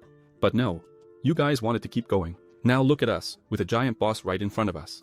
And we can't even run away. And now I'm going to show you Gouda's point of view. He's right there, looking up and seeing that huge boss, you know what I mean. You can't even run away from this thing. And Hajime has the tough job of distracting the boss while the others try to deal damage to kill it. And Gouda, really close to the boss, keeps wondering if they can actually kill this thing. Meanwhile, Marcus and Dale are basically giving their lives to Jesus because they're sure they're going to die. Dale is sweating buckets because never in his life did he think he'd have to face a monster that big. He remembers how he and his group were treated by the other hunters, and the guy said, hey, you, come here. Are you guys really that weak? Come make food for us. Now you're going to be our cook, and while you're at it, clean our gear. It's all dirty. And the other hunters, making fun of them for being weak, ask, you guys are hunters too? I thought you were janitors or something like that. Don't make me laugh. Or do you really think you can fight anyone? The three of you are only good for one thing, cleaning, washing, and cooking. That's the only way you guys can be useful. And Dale, while standing in front of that boss, keeps thinking that they'll never achieve anything big. And if he doesn't find the courage now and overcome this adversity, they'll always be treated the same way. So he clenches his teeth in anger, gets into a fighting stance, and looks straight ahead, fully determined. He keeps thinking that they've made it this far. There's no room for fear, they can't back down, and so, convinced that they can do something, they get ready to fight the boss. At that moment, Gouda looks at Dale and sees that he's ready to face the boss and seems fearless. After that, he looks at Marcus. Marcus is scared, but he doesn't back down an inch. He's also ready to face the boss. Gouda remembers all the monsters they faced. Things they had never done before. And his group, which used to be criticized for not doing anything, was able to enter the spider's nest and come out alive. And even more impressive, they faced dozens of spiders, risking their lives, and were very successful in this mission. However, he knows one thing. His group is well coordinated and is also working really well together, to the point that they managed to kill a giant metal spider that, if they had faced it before, would have definitely wiped them all out. And that's when he remembers the protagonist, because Hajime made something change inside them. This guy gave them courage and showed them that they can kill any kind of creature they want. All it takes is courage and knowing where to strike. Gouda knows that up until now, Hajime has been able to predict everything that would happen to his team and everything the monsters would do. So, once again, he's going to put all his trust in the protagonist. And so Marcus says, we can do this, we're going to take down this monster.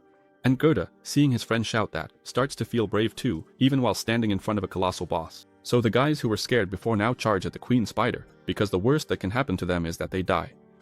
But the best outcome is that they all leave there victorious, as warriors who don't run from danger. And so Marcus plunges his dagger into one of the boss's legs, kicking off the full detox festival. But after stabbing with his dagger, he grabs his sledgehammer and slams it down with all his might to drive the dagger deep into the main nerve of the spider's leg, because he remembers Hajime's explanation. Hey, see this right here. This right here, look, is her main nerve. If you hit here, she'll feel a lot of pain and also lose part of her motor function. And so they start to act. Dale is on the other side, stabbing the spider so deeply that he also reaches its nerve, and what's more, all his weapons are coated with a paralyzing potion to slow the spider down. Dale gets really excited, because he struck and stabbed twice and didn't get hit at all. And so he goes in for a third time, because he has a good feeling about it. But Mrs. Spider doesn't want anyone hitting her leg and shoots out a metal web to try to capture Dale and completely immobilize him. Then he looks up, because if he gets caught by that web, he won't manage to get out. And what's more, that web is so close that he can't dodge it. But suddenly, the protagonist comes in like a rocket and slams hard into the side of that boss, making him stop shooting webs over Dale's head. And Dale, who thought all was lost, sees the web being pulled back up, because the boss took such a hard hit that he had to move away. And then, Hajime the badass talks to the boss. What are you looking at, you damn bug? And the boss, hearing this, gets really pissed off and starts grinding its teeth, drooling and foaming, because this guy stabbed 2 of its eyes and now he's bragging in front of me. Then you say, hey man, it's the spider, man. Stop it, don't make things up. And guys, I'm not making this up, mom, just watch the story. And Hajime, well armed with spider legs, doesn't stop his attacks and keeps charging at the boss at high speed, attacking and retreating and attacking.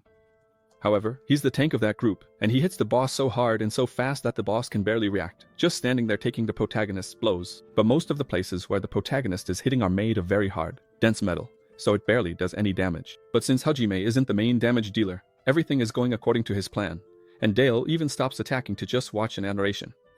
He just stands there. Wow, what unbelievable skill! This guy is so fast. He's managing to block all of the spider's attacks. I can't even keep up with my eyes. That's when Dale remembers that he talked to the protagonist. He said, look, we're really weak. We can't kill the queen. It's better if you don't attack, because we just can't do it. And the protagonist says, no, you just don't believe in yourselves, but you guys can kill that creature. Look, I'm going to set her nest on fire and draw her attention to me. She won't even notice you. That way, you'll be free to deal as much damage as possible without being directly attacked by the spider.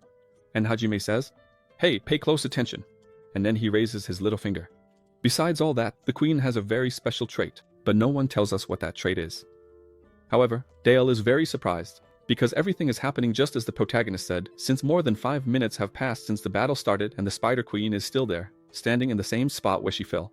She really isn't moving, just like he said. Meanwhile, the 2 of them are giving it their all to try to defeat one of the queen's legs. And only now do we get an explanation of what the protagonist told him. He said, look, the queen usually just stays in the breeding hall, laying thousands of eggs. And by doing this for such a long time, she developed the habit of not moving her hind legs so she wouldn't step on the eggs. So her hind legs are always still. So, as long as you stay close to her hind legs, you'll be safe, because that's the safest place to be. And Hajime concludes by saying that, aside from the spider's charges and the web that the queen makes, most of her attacks will all be focused at the front. So all you have to do is pull her back. And Hajime is doing his part as a tank, drawing the boss's attention, staring right into the beast's eyes while the spider tries with all its might to crush that small human. Hajime has already faced thousands of spiders in his life, both in this one and the previous. And all giant dungeon spiders act the same way. And Dale, knowing this, is giving it everything he's got trying to kill that spider, because Hajime is handling the toughest part, which is tanking the spider queen while she unleashes incredibly powerful attacks on him. And so, Dale keeps slashing and slashing, dousing that queen with a ton of paralyzing potion, because that's the plan. While Hajime distracts the spider, the other 3 will drench that spider with paralyzing potion. And then, you know what happens, right? If it stops moving, it's dead. It stops, it dies. It stops, it gets a headshot. Marco finally shows up in the fight again. Marco is really excited because he knows they can pull this off. And on the other side, Goethe is just as confident. So, it's detox juice over here and paralyzing potion over there. And they keep landing wound after wound on that spider. Goethe is so pumped that he drives his spear deep into the spider, and it gets stuck in the queen's leg. The queen is standing still, but that doesn't mean she can't move. So she lifts one of her legs, the one Goethe is attacking, and he refuses to let go of his spear, so he gets lifted up by the spider. When he realizes it, he's more than 10 meters above the ground, and now he's just hoping his spear doesn't come loose from the spider, because if it does, that fall is going to be nasty. Mrs. Spider, who's been fighting for over 10 minutes now, wants to end it all at once, because she's in a lot of pain and just wants to finish everything. So she lets out a desperate scream that almost deafens everyone there.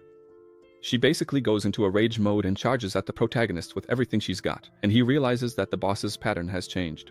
Mrs. Spider has 10 legs and attacks the protagonist with 4 of them at once, unleashing a barrage of extremely fast and powerful blows with her legs, which are practically made of metal. Oh, I almost forgot that Goethe had been picked up. In her rage, the spider throws him far away, and he hits the ground, even bouncing a bit, and ends up right next to Dale. And then, Mrs. Spider, the Spider Queen, starts talking to everyone there, because this boss is sentient. In other words, it has intelligence. And she speaks using mana, transmitting messages directly into the minds of everyone in the group. She says she won't forgive them, because you, mere humans, dared to hurt my babies, you killed my offspring. And she says that their deaths won't be enough, she's going to make sure to completely melt their bodies. And with that, she gets ready to unleash her poison. Hajime notices that the venom gland of that enormous queen is activating, and so, right? A warned war is only lost by those who want to lose. He charges at her using his martial arts to land an even heavier blow. Hajime leaps off the ground toward the spider and starts attacking the spot where the venom accumulates. The badass manages to punch a hole in the boss's chest and reaches the organ that produces the venom. And just like that, right? For some reason, instead of ripping out the organ, the protagonist grabs the venom gland inside the queen's neck and starts pulling it out with all his strength. Because he feels that thing is growing, And so, cursing and using all his might, he yanks the queen's venom gland out. And then, it's a beautiful scene to watch, detox juice flying everywhere. So, Hajime manages to pull a good part of that gland out. And then, I don't know why he didn't just pull until it's snapped, but he must have his reasons, because he takes off his belt and starts thinking up something devious. So, that gland that's full of venom is being blocked by the protagonist's hand, and he takes off his belt to help with this blockage. And just like that, right? He grabs it and squeezes really hard. The gland is still there, but no venom is going to come out. It even looks like a Tom ligature. Or if you want, you can imagine your small intestine being tied in a knot. You'll see what happens next. I think that's exactly Hajime's intention, to cause the boss even more pain. With the operation done, the protagonist gets out of there at high speed and starts climbing the boss. Because he knows that for the next few minutes she won't be able to use her venom, so he pulls off an acrobatic jump. Then you might ask me, why did he dive headfirst? I don't know. Maybe it just looks cooler that way. But he does have a goal, which is to hit a vital spot on that spider with a lot of force, taking advantage of gravity to help him. And he knows there's no need to be nervous, just stick to the basics. So he approaches the queen's head at high speed. Man, I thought he was going to hit her with those claws, but no, he decides to kick the queen right on the head and uses a lot of his strength. Hajime knows he shouldn't rush things, that everything needs to be done calmly and carefully, because taking down this boss is just a matter of time. The protagonist keeps staring at the boss, because he knows this fight will end as soon as one side loses focus and control. Whoever panics first is going to lose this battle.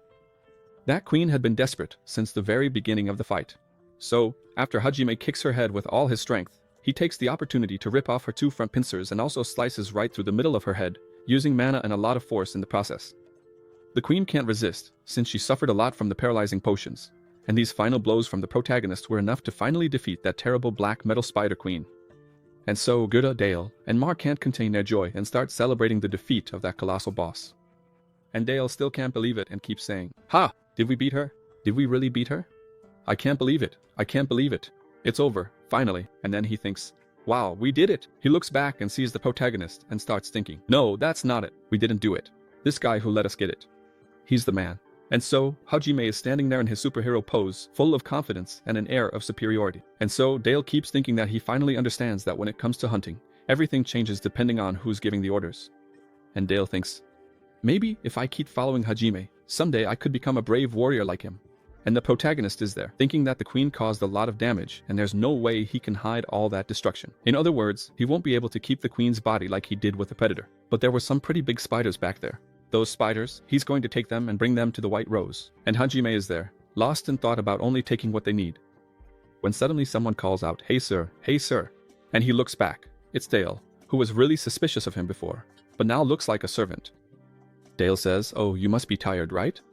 Come here, sit down, rest here, let us handle the rest. Don't do anything, okay? Let me take care of everything. Are you thirsty? Want a massage? Faint? Whatever you need, let me know. I'm at your service, boss." And the protagonist even feels a bit awkward, grabs some water, and starts drinking. And then Dale says to Hajime, "My lord, it might not look like it, but I'm really good at butchering monsters. Just sit there, enjoy your cold water, and I'll butcher this monster for you, okay?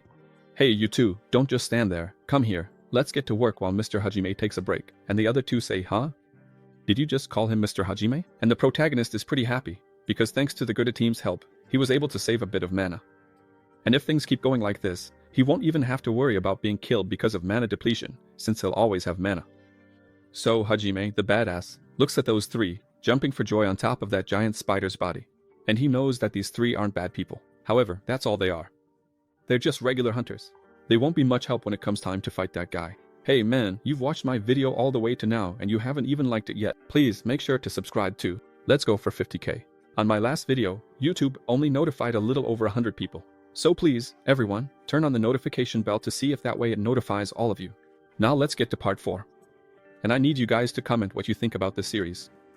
Hajime, after drinking his water, realizes that the experience of this body, the equipment he has, and his current combat power aren't enough for what's coming next. So, he keeps thinking about what would be the best strategy to get stronger as quickly as possible, because the guy still doesn't think he's strong enough. And then the scene shifts to the Temple of Light, in the 3rd parish. And the beautiful nun is selling yet another predator that the protagonist had brought her. And she's doing this right inside the parish, in broad daylight. So, the devil's sister gets her payment, flashes a beautiful smile, and says, "Oh, I'm sure the goddess will reward you, okay? You're really good. Thanks for the money." And the protagonist stands there as a bodyguard, watching the whole deal go down. And he notices that the devil's sister makes these deals without any fear of getting caught. He finds that pretty interesting, because he's sure that in the world he lives in, There's not a single innocent soul who believes the temples are sacred places free from corruption. The church just keeps getting richer, because the money that the goddess's worshippers bring in never stops piling up. And as a result, entire cities are built around the temples. But the main reason people build their homes so close to the temple is because the temple has combat knights and also battle slaves. And these individuals, they make sure to kill all the monsters and create a safe area there. And like everywhere else, safety is a very expensive luxury, and the protagonist thinks to himself, they better enjoy it while they can, because soon money won't be worth anything, it'll be practically useless. The protagonist knows that terrible days are coming, and it will be very hard to guarantee people's safety. Even if they sell everything they have, or even sell themselves, it will still be difficult to ensure their safety. The Devil's Sister leaves the Temple of Light and walks calmly with Hajime, saying to him, "Oh, the buyers for the spider and the predator arrived really early. Even better, we managed to make some good money from it." And so Sister Anna, who was very beautiful and cute, speaks gently to Hajime. "Wow, I never thought you'd be able to get the black metal spider so quickly. Deserve congrats. You're truly impressive, Hajime." But the protagonist knows that this woman wanted to cut off his shoulders and seems just like the Devil's Sister, and he doesn't even acknowledge her flirting. He says to her, "So, how much did we make?" And she thinks to herself, "Wow, he's so cold. I hit on him and he didn't care for me." And the scene answers, "Look, we've already reached 48% of the goal, and I used 20% to pay off your debts. So you guys still need to hunt a lot more monsters." Right after that, she grabs some clothes and hands them to him, saying, "Here, hold this. I reserved the lab for you. You're going to go there and clean the whole lab. And this on top is your entry pass. You'll only be able to get into the lab if you use it." And the Devil's Sister is looking at Hajime's shopping list, noticing that he wants a silver alchemy kit. But you know, right? There's an easier way to get that. She puts him to work as a janitor, and he gets to use the lab all night long. He can't forget to clean everything up at the end because that's the whole reason he's going there. And on top of that, she gets her money. Hajime is pretty happy, because the Devil's Sister is really smart, and he won't even have to steal to get all the lab equipment. He's just going to be the janitor there. Since Hajime doesn't have a choice, he agrees to become the janitor, and she tells him, "Hey, look on the bright side, you're still going to get paid for cleaning up." Suddenly, someone comes up behind him and says, "So this is where you were, huh, sis?" Hajime immediately recognizes that voice and turns around to see who's talking to him, and then we see that it's Need. He talks to his sister, "Hey, I was looking for you so you could spread some news for me. So sis, if it's okay with you, maybe we could talk for a bit." And just like that, Need, with the most innocent look in the world, introduces herself like she's a sheep. And the tough guy is really surprised, because he never thought he'd run into Need this soon. And we're told that this guy's name is Need, and he's one of the members of the heretical examiners. In other words, he hunts down worshippers of the demon god. But this guy is a first-class examiner, one of the strongest people in that place, and his strength is recognized by the temple. And the protagonist knows that this guy he's closely connected to his journey, so he just stands there, staring at Nej. And the demon's sister is always adorable. She says, "Oh, this doesn't look like a date. Are you here for a loan by any chance?" And she says, "Oh, I have some things to take care of. We'll talk later, okay?" But the demon's sister is really sharp, and she knows that Nej is there because of Hajime, since she's well informed and knows that Sako used to be Nej's subordinate. And the protagonist beat him up right in front of everyone, completely humiliating him. And since Hajime humiliated Sako, by extension, he also humiliated Nej, and she keeps thinking, "This guy is really bold, isn't he? I never thought he'd try to fight Hajime in front of a member of the clergy." And she says to Nej, "Oh, we can talk another time, and next time I promise, I'll offer you a much lower interest rate, because our Nej has a really good reputation. Everything he's ever borrowed, he's always paid back on time." And Nej, very polite and smiling, says to Anna, "Oh, then could I at least ask you something urgent? I'll even buy you some tea too, okay?" After that, Nej says to the Devil's Sister, "Hey, how about you come with me?" "What do you think about that, Hajime?" Right away, the protagonist steps in front and puts the sister behind him, since that woman has been helping him a lot on his journey. And Nej starts to change his expression and says to the protagonist, "Oh, is that so? Now that I think about it, aren't you the one who had a good talk with Sako? I'm right, aren't I? It was you, wasn't it?" And the protagonist, with a really sarcastic look, answers him, "I'm not so sure, man. I don't even know who that guy is. My memory's not that great. I can't remember useless people." After hearing that, Nej doesn't even blink and stares at the protagonist, trying to figure out who this guy is. Our badass doesn't back down either. He stares back, because in a fight between lions, the first to lower his head is the first to die. The two of them, without a word, start giving off an intense aura, Hajime and Nej. And as his sister watches all of this, she even gets chills, because the energy the two of them are giving off is some seriously strong magical energy. She knows that for such a powerful magical reaction to happen, Nej definitely isn't just a regular battle slave. He's definitely on the same level as the Time Knights. But Sister Anna is very sharp, and she realizes that the energy Nej is giving off shows he might actually be way above most of the Time Knights. And Nej starts to think that now that he's close to the protagonist, he understands why Sako couldn't hold back and went straight for Hajime. So Nej can't hold back either and starts channeling magic to the tips of his fingers. He didn't intend to fight there, But since he's already there, he's not going to miss the chance, right? So Nej gets ready for some fun. And the protagonist isn't far behind, since this bastard Nej wants to fight right next to the temple. Suddenly, the devil's sister shows that she's the one in charge there, not those two. And so, using the power of the clergy and the sacred authority given to her, she gives an order to both of them. Kneel now! And that mark on Hajime's shoulder is also on Nej's shoulder, and that's the slave's brand. And this brand gives all followers of the light the right to place a slave mark, and everyone who has a slave mark is forced to obey immediately, no matter what kind of order is given, as long as it's given by a follower of the light who has authority in the clergy. And then, you can guess what happens, right? The mark starts to glow on both Nej and Hajime, and since Sister Anna ordered them to kneel, both of them immediately and involuntarily kneel right there, following the nun's absolute command. And Sister Anna shows that she's really upset and gets ready to slap them as an act of humiliation, moving in on them. And so, Sister Anna Primrose slaps the protagonist across the face, and he can't even defend himself because he's under the absolute authority of the slave mark. She grabs Hajime, pulls him away, and says, "Where do you two think you are, huh? Are you out of your minds? Are you trying to get yourselves killed? Let's go, Hajime, come with me, because I'm going to teach you a lesson you'll never forget." And the devil's sister is walking away when suddenly she says, "Hey, Nej, I haven't forgotten about you, okay? Let me give you just one warning. This guy here, he's my toy, and if you try to do anything to him, I might even kill you, so don't touch my toy." And Nej starts to break out in a cold sweat, because with the slave crest engraved on him, if that woman wants to kill him, she can do it very easily. And so, right? The sister leaves that place, taking her toy Hajime with her. And Sister Anna takes Hajime to a spot where no one passes by and says to him, "Come on, Hajime, are you really going to try to fight everyone who comes near you? Let me tell you something, that bastard Nej, that guy is really dangerous. Did you know that? And another thing, I'm still shaking, because that guy is so strong, his aura almost knocked me out." And Sister Anna gives the protagonist a warning and says, "Look, Nej is really strong, and I know that just from the class he's in, because he's a class 1 examiner. And another thing, nobody knows how he fights, because everyone who has seen him fight was killed by him." And sweet Anna starts to throw a fit, and nags him more than an angry wife, saying, "Seriously, you only give me trouble. Do you have any idea how hard it is for me to give you the support I'm giving you? And you, man, you only do dangerous things. Oh, stop causing me problems, okay? Because if you don't, I'll kill you myself." And the protagonist, of course, got the message. This woman is only mad because her money-making machine could die at any moment, and that's why she tells him to be careful. And so, sweet Sister Anna puts on a face that's both angry and cute, strokes Hajime's cheek, and says, "Oh, sorry for hurting you, okay?" She gently caresses our protagonist. And just like that, Anna Primrose tells Hajime to be careful, because outside the temple, she won't be able to protect him. And also, you know it well, Satan.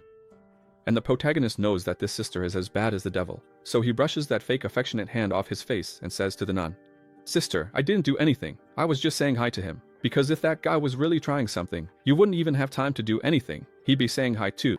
After the protagonist sees Nej, he's certain that for him to show up like that in front of him, it means they're almost ready. So, he needs to hurry up and get ready for what's coming too. And with that, he grabs the clothes the nun gave him and says to her, "Alright, I'm heading out." And the nun looks a bit startled and says, "Wait, where are you going?" He says, "Way ahead of you, I'm going to clean the lab." And taking another step forward, he says to the nun, "Oh, and besides that," he stops, turns back to her and says, "Let me ask you, dear, just one more favor." And the nun says, "Huh, what is it now? Go ahead, tell me." And we're not shown what favor he asked of the devil's sister. Then you say, "Come on, narrator, you keep changing her name all the time." But I've already told you what all her names would be. Devil's sister, nun, Anna Primrose. All those names are the same nun. The scene shifts to Nej, and he's laughing a lot and starts talking to himself. Wow, so this is the power of the mark? Seriously, that's so powerful. Even I didn't know it was like this. And he keeps thinking that this situation has put him in a really bad mood, because he doesn't like being a slave. And then he remembers what his master told him. And Nej talks to his master. "Master, what does this mean? Do you want me to go to the Temple of Light and become a slave there? Do you want me, your disciple, to be branded with the mark of a filthy slave? Master, I hold a lot of resentment toward those people. I hate the slaves. But even so, you still want me to go." And Nej's master just says to him, "Nej, 2 of our brothers who infiltrated the temple disguised as priests were discovered and executed." And Nej, upon hearing this, is completely shocked. Meanwhile, his master keeps drawing with his giant brush and says to Nej, "Look, after those 2 were discovered, the temple greatly increased its security, and all our brothers who are still there are doing their best not to get caught. So, we can't use that option anymore. However, there's still a way for us to get our people inside, because the followers of the light don't suspect those who have been marked. That's why I want you to receive the mark, because if you're marked, they won't investigate your background, and we'll use that to our advantage. We're going to mark all of our people at that location. And now, I'm giving you an order. You will be marked and infiltrate the Temple of Light, and I'll give you an even bigger mission. You will steal the loot they collect during the raid and bring it to me. My disciple, this is a mission, that only you can accomplish. So, Nij, I want you to go. And another thing, the followers of light have no idea that we found a way to nullify the mark. This is going to be so good, the fun will be complete. And so, Nij walks on, thinking about everything his master told him. However, at this moment, they can't use what nullifies the effect of the mark. So, Nij knows he has to wait for the perfect moment. So, Nij promises to make all those filthy followers of light pay for the humiliation he's suffering by having to carry that mark. The scene shifts to a very small village, a little ways from the temple. And a woman is saying, "Hey, Jail, grab something here for you to eat." And Jail looks back and says, "Huh, is it time to eat already?" "Oh, that's great." And Jail puts his hand on the chair and says, "Man, this is so annoying. Every day our fence gets damaged. These animals just won't stop showing up." And the other person says, "Yeah, right? Our village is really poor. We can't afford to pay for the temple's protection. So all we have is this barrier to protect us. And we have to fix it every single day." And Jail says, "As soon as I see that monster, I'm going to punch it right in the head because I'm tired of rebuilding this barrier today." And the sentry up at his lookout post notices that something is approaching. He says, "Hey guys, it looks like someone from the temple is coming our way." And the person approaching is wearing that item of the demon god worshippers hanging around their neck. And from the scar on his mouth, we can tell it's either the Joker, his cousin, or Sako, the one whose smile was widened. And Jail gets really close to Sako and says, "Sir, what brings you to this miserable place, so far from everything?" And Sako himself answers and asks him a question. "Hey, how many villagers live here?" And Jail says, "What? Oh, right. There are about 50 people, sir." And Sako, with an evil little grin, says to him, "Very good. Not bad, huh? That's a good start." And with that, he plays his demonic flute and the huge demon bursts out from underground right away. And immediately, that demon starts attacking all the villagers, with several claws emerging from that very strange demon. Within seconds, that demon, moving incredibly fast, tears all the villagers to pieces. And Sako smiles as he watches the scene because he controls that demon. So now, that power belongs to him. Then Sako raises his hand and says that this is his new power. And all the ketchup on his hand is also his pride, because now he is the collector of kills. And he remembers the beating he took from Hajime, and the humiliation he suffered at the hands of the protagonist, because that humiliation will never be forgotten. He wants revenge at any cost. While that demon is devouring all 50 villagers, Sako keeps laughing and promises to make the protagonist pay back 100 times the humiliation he endured. The scene shifts to the laboratory in the Temple of Light, where the protagonist is cleaning up. And the protagonist has all the ingredients for the recipe he wanted, and the ingredients are quite peculiar. Taking advantage of being in that laboratory, the protagonist mixes all the ingredients together and boils them with the venom of the black metal spider queen, and voila, another dose is complete. And the protagonist tells us that this is one of the 72 deadly poisons he learned from the poison king Fadio. And this is poison number 61, Zagan. After that, the scene shifts again to the nun's room. And the protagonist is there, shirtless, in the nun's room, while she's sitting on the bed just watching him as he makes markings on a special piece of wood. The nun remembers the request the protagonist made to her. Hajime said he would need her room, because if Nij and the others broke into his room, he would definitely die. And that's why he needs her protection, to stay in her room that night. And the guy pulls out the ultimate argument and says to Sister Anna, "Hey, if I die, you're going to lose money, you know that, right? Because you've already invested a lot in me and I still haven't managed to get all the money to pay you back." So, she makes a pouty face and nods, because Hajime is right. If he dies, she loses. And she keeps looking at the paper he gave her and tries to make sense of it all, but she doesn't understand any of it. She keeps wondering what the heck this is. There are a bunch of points on the body that she doesn't even know what they are. And the guy finally finished carving the grooves into that piece of wood. And the protagonist explains that the wood from the arcane tree is as hard as metal. So, he channels mana into his hand and gets ready to strike it. And he hits that wood so hard that it shatters completely. Funny how the floor is made of wood and doesn't break at all. But let's keep going with the story. And just like that, as if by magic, Hajime creates small wooden needles that are as strong as steel. And the demon's sister is really amazed, because what he did is incredible. And she asks him, "Hey, why did you split it so thin?" And Hajime explains that these needles are called acupuncture needles, and in the East they're used for medicinal purposes. So, our badass protagonist dips half of the needles into Belial poison and Zagan poison, both diluted to a 1% concentration, and leaves them there for about 10 minutes. And poison is a very simple thing. Its only real use is to kill someone without much effort. Or at least, that's what everyone thought. Because Hajime, who went back 10 years into the past, remembers that when the demon race invaded the world and all those damned gods took back the powers they had given to humans, humanity had to rely on poison. That's because those same poisons used to kill people also had medicinal and other properties that humans would discover later on. And so, he gets jabbed in the shoulder to see if that wakes him up. Hajime starts sticking several poison acupuncture needles all over his body, and if you remember, Belial poison causes excruciating pain. The person feels like dying from so much pain, even when it's diluted to just 1%. And so, the protagonist starts sweating, because what he's doing is extremely painful and pushes his body to the limit. With all that pain and so much poison running through his body, the tough guy groans in agony. But he's still there, gritting his teeth and showing real courage. Sister Anna, who's always flirting with the protagonist, gets up really worried when she sees him spitting out ketchup during the procedure. And the protagonist is just getting started, because he hasn't even put in half of the needles yet. When he notices Sister Anna coming closer, he raises his trembling hands and asks her to wait, not to interfere. And then she remembers what he told her. He said, "Sister, don't be surprised by what you're about to see. So, when I give you the signal, I want you to do that." And she says, "Do what?" And so, the protagonist explains to the devil's sister what kind of thing she needs to do. She asks him what he's trying to do. And Hajime, the badass, with a big smile on his face, tells her, "I'm trying to evolve, but I'm not just going to try, I'm going to evolve." The protagonist explains that Fadeo's 72 deadly poisons can turn into something completely different, depending on how they're diluted. And depending on how you combine one poison with another, it turns into a miraculous drug that's capable of enhancing human abilities. And it pushes them far beyond their limits. And Ricardo Hajime Katoin, the badass, is there, trembling, writhing in pain. However, he endures that excruciating pain. And he explains why. Because he combined two types of poison. And as I already mentioned, one of them is Belial, which causes extreme pain, and the other is Zagan. But this poison is very unstable and has a lot of side effects. And the badass keeps thinking that besides feeling this extreme pain, his stability will also decrease, since the Zagan poison mainly affects that.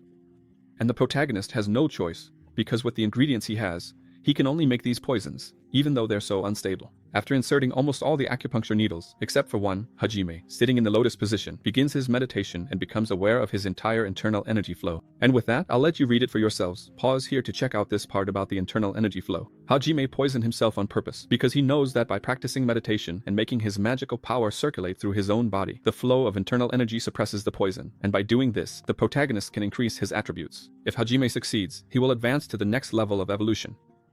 However, if he fails, he will die from the poison, as his body will burn up in pieces. And the badass is certain that this pain is nothing to him, and he can't even call this a crisis, or even call it pain, because he's already suffered much greater pain than this. He was burned with hot iron, which was much worse, because his master was extremely strict, and any mistake he made, he was severely punished. And Hajime remembers the pain he felt when he was pierced by the swords of the demon god Tartarus. Now that was truly excruciating pain. And so, Hajime remembers his goal, which is to defeat that bastard god, because this time, he's not just going to rip off an arm, he's going to kill that bastard. And in this way, Hajime focuses even more on his goal, because he has come back to become infinitely stronger than he was before, since only then can he take down that god and get revenge on the other gods who abandoned humanity. And right after that, the protagonist transcends and advances to the next stage of evolution, radiating an incredible aura of mana that fills the entire room. And Sister Anna notices that the color of the protagonist's blood vessels, which had all turned green because of the poison, starts to change. She realizes that in a short period of time, the protagonist's veins return to normal. After seeing all that light, the sister remembers what the protagonist said to her. He said, "Look, after I evolve, I won't be able to move, but this evolution will only be complete if you do exactly what I'm telling you. When I give the signal, you have to stick this needle right in the middle of my head, right here, see?" After that, the protagonist, unable to move, says to his sister, "So, are you ready, White Rose? Now's the time." And the devil's sister, who loves to take people's souls, gets all worried, because she's about to stick a poison needle right in the middle of the protagonist's head. But that's not the problem. The problem is if she messes up and kills the protagonist, her source of income. And Rosa Branca, sweating a lot, comes closer to stick the needle in the spot the protagonist pointed out. 10 seconds go by, 20 seconds, and the nun keeps sweating and still hasn't had the courage to insert the needle. She's really unsure if she can actually do it. And so 30 seconds go by, 40 seconds, and she keeps asking herself, can I really do this? Then the scene shifts to a forest where someone has just fired a flare, signaling for help.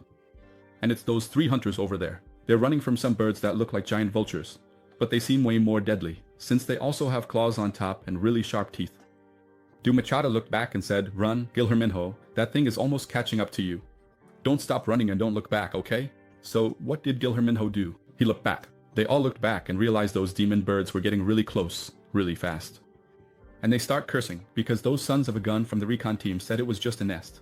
There were only 2 or 3 birds there, but actually, there are dozens of these creatures. And more than that, they're way bigger than the recon team said they were. And the guy with the shield at the front asks if anyone has called for backup yet. And Guilherminho says, "Yes, I fired a flare a little while ago and reinforcements should be arriving soon." While Guilherminho is saying this, he looks back again to see where the creatures are.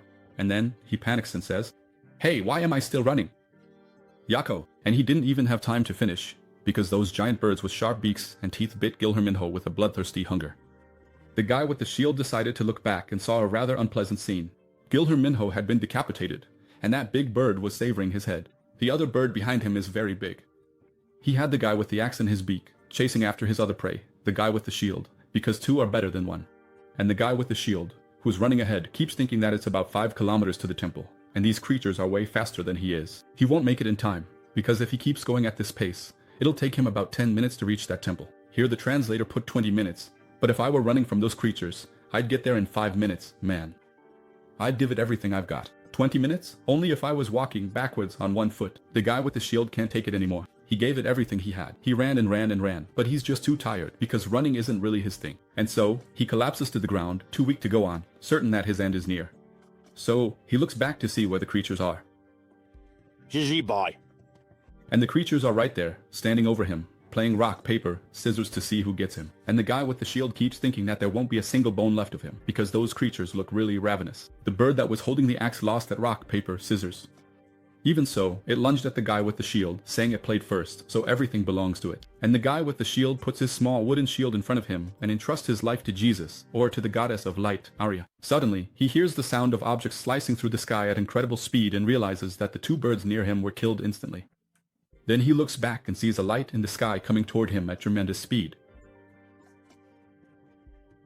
Something radiating a huge amount of mana lands behind the guy with the shield, and he feels the pressure, because whatever it is, it's really powerful, and Cartoon's car lands there striking a superhero pose. And it seems that the Devil's Nun managed to hit the right spot, and his evolution turned out way better than he expected. And the badass, totally focused on the battlefield, looks straight ahead, because his prey can't wait much longer. At that moment, 10 monstrous birds immediately charge at the protagonist, but he doesn't back down an inch. He clenches his fist and gets ready to attack them. You know that bird that lost at rock, paper, scissors? Well, she had a cousin. She showed up and tried to bite the protagonist, but Hajime easily dodged the attack from that huge animal. And then he says, "Hey chicken, let me show you something. First, you put your hand like this on the chicken's neck and use a little bit of force. And after that, it's easy. You just twist it like this." And Hajime twists the chicken's neck so hard that its head spins around 3 times in the same spot. Is it still alive? The tough guy heard him say that and just goes, "I don't know." He grabs the neck of that big bird and pulls with all his strength. And it was so fast and so strong that the entire spine of that creature popped out of place instantly. And just like that, F for the greedy chicken. The other chickens realize that this guy is a threat, so they don't attack one by one. They get ready to attack the protagonist, all of them together. And the tough guy grabs the head of that huge chicken he had just cut off, right? And he throws it on the ground, and he's already counted, because in total there are still 10 chickens left. But the protagonist is really sly. Remember that chicken whose head he ripped off? Well, he counted. There are 10 neck bones in that chicken. So it's perfect. After that, Hajime, the tough guy, starts channeling mana and looks at all those chickens, and those 10 bones infused with the protagonist's mana turn into real shurikens. And the tough guy fires them, all at extremely high speed, aiming right at the head of each chicken there. You already know, right? What was supposed to be a fight turned into a massacre. They all die instantly, and the shield runner guy can't even believe it, because the guy standing in front of him is a real monster. He's incredibly strong. After that, he takes a good look at the protagonist and notices he has a mark on his arm, and when he sees the slave mark, he starts wondering if these are the reinforcements from the temple. He's really surprised, because the temple is far away and they've already arrived. What's worse, this guy came here by himself. Suddenly, the protagonist breaks the silence and asks, "Hey, where's the nest?" And the shield guy says, "Huh, what? What? Hey, chubby, where's the nest? Tell me." And the guy, with a trembling hand, points ahead and says, "There, it's over there. If you keep going down this path, you'll find the monster's nest." Dimensional suck. The protagonist disappeared from in front of him so fast that the guy got scared. He couldn't even see it. He just realized he was gone. The guy with the shield starts sweating a lot because he pointed out where the monster's nest was almost automatically, without even thinking about it. But that happened because Hajime had such an overwhelming aura of intimidation that he just answered. His body moved on its own. He was so scared of the protagonist, and the feeling the guy with the shield had was that when Hajime spoke to him, it felt like he was giving an order, as if he were someone of high rank. That's why he told Hajime the location of the dungeon entrance, almost like a spontaneous reflex. And only now does the guy with the shield snap back to reality, realizing what he just did, because he sent that guy into a very dangerous dungeon, since his own group had 7 people. 4 of them died inside the dungeon, and of the 3 who managed to escape, only he survived. And because of that, he starts trembling, since he sent his savior to an extremely dangerous place, and feeling immense guilt, he puts his hands on his head and starts lamenting, because he sent that guy to his death, since he's all alone. He should have at least waited for reinforcements from the temple. And so, the guy with the shield starts cursing and keeps asking himself what he should do now. Suddenly, the guy with the shield hears a huge explosion, and his eyes go wide, because it's coming from the dungeon where those monsters are. From far away, the guy with the shield keeps hearing a lot of punches and banging noises. And soon after, the noise doesn't stop. It gets even louder, and the sounds of punches and explosions become even more intense. After a minute, all you can hear are the sounds of explosions. At the end of it all,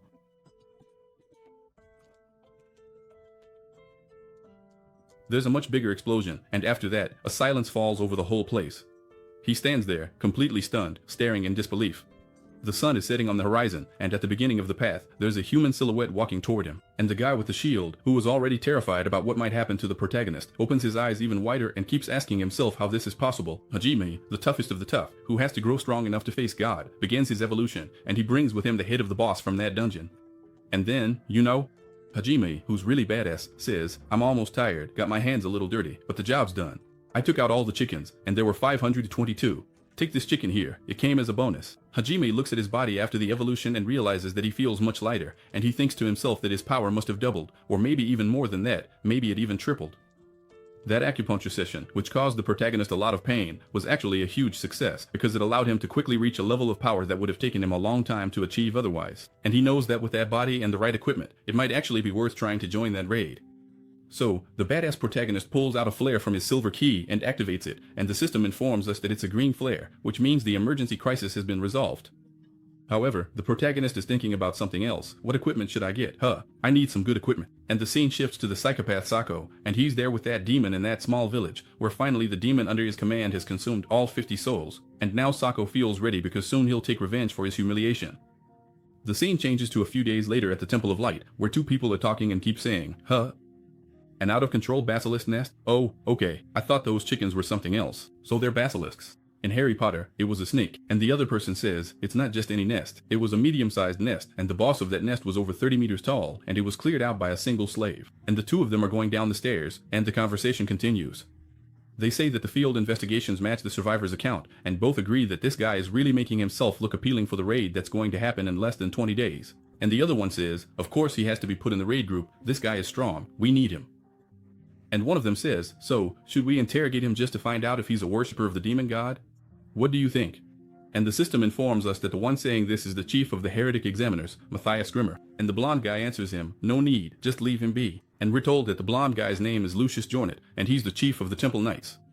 It seems like the third division from the Age of Light, but in some places this manual says it's the third parish, and they keep going down the stairs and continue their conversation. However, Matthias is pretty persistent and says to the blonde guy, who apparently is his boss, but if we don't investigate him, it's possible that a worshipper of the demon god could join this raid. That would be really bad for us. And the blonde guy says, Matthias, don't worry, Matthias. Look, we can try, and try. I think one or two worshippers of the demon god might manage to get in because there are so many people, we won't be able to handle everything, so just let it go.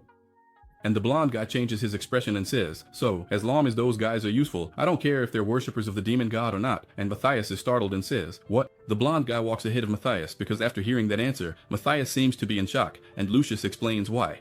He says, Matthias, these guys, they don't have the strength needed to reach the boss's hall, so don't worry. They look more like beggars, they can't do anything except steal. Don't worry, I'm way stronger than they are, and Matthias just stands there listening while the blonde guy goes on. Look, we're going to use all these people as cannon fodder, and that way, at the cost of their lives, we'll be able to reach the boss's hall more easily. At that point, we'll take out both them and the boss. And Matthias says to Lucius, hey, don't forget, okay? We've been friends for over 20 years, and don't forget that I was against your plan to use anyone in that raid. And with that, Lucius keeps smiling as he walks ahead and says, hey, do you see that door up there? I'm going to show you what's inside it, since you're my best friend, and then you'll understand why I don't need to worry about the demon god's worshippers. And so Lucius unlocks that big door and shows his friend what's inside. When Matthias sees what's in there, he almost has a heart attack and says, what? Is that it? And inside the room, there's a very impressive spear and a shield that seem to make a set, and both are extremely beautiful. Lucius introduces his new weapons. This here is the Spear of Shining Light, and that is the winged shield of Archangel Michael. And Lucius says, it was pretty expensive, okay? I spent a third of my fortune to get these two items. And Matthias is still in shock because these items his friend has are legendary items that he had only seen in books, since they're some of the most powerful weapons in this one. RLD. Then Lucius gives his friend a pat on the back and says to him, that dungeon we've been trying to clear for 10 years, now, for sure, this is going to be taken care of. So Matthias, you don't need to worry about anything. Lucius looks really confident and tells his friend, in this raid, I will be Invincible. And then the scene shifts to a familiar house, where Dale, Gerda, and Marco are coming back from the training grounds, since they train every morning. Dale is complaining that he couldn't train properly because there were too many people at the training grounds this morning, and Marco says to him, "Oh man, it's probably because of the RA. ID, right? There's a rumor going around that there are only 2 or 3 spots left for slaves, so for sure all those people are trying to show off to stand out and get invited to the raid." And Dale, always grumpy, says, but that has nothing to do with us. We're not even going to that raid. At that moment, Gerda spots something ahead and says, "Huh?" The holy lady, the nun, leaves their room, looks one way, looks the other, and walks by trying to be all sneaky. She passes by them and says, "Oh heavens," and keeps walking. And the 3 of them, since they're temple slaves, make way for her to pass and bow in respect, saying, "Good morning, sister." And the devil's own sister replies, "Hey, you trash. Oh, and don't forget, you have to go to the temple to pay the interest you racked up with those loans." After she passes and disappears from their sight, Dale starts to say, "What the heck is going on? Why did that demonic sister just leave our room?" And at that moment, Gerda looks into their room and sees the protagonist inside, putting a very beautiful ring on his finger, which was definitely a gift from the devil's sister. Hajime, with the most cynical look on his face, sitting on his bed, says to them, "You guys got BA. CK so early?" At that moment, all 3 of them are in shock because they notice the ring on his hand, and now, well, the pun show begins. Dale wonders if Hajime the Brave was with his sister until now, and if the ring on his finger was given by her, and Gerda has more courage and says to the protagonist, what is that ring there on your hand?" And the protagonist says, "Oh, this?" And with a sly little grin on his face, the protagonist says, "This is just something I got from someone, that's all." And then it's shown to us that this is the purification ring, and this ring helps with mana circulation and increases magical defense. There's also an extra feature. It lets him use the remove curse ability, and he actually uses it once a day. And Hajime, looking at the ring, starts thinking that now the White Rose has given him something really valuable. Back in the room, the White Rose had told him, "Oh, now that you've gotten stronger, it's time for me to get you more equipment." And this one, Ellen hands the ring to the protagonist. "It's just an appetizer, okay? Because I can get so much good equipment, as good as this one." Then, the nun, with the purest face in the world, says to the protagonist, "Look, just tell me anything you want, and I'll get it for you." And Hajime hadn't even asked the White Rose for any equipment, but he thinks she has good sense. Even before he asked, she had already prepared some good EQ. You meant for him. The protagonist knows that this nun really has a good SC. Riz for money. He knows that whatever she is investing in him, he will pay her back and also get thousands and thousands of coins. The golden ones P. And so, right? The sweet, pure, gentle, and cute sister of the day keeps going on her way. The nun heard some things about the black market, and based on that information, Sister Anna is trying to figure out where the protagonist comes from. In the black market, there's an assassin guild known as Persephone, and she thinks the protagonist is from that guild, since all the assassins from that guild use poison to increa, to enhance their attributes. And in this guild, all the assassins are legendary beings, who never missed their target and had martial arts, far above average. And, besides that, all the poisons they used were highly lethal. And so, the nun concludes that Hajime, who has a suspiciously good hunting ability and whom she also saw using body reinforcement through poison, leads her to believe that Hajime is an ass's sin from the Persephone guild. And she's there, Yamag, ending a lot of stuff. What would Hajime's profession be before he was rescued from a dungeon and became a temple slave to pay off his medical debts? The devil's sister heard on the black market that the Persephone guild was completely disbanded, due to internal conflicts. However, the nobles who use their assassination services are looking for remnants of that guild still make use of their services, and the nobles also want to get their hands on the poisons they used, because they were highly lethal. The nun is only thinking pure thoughts, because she knows that all the nobles will spend a colossal amount of money to get the best assassin and the best assassination poison. And so, the pure saint is only thinking about piles and more piles of money. And as she walks down a huge hallway, there it goes. Woohoo! I hit the jackpot. This Hajime is going to make me swim in money. The sister wants much more money than just selling monster bodies on the black market. Monster bodies on the black market. And it is puh. She wants to help Hajime. She wants to be the middle woman for his services, because by helping now, her dear client Hajime will be hers alone to outsource his service and earn a fortune from it. And so, the nun Anna promises herself to get the best equipment for Hajime, and the protagonist is just there thinking, what a crazy woman. Crazy, she's like, getting it all wrong. Me, a murderer? Asa. I sign nothing, right? I like a killer. Well, whatever. Let her think that way. Hajime knows that, actually, this is a good thing, because if she goes around telling people that he's an assassin from the now-defunct Persephone Guild, that guy will definitely come after me personally, and then we're shown the person Hajime is thinking about. At that moment, someone knocks him on the shoulder and says, "Hey, I like that." Gerda, feeling very proud, says, "Hey Hajime, when did you get into a relationship like that with her sister? You're the man, right? She even gave you her ring as a gift?" Hajime just stands there, not knowing what to say, while the other two are proud, and Marco says, "So that's what it was, huh, you sly dog, that you were coming home at night, right? You were giving that nun a really hard time, huh?" And Dali, who had already become a fan of the protagonist, says to him, "Man, you have my respect. You even went all out with that nun." And Hajime quickly changes the subject and says, hey, there's something I need to talk to you guys about that dungeon. And before he can say anything, someone knocks on the door and the four of them look back because, for sure, someone is knocking on their door and the Lee will attend. Give the puh, Oren says, hey, who's there? Why? Oh's there? Say something. I'm not opening the door. Say something. But there's no answer. And even when he opens the door and goes out, no one is in the hallway. He looks around and no one is there. But suddenly, he looks at the door and sees that there's a note hanging there. And there it is. An emergency order form for the Goethe group. They have to go to the location where the sign is, analyze the situation, and return with info. ETA analyze the situation and return with the information. Dali shows other two what was standing at their door, and Goethe says, I don't understand anything. Why would anyone leave? There was a form, order of Eve. And secret like this? I don't get it. That's so weird. And Mark, analyst, zing that document, says that it looks official. At that moment, the protagonist interrupts and says, let me see, give it here, and takes the paper from Dali's hands. The scene shifts to the protagonist running alone to the location marked on the map. The protagonist keeps thinking and there are about 20 days until the Time Knights raid. And he knows that the most die where the Knights are going is not just any dungeon. This dungeon is known as the Umba of the Abominable Princess, and she is one of the 8 riddles of the world. It is located in the ruins of the ancient kingdom of Media. And this dungeon has an extreme difficulty, as in the last 10 years many people have tried to clear it, but they haven't even gotten close to the boss's chamber. And that's why. The criteria for joining the group in this raid are pretty complex, and the protagonist knows that a person has to be really strong to get into this raid. The requirement is to have been on a hunting team of rank 5 or higher, or to be a slave connected to a priest who will participate in this raid, and the protagonist doesn't meet either of those qualifications. So, the badass just runs off in a straight line to the spot marked on the map. And I mean straight up, okay? Because when he gets to a cliff, he doesn't even stop, he just jumps forward at full speed. While he's leaping over several ravines, he's thinking that in this life, he's going to use Need to get into this raid, since he knows Need is the direct slave of the heretic examiner Matthias. So, using mana to jump farther and move even faster, the protagonist keeps going and thinks that if he can trick Need, he'll definitely be able to get a letter of recommendation from him so he can join the raid group. Hajime knows that Need was given a mission he can't fail, and he's certain that Need saw him using the same martial arts as he does, and that's something he can't ignore. For sure, Need will show up in front of the protagonist again, because Hajime is sure that Need must be really eager to test him.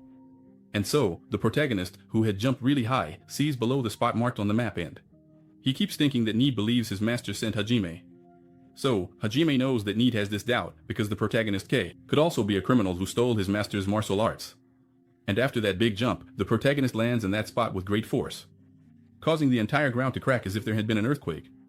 Hajime is sure that it was Need who set this up just to test how strong he is, and so, the protagonist steps out from the middle of that cloud of dust he caused with his arrival, and so, with that main character aura, he keeps looking straight ahead because he's sensing AP, review V, going right in front of you, and the person says, wow, what an entrance, huh, damn, and with that, the dust starts to settle even more, but the protagonist knows whose voice that is, because that voice doesn't belong to Need, and it's revealed to us that it's Sako who's there, and he says to the protagonist, oh, you came alone? And the badass starts to wondering why this guy is here. Hey, weakling, go home, take it all, go, I'm not in the mood to play with children, I don't want to play with you, you can go away, as much as I leave. Now, who didn't like this? Video is uglier than Sako Joker. So, since you asked, let's go to part 5, taking advantage of the fact that it's easy for you to hit the like button now. Go ahead and press it. And if you've watched the videos up to this point, subscribe. Oh yeah, now I remember, YouTube stopped recommending me to people who aren't subscribed. I got thousands of views, but YouTube only recommended me to 136 people, and that's pretty much how it's been for every video. Only subscribers are getting access to my videos, and if you're not subbed to and always has mine video appearing to you, it's because you're already mine. Alright, I've stalled enough. So, let's get to the video. Sako starts smiling a lot and says to the prota that he was in the man you constantly, and he doesn't forgotten in these last 10 days. The poor guy looks rough. He resembles the Joker's brother. Sako continues. He felt mouth pain, but I don't know why he's blaming the main character. Wasn't it the main character who tore his mouth? The main character stands there listening, ing to that nonsense, waiting for Sako's first move to see what he'll do. And the psychopath Sako grabs his sword, spins it in his hand, and tells the main character that he's go to show him her new powers. And you better get ready, because I'm pretty stronger. But then, when he blinked, the main character was already right up close to him, eyes blazing. Sako didn't even have time to clench up. Hajime moves past him and kills the mosquito on his neck, and Sako's lights go out instantly and he drops to the ground. He's lying there face down, knocked out, with just one blow from the main character, and Hajime says, man, you're such an idiot, don't waste my time. Hajime knows that Need is a very cruel perfectionist, and he's sure that there's no way Need would test him with just Sako, so Hajime clenches his fists because he knows Nay must have prepared something else. And so the badass yells, hey, I know you guys can hear me, huh? Stop just watching and get down here. Or are you scared? Come on, I'm going to take all of you down and then We see him looking around and there's dust in the area, and in the back, Michael Jackson shows up. Caught you again, didn't I? While Hajime was looking ahead, someone starts to smile, and the smile keeps getting bigger and louder. The smile is coming from behind him, and Hajime senses a very strange presence and can't believe he's actually feeling that thing. At that moment, Sako stands up and a strange slime starts oozing out of her body. And that slime starts to form lots of teeth and many eyes, and it just keeps growing. Meanwhile, Sako keeps laughing and then grabs the flute from the worshippers of the god Tartarus. And he's there, seething with hatred, and says to the protagonist, "You ignored me again, you damn worm." Sako is shaking with rage, and that slime, which is actually a demon, gets even bigger. And the murderous intent coming from that creature grows even stronger. Suddenly, that creature starts to rise up, following Sako's commands, and it gets much bigger. And Sako is looking just like Priscilla in the desert. Playing his flute, that demonic being becomes extremely large, and the murderous intent radiating from it grows exponentially. The protagonist's eyes widen because he's recognizing what it is. Hajime knows that creature is extremely dangerous. Sako's eyes start glowing purple, and with a wicked expression, he says to the protagonist, "I'm going to kill you, but I'm not going to kill you just any way. I'm going to kill you slowly and painfully, and then I'm going to tear you to pieces." And so, Sako, on top of that enormous demon, orders the demon to devour the protagonist right now. And the protagonist, who wasn't expecting the creature at that moment, is really surprised because that demon is actually huge. And after Sako plays his flute once again, the demon charges at the protagonist with lots of claws and tentacles, all at the same time. The protagonist starts sweating and thinks, what the heck is going on? Why is this thing here? This creature was only supposed to show up way later in the timeline. And the Shagath demon comes crashing down on the protagonist, smashing him against the rocks with all its strength. Sako is thrilled and starts laughing out loud, telling the protagonist to die because his revenge is finally complete. But suddenly he hears a noise and says, "Huh?" Sako's eyes go wide, and then an electric bolt shoots through the creature's entire body. On one side, right near the rock, stands the protagonist, and on the other side is Sako, unable to believe that his Shagath demon has suffered a massive wound caused by the protagonist. Now Sako looks terrified because he can't believe what he's seeing and keeps wondering how that slave managed to do this.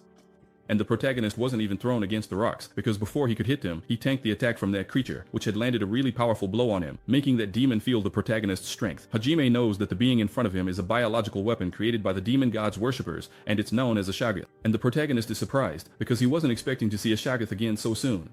Hajime explains that the Shagath hibernates in the form of an egg and only awakens after hearing the sound of an instrument imbued with hypnotic power. With that, the flutist is able to control the huge wild demon that only knows how to kill and disembowel. And the system tells us that it's not a flute, it's a hypnotic ocarina. It's only through this instrument that someone can control the Shagath.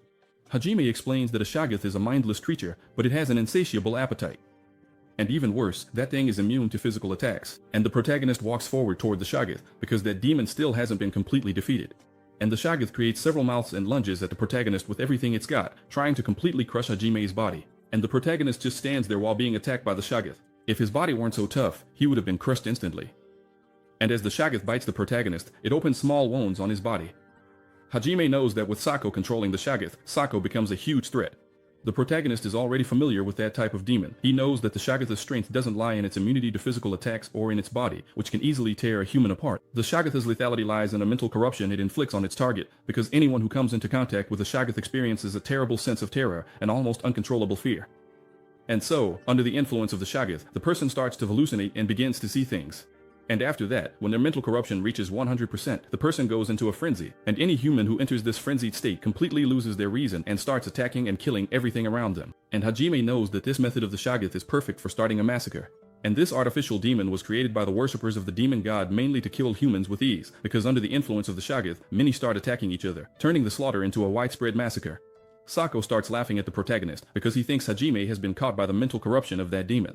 And so, Sako says to Hajime, "Hey, you must be scared to death, right? You don't even know what's going on. I bet you're already hallucinating. I'm going to skin you alive, just wait and see." And then, Sako notices that the protagonist's eyes are already red, which is a clear sign that he's very close to entering a frenzy state. So, Sako concludes that his victory is certain, and he laughs even louder. And Hajime, the badass, looks at Sako, seeming to be in a really strong hallucination. At that moment, the protagonist says, "Curse removal," and an intense golden light appears above the protagonist, removing the curse. And we can see that he used the special effect of that ring he had received from Sister Anna just moments before. And the symbol of the goddess Arya appears above his head, and the system informs us once again about everything regarding the purification ring, so you just have to read it. At that moment, Shagath is changing things up. He's almost completely dissolved by that power, and the protagonist doesn't even wait, he charges straight at Sako. And you know how it is, right? He's super fast, and Sako doesn't even have time to escape. And the badass says to him, a long time ago, I was always just focused on staying alive and tried to make sure everyone around me could survive too. And Hajime tells Sako that he thought that was just the obvious thing to do in this world. But as the days went by, Hajime found himself alone because he was the only one who survived. None of the others had the same strength to stay alive in the face of that great calamity. And Hajime is there, lost in thought, talking to Sako. So, what would happen if I had more companions who could fight just like me? Hey Sako, do you know what would happen if all the remaining humans started working together again? And so, Hajime remembers when he was with his beloved and with his many companions. Back then, Hajime did everything he could to become stronger. However, his companions were not as successful, and so, the tough guy remembers his beloved, who, with a smile on her face and tears in her eyes, said goodbye to him as she slowly died, and he couldn't do anything, because he wasn't strong enough. And so Hajime remembers his beloved's simple grave, and he keeps wondering if his companions had been stronger, would they have lived a little longer? And Sako keeps listening to that whole spiel and thinks, what is this guy even talking about? What kind of crazy guy is this? I hope he just finishes with me and lets me go. And Hajime speaks to Sako again, saying that's why, and this time, he's going to do things differently. He's going to save everyone he can save, and he's not just going to try. If it's possible, he'll do the impossible to save everyone, and anyone who wants it and truly desires to become stronger, he'll help them. And after saying all that, the protagonist starts grinding his teeth and says to Sako, however, you won't be one of them. And tightening his grip even more on Sako's neck, the protagonist asks him, how many people did you kill feeding this monster to make it this big? And Hajime tells Sako that, judging by the size of this creature, he must have sacrificed at least another 100 people. And the protagonist, with intense hatred in his eyes, asks again, how many people have to die for you to be satisfied, you damn sadist?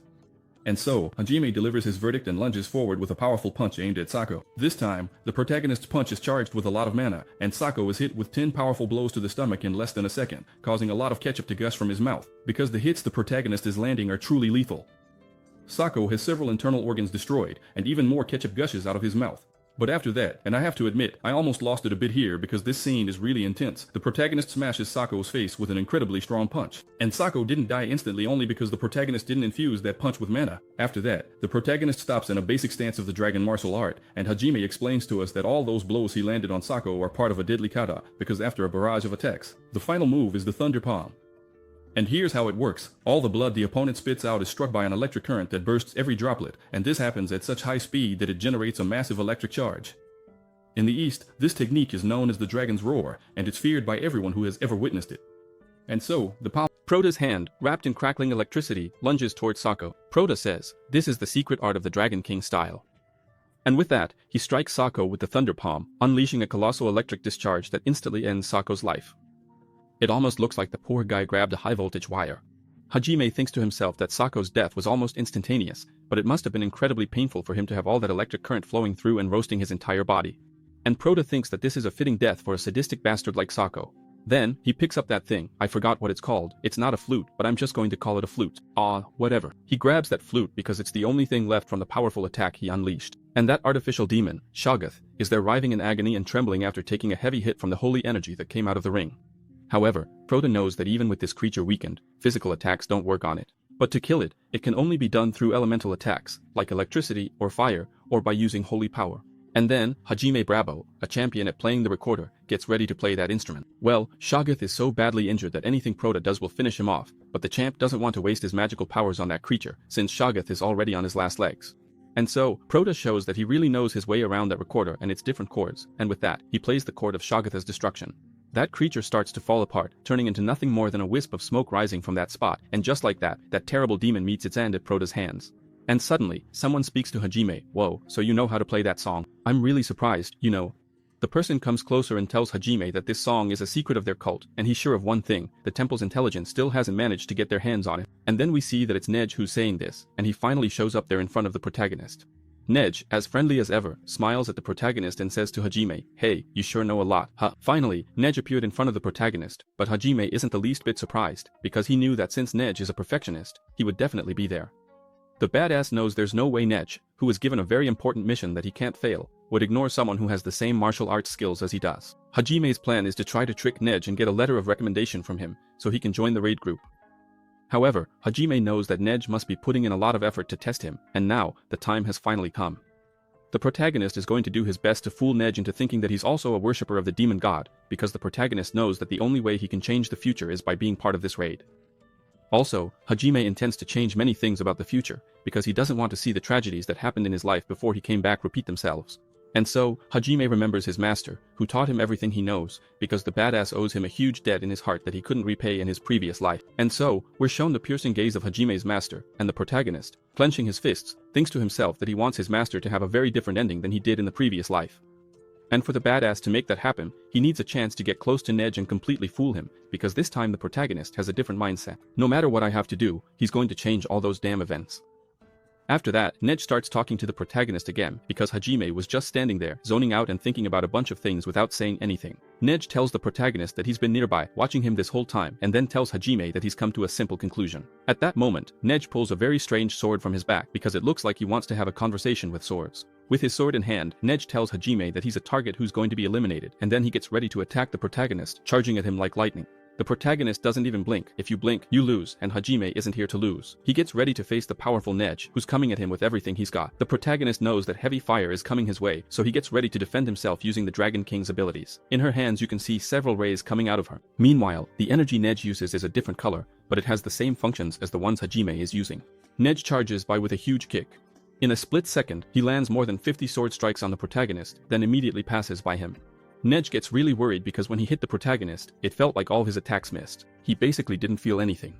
But Nej still hasn't blinked and looks back, and the protagonist had thrown 3 small stones at him. All of this is happening in less than a second, and Nej shows that besides being strong, he's also very agile, easily defending himself against all the stones. And he says to Hajime, "Impressive, huh? I wasn't expecting you to dodge all my attacks, and on top of that, you even managed to counterattack." And Nej keeps thinking that on this continent, there shouldn't be anyone faster than him, except for his master.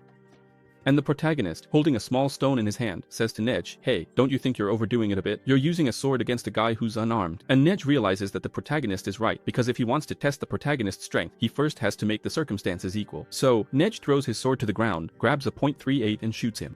No, that's not what happened. Nej throws his flexible sword to the ground because he wants to fight on equal terms with the protagonist. And so, the brave Nej takes the same fighting stance as the protagonist, since they both use the same style. Now, Hajime knows that Nej is going to test him using only martial arts, and with that, the two of them start circling each other like chickens, neither one getting close to the other. But suddenly, a red flash is seen in that spot, and we know it's Nej attacking as he closes in on the protagonist with a barrage of punches, using the Thunder Palm technique. The secret martial art of the Dragon King is a fighting style that envelopes the entire body in electricity. Whoever uses this ability gains explosive acceleration, increasing their attack speed several times over. However, for people from the same clan, they know very well how to defend against this kind of attack, because within the secret martial arts style of the Dragon King, the floating cloud technique is perfect for blocking these attacks. One uses yin energy and the other uses yang energy, so the two attract each other. And so, the exchange of punches between Nej and the protagonist continues. And Nej is quite puzzled because just moments ago he landed a flurry of punches on the protagonist that he's sure would have been too much even for Holenhu. Then, there was a really long explanation about yin energy and yang energy, but after reading it several times, that's basically the summary. Whoever has the stronger energy ends up landing a hit on the other, and after realizing this, Nej concludes that the protagonist is just as strong as he is, since he's able to block his attacks with ease. And he knows that the protagonist can only do this if he has strength equal to his own. At that moment, Nej starts to sweat and realizes that Hajime is truly strong, and the tough guy just stands there in front of him, waiting for Nej to make a move. But Nej is completely confused, so he decides to talk to the protagonist. "Hey, only my older brother and I were taught the secret art of the dragon." "How do you know it? Who the hell are you? Answer me." And we're told that Nej's master is a worshipper of the demon god, ranked 9th among the worshippers, known as the Master of the East, Jin Hyang, the Lone Dragon. And this guy is a really powerful person, because the Master of the East crossed the Sahara Desert, which is known as the Land of Demons, and headed west, eventually arriving here in the east, on the Aslan continent. The Lone Dragon, with his power, rose through the ranks until he reached the executive rank in the cult of the god Tardos, and he used a very mysterious technique to do so, which is the Dragon King style. And he has only 2 direct successors, because all the other disciples will never become successors, since they are never shown the full art of the dragon style. However, for the successors, nothing is hidden, and one of these successors is Jingyang's biological son, who is also called Jinyang, and the other is Nej himself. It is explained to us that every master must have at least 2 successors, because by fighting each other, they will gain an even deeper understanding of the martial arts they are learning, since one will learn from the other and vice versa. And since the principles of this martial art are very secret, a master would not need more than 2 successors, as all the principles had to remain confidential to everyone else. And so, Nej says to the protagonist, "Hey, I've never seen your face. I'm sure you're not one of our master's disciples." Nej tells the protagonist that he's very suspicious, but that's not the only suspicious thing about him. He says that Hajime just destroyed a very valuable asset of the demon cult, which is Shoggoth, and tells the protagonist that this Shoggoth was created especially for this raid, and that 100 people were used for its growth.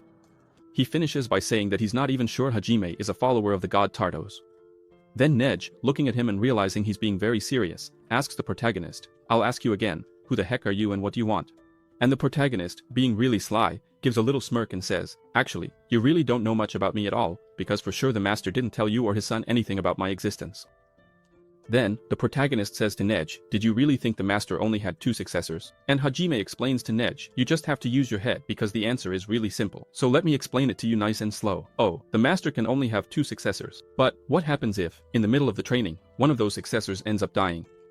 And of course Nej knows the answer, because if one of the successors dies, the one who survives won't have anyone suitable to train with. And what's more, by the time the master trains a new successor to have 2 successors again, a lot of time will have passed, and the master is a very busy guy.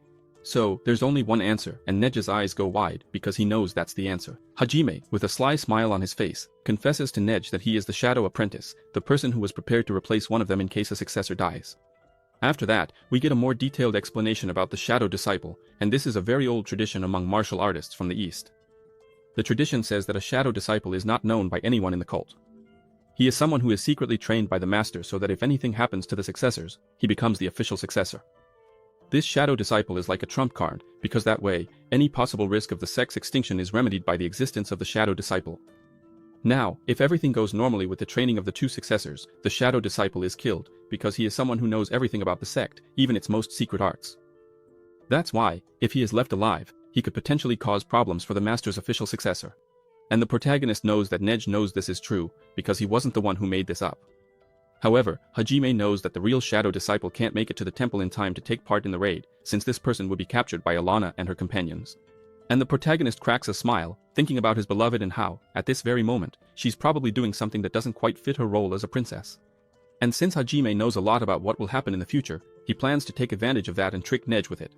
So Nej asks, "Well, if you really are the shadow disciple, that information should be a closely guarded secret. So, why would the master send you here?"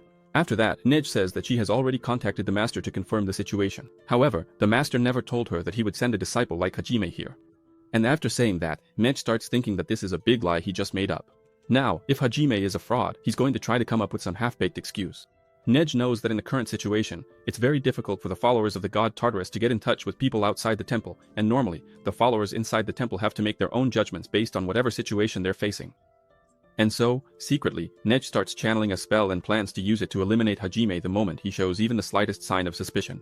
And the tough guy, crossing his arms, answers Nej that the orders he received were to hide his identity from all the other followers of the demon god, to take part in the raid using his own strength, and that he would also have to take over Nej's mission if anything happened to him. And Nej, still angry, asks Hajime if he knows what his mission is. And Hajime replies that yes, he does, how could he not know? "Your mission, Nej, is to escape with a dragon's heart." And so it's explained to us that there is a magic stone formed in the heart of a dragon, and it's called the dragon's heart. And this stone is an item that gives you power comparable to that of a dragon. And it's said that 1,000 years ago, the abominable Princess Eurydica was the first in history to find this item and took it into her tomb. Nej's mission is to escape from there with this dragon's heart. That's because the Temple Knights definitely won't be able to match the electric acceleration of the Dragon King style.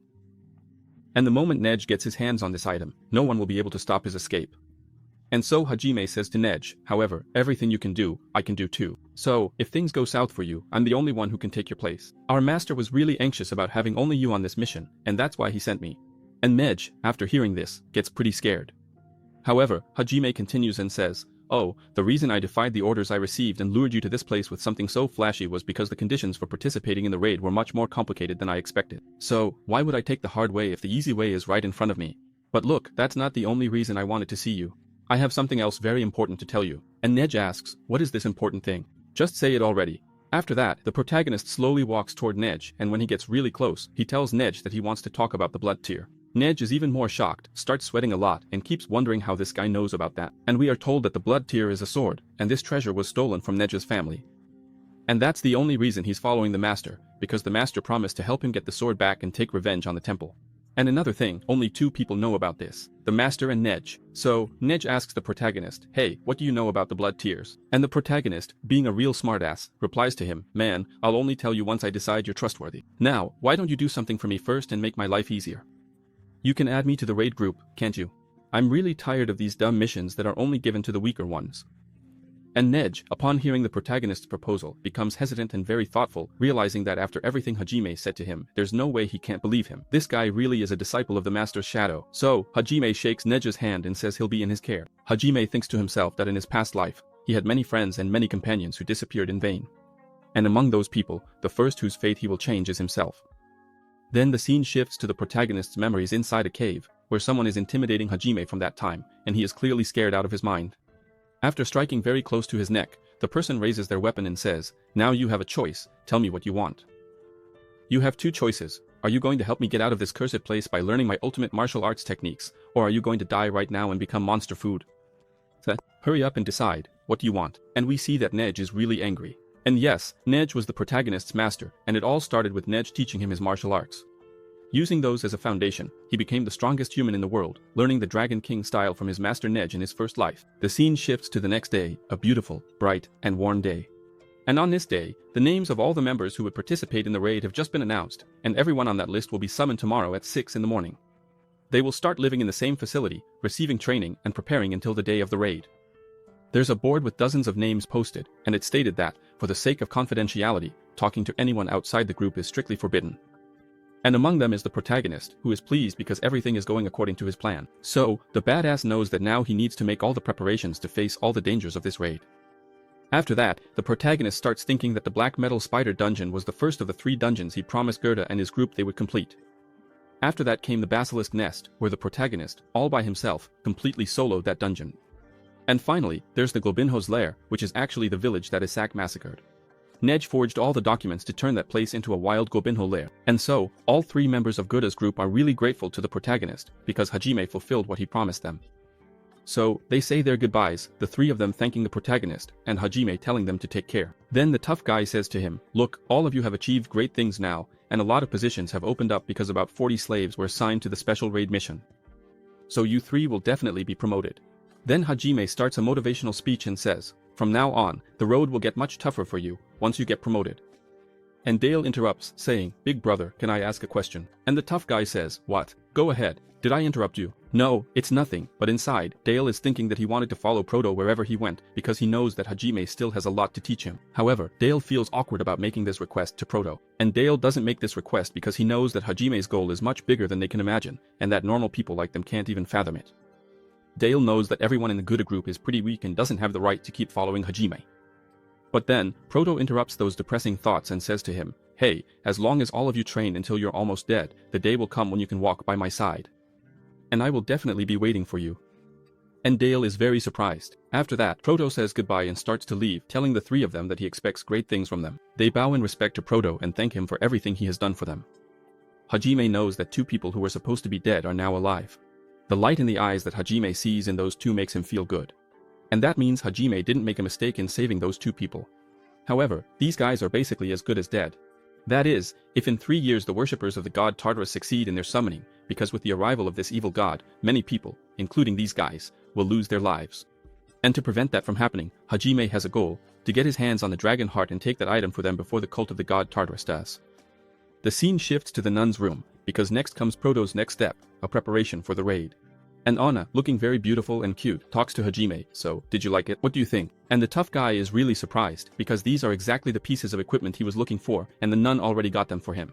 Hajime cracks a smile, because they're really good, and best of all, Sister Anna got exactly what he asked for. Most of those weapons are impact weapons, just like he requested. And even better, all of them have excellent mana conduction, and Hajime knows that the tomb of the abominable princess is a dungeon full of skeletons, and since they're skeletons, they don't feel pain because they're already dead. What's more, their skeletal bodies aren't normal, they're much tougher than regular skeletons would be. So, attacks like cutting flesh, inflicting pain, and draining vitality are useless against them. That's why Hajime knows the only thing truly effective against skeletons are blunt weapons, which can destroy all the skeletons with impact and a lot of force. And so, after analyzing all those weapons, the badass tells Fyra that he's going to buy all of them. And she says, seriously? Oh, that's awesome. I'm going to make a lot of money. After that, Hajime picks up one of the swords nearby, and the badass, with a smile on his face, says he particularly likes this one. Then we're shown the longsword. If you want, just pause and read what's written on it. Sister Anna thinks to herself that he only got this sword because Hajime specifically asked for it, but a longsword against skeletons is totally ineffective, and she wonders what Proto must be thinking. However, the badass knows that inside that dungeon, skeletons won't be his only concern, because this dungeon is so tough that the Temple of Light has been trying to clear it for 10 years. Hajime also knows that several worshippers of the god Tartarus will be infiltrated there, and they'll fight with everything they've got to get that item, because the survival of their cult depends on them obtaining the dragon's heart. Proto knows that to get the dragon's heart, he'll not only have to get past the skeletons, but also everyone else there. He knows that from the moment he enters that raid, everyone in his group will become his enemy. And there's one more thing, Proto knows that Neat still doesn't trust him. Even if he tells the truth, it won't be easy to convince Neat. And now, Proto, with his sword in hand, keeps thinking that if he fails to convince Neat, the two of them will definitely end up fighting. But this next fight won't end halfway. So, Hajime prepares himself to fight Neat to the death, in case he can't convince him. But suddenly, someone breaks the tension by knocking on the door, and a nun walks in. What a sister, huh? She's really beautiful. She apologizes for being late, introduces herself as Angelia, says she's an enchanter from the Research Institute, and asks if Hajime is the dear client that Sister Anna always talks about. After that, Angelia starts to imbue all the equipment with her divine power, and she enchants others with magical power and many other attributes. And she does all of this through enchantment. The more skilled the enchanter, the stronger and more golden the imbued powers will be. And Hajime is really surprised, because if he remembers correctly, Sister Angelia is one of the best enchanters of her time. And some time later, Angelia begins her enchanting process and says that they can leave everything to her. So she starts to pray to the goddess Arya, the goddess of light, asking her to pour her light upon us. And so she begins to imbue each piece of equipment with the power of light, and the whole room becomes enveloped in a very intense golden glow. In no time, she blesses all of Hajime's equipment, and now every item has the blessed attribute. This way, Hajime is ready to fight both the people and the monsters in that dungeon. And yes, if he doesn't bless all his equipment, he knows he won't be able to withstand the evil energy of that tomb, the tomb of the abominable princess. Now, Hajime is truly ready, as all the basic preparations are finally complete. And since Angelia never does anything for free, now it's time for payment. She blessed 5 items and earns a total of 3,000 gold coins. Anna pays her sister and is very grateful that she answered her call. After that, money goes one way, smiles go the other, and everyone is happy, especially Sister Angelia. But Hajime was deep in thought, since they spent 3,000 gold on the enchanting process, and he knows very well how skilled Sister Angelia is. 3,000 gold was practically a bargain. And so Proto was very happy, because the White Rose pulled some strings to help him out once again. After that, Sister Anna turns to Hajime and says, "So, shall we tally up our expenses? It's time for you to pay me." And Proto says, "Huh, are you sure about that?" And she replies, "Huh, what do you mean? What are you talking about?" "Of course I'm sure, duh. You bought a ton of my equipment, now it's time to pay up." But Hajime quickly changes the subject. He says to Sister Anna, "Hey, if you keep looking at me with that cute face every day, I'm going to stop calling you the Devil Sister, because thanks to you I barely paid anything for the enchantment process." But the Devil Sister did all of that on purpose, because that discount was so Proto would owe her a favor.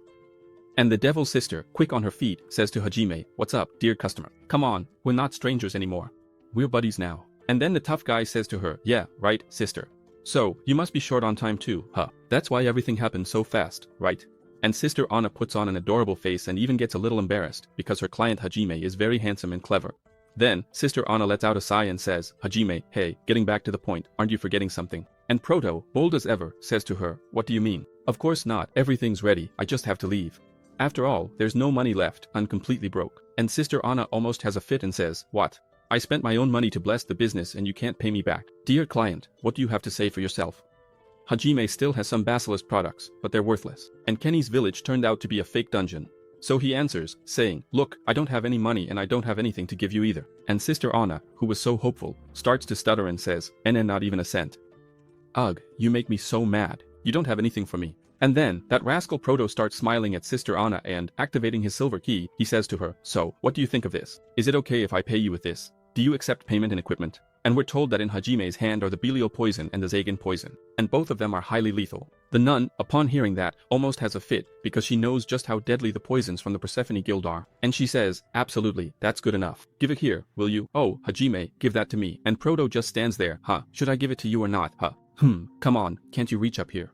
You're so short." And she says, "Stop messing around and just give it to me already. Give it to me. Hand it over. I'm going to peck your shin, you hear? Come on, Hajime. Oh, for crying out loud. Give me that thing, Hajime. Stop messing with me, just give it here." And the nun starts jumping up and down. Give it here. Put your hand down, lower your hand. I'll use the pig-killing tactic, okay? I'll stick my thumb in your armpit, you hear? Give me that thing." And Hajime stands there, should I give it or not? Here you go. When she goes to grab it, he pulls it back again. Here, take it, sister. Look, it's right in front of you. Take it. She's super annoyed, saying, Hajime, Hajime, you get a kick out of tormenting me, don't you? Give me that thing. Give it to me. 15 billion centuries later, Hajime finally gets tired of messing with his sister and hands over the deadly poisons to that very pure woman, and the tough guy gives her a warning. He says, hey sis, when you go to sell these poisons, the contact name's Scorpion. He's really dangerous, okay? Don't sell to him, alright. And Anna is crying tears of joy because now she has 2 more little babies that are going to bring her a lot of money, and so Hajime turns his back and starts to leave, and Anna says goodbye to him, saying, travel safely, my dear customer. When you get back from the raid, see me, okay? I'll give you your change, there will be money left over. You have to come see me, alright? Do you promise? And Hajime completely ignores her and walks away. The scene shifts to the next morning. There are more than 80 people standing in formation in front of the Temple of Light, and our friend Munya is thinking that there are a lot of people there. It's way more than he expected, because besides the knights and healers, there are also a lot of slaves, which he quickly counted. There are about 100 people there, and when Hajime sees all those people, he remembers that in his past life, only a few of them made it out of that raid alive, and Hajime knows that this time won't be any different. Most of them will die in there. Moments later, someone approaches and says it looks like everyone is here, right? And we see that this blonde guy is the leader of all the groups. And he's the captain of all the temple knights. So Lucius gives a smile and says to everyone, are you ready? Let's get started. If you want to watch the next part, please give it a like and don't forget to share it in the family group. I'm stuck in that old dilemma, do I make Manhwa or do I watch Manhwa? Well, you know, let's get to making it, right? The story restarts by showing all the members of the raid on the Tomb of the Abominable Princess dungeon. And these are the people who will be participating. From the priest ranking, there will be 10 healers and 18 battle knights. And from this group, Hajime is part of the subgroup, since he's on the slave hunting team, which has a total of 20 slaves. After that comes the Inquisitor team, with 12 battle Inquisitors and 6 healers. And in the Inquisitor subgroup, 20 battle slaves will also go with them, among whom Need is included.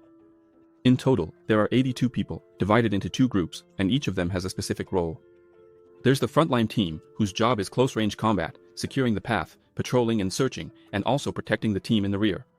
The other team is the rear line team, which has people who attack from long range, several healers, buffers, magic users, and support. They're the group that stays in the back.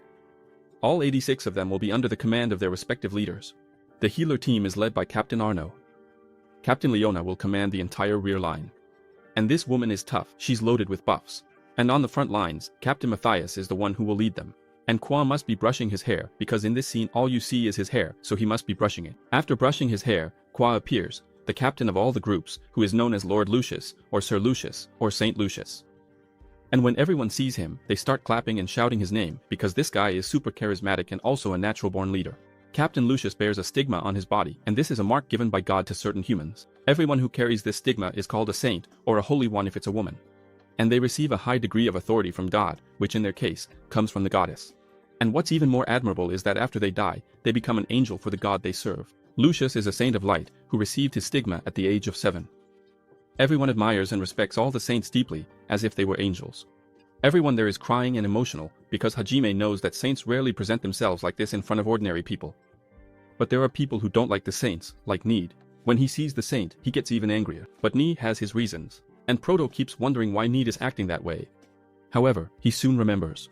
But at that moment, Saint Lucius starts speaking to everyone in the group and says he is going to prophesy something. He says that with this current raid, they will finally complete the Tomb of the Abominable Princess, since they've been trying to finish it for 10 years now, but haven't had any success. And Lucius says that one of the 8 mysteries of this world will finally be revealed, and that their names will go down in history, because every member of the raid will forever be remembered by the church as true heroes. And everyone who is a slave, after completing this raid, will become a free man. And so, Lucius fires everyone up and tells them all to endure the tough training that will begin today, saying that together with them, everyone will walk the path of glory. After that, everyone starts to pray, and they say in a somewhat loud voice, "Oh, mighty goddess Arya, show us salvation through your eternal light." And they don't stop, they keep calling out for the eternal light of goddess Arya. And so, the scene changes, and the place is really steep. There are many eagles in the sky, because that is the special training field, which is known as Pika's Trident.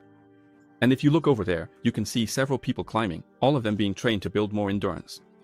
And Proto is there, climbing and praying, saying, "Glory, right? Glory for what? Huh? I don't know why glory, for what? Ichem, my god, I'm almost down to bare skin here in this place. Glory. Glory, my foot." As he climbs up the mountain, Hajime keeps thinking that for sure, everyone who makes it out of this raid will have a lot of honor. However, Hajime isn't naive and knows the truth. He knows that the reason for completing this raid isn't for the good of humanity or just some heroic act. All of this is because of business and a lot of gold. because in every dungeon that's cleared, there are always tons of gold and lots of precious materials. After that, we see Captain Matthias giving each person present a piece of the dungeon's tombstone. And he says, hey, this thing here is seriously cursed. That's why I'm giving a piece to each of you, so you can start getting used to the evil energy that's going to be inside the tomb. So, you have to keep this cursed thing with you for 24 hours, to see if that way you get used to the evil energy. And when you go in there, don't lose your heads and go crazy. Completing a dungeon is always a big investment, because you have to assemble a team, there's work involved, potions, equipment, and only after finishing it will you actually make a profit. And it's the investors who are the ones that will profit from it. While we're getting an explanation about the dungeon, Hajime, Need, and the whole group with them continue their tough training, and it's explained to us that after the dungeon is completed and everything is safe, cities will be built around and near it, and all the land that was once cursed or too close to the dungeon can actually be inhabited. And so, a little plot of land, a cursed land that was worth nothing, after the curse is lifted, is going to be worth a fortune. It's a lot like when you buy a piece of land way up on a hilltop, at the end of the world. And everyone laughs at you. Then a company comes along and says, hey, we need to put some cell phone towers on your land. I'll give you 20,000 a month. What do you think? And then, of course, you accept, right? That's pretty much how it is with the dungeon deal. And it's explained to us that the third temple of the Temple of Light is nothing more than an outpost so that St. Lucius can complete the dungeon of the Abominable Princess. And in this temple, everyone with potential for the raid is being trained. And the training is very tough, elite level, and happens every day. The captain of the rearguard team takes her staff and starts using a light magic, where several spheres of light float through the air. And she says, alright everyone, pay attention, okay? These little balls are like magical attacks from the enemies. Anyone who gets hit 3 times, raise your hand and you're out. And just like that, she releases several training attacks, some made of wood and others of fire, made of stone. And the battle simulation begins. And the captain gives an order to the golems to advance, and kill everyone in front of them. And the extra is finding it really hard, because it's practically the same as a real battle.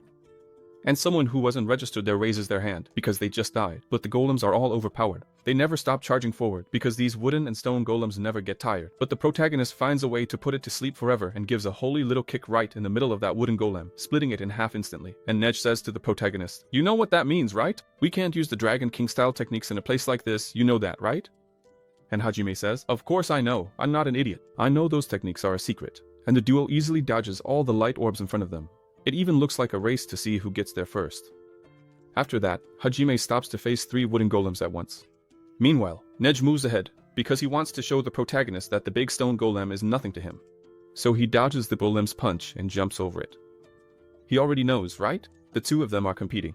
No one wants to be left behind, so Hajime gets ready to deliver a powerful sword strike, and Nej, already in the air, is in the middle of executing his own super strong move. At the moment Nej slices that stone golem in half, Hajime takes out the other 3 wooden golems. And so, by the end of that day, the mission to eliminate 500 golems in one day was finally completed. And so, the priest Arno, who doesn't say much anymore, tells them, hey, you have a 15-minute break to rest. But inside, he's thinking that this team is really good and has far exceeded his expectations.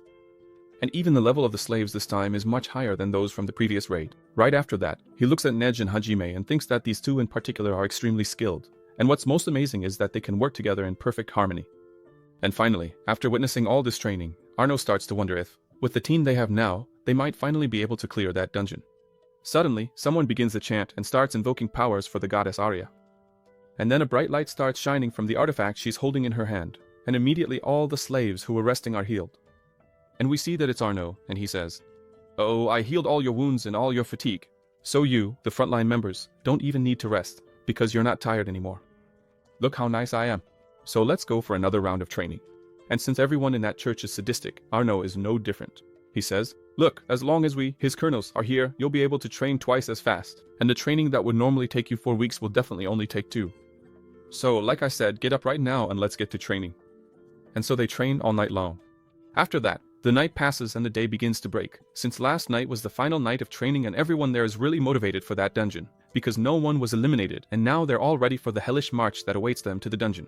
Their boss tells them they have a day off, that they need to eat well and get a good night's sleep, because tomorrow things are going to get intense. So since they have a day off, Nej is just sitting there, resting and alone in his corner. Suddenly, Hajime comes up to him and says, hey, aren't you going to eat? Everything's free, you know. Oh, I'm watching you, okay? You haven't been eating properly and the food isn't that bad. But today, since it's the last day, it's actually really great. And Neji says, nah man, don't even bother. I already ate everything I wanted. Just one plate and I'm good. And Hajime says, oh really? I'm on my 5th plate and I'm still not satisfied. I want more. Neji explains, dude, I have to keep my weight in check. That's the only way I can maximize my acceleration. Hajime says, what the hell? If I keep eating like this, I'm really going to gain weight. Alright then, that's fine. I'm not going to eat either, because if you mess up, I have to keep going with this mission. It's better if I don't gain weight. And just like that, the tough guy stops eating his 5th plate. But then Neji looks at the protagonist and says, what? Are you still trying to outdo me? And Hajime says, hey man, relax. I just brought you some food. That's all, nothing more. Now, if you want a drink, I've got a bottle of karoti right here. It'll warm you up from the inside and you'll move a lot faster. Do you want some? And Neji doesn't even say anything. He just lifts his glass and waits for Hajime to fill it to the brim. After that, Neji now asks the protagonist, hey Hajime, how much do you really know about me? Neji admits that at first he thought Hajime was trying to take him out to steal his position. But we trained together for several weeks and you never tried to hurt me even once. And I never felt any murderous intent from you towards me. So man, that just made things even more confusing for me. What is it that you want, huh? Tell me. And Neji remembers the protagonist talking to him about the blood tear, since only he and the master knew that this treasure was stolen from his family, and that's why he's following the master seeking revenge. Neji recalls having asked the protagonist what he knows about the blood tear. However, back then, Hajime had said he would only tell him after deciding he was trustworthy. After thinking all this, Neji keeps talking to the protagonist. Look, you know what I want. You know my secret. You know everything about me. So your next move should either be to try to threaten me or to get information from me that you don't have yet. But Hajime, that thing you told me, that you would only tell me once I seem trustworthy. That didn't sound very natural to me. So stop beating around the bush and just tell me what you really meant by that and what it is you actually want. And the badass notices that Neji is different now, and that after his words, Neji really changed. He remembers that at first, Neji didn't even want to talk. He just wanted to kill him blindly. So the protagonist is sure that the fact they spent 2 weeks together, training non-stop and helping each other, is what made Neji's attitude change. And so the protagonist answers Neji. Look, you're definitely asking the wrong question. Because the question you should be asking is where are the blood tears and who has them now? And Neji is really surprised, because he wasn't expecting that from the protagonist, and Hajime says to Neji, well, since I'm not dumb enough to keep secrets, I'll tell you right now. That sword is with your mother, and the protagonist tells him, and he's completely shocked and says, what? She has it? After that, there's a flashback to Neji's childhood, where his father was teaching him about their family heirloom, the demonic sword Blood Tear. And this is a trophy that his ancestors earned after fighting many demons in the desert. That's how his family became noble, because when his ancestor offered that sword to the king granted him the title of Baron and ordered his family to guard the blood tear for all generations. And Neji's father, very pleased, says that one day he too will become the Baron of the Estri family, and so, the honorable legacy of protecting that sword will be passed on to Neji. And the little guy gets really happy, because his father says that to protect that sword, he has to become a worthy knight, and in doing so, plants the idea in his son's head. His father asks if he understood, and Neji replies yes, that he understood. And with that, Neji keeps looking at the blood tear, a very powerful demonic sword that is considered his family's treasure. And the memories continue. Neji's father is shouting, what is this? Give me back my sword. This is an heirloom of my family. Neji's father is furious, saying that he put up all his property, as well as his title of Baron. Everything was used as collateral for a loan. However, the blood tear sword was not given as collateral. So he begs Priest Alden to please give his sword back.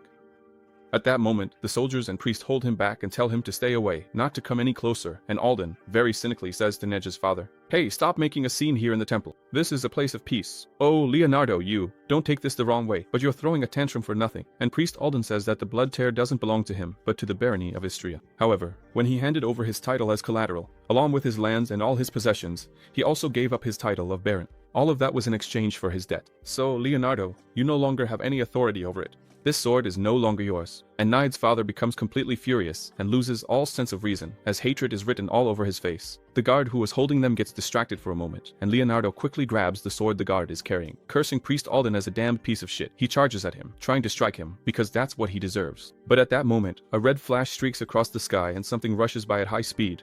And I have to laugh so you don't see it coming, because what just sped by were Priest Alden's personal bodyguards, known as the Twin Warriors.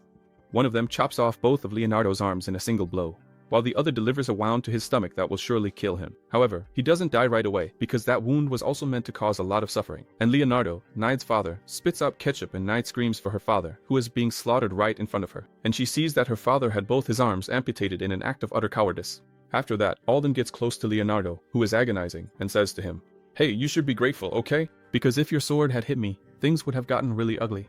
And then, Alden gets even closer to him and whispers softly, You know, right? I have noble blood. I'm the son of a bishop. If you had touched me with that sword, I would have executed your son right in front of you, long before you died, and that would have been a fair punishment for you. But since you didn't, die in peace now, you dog."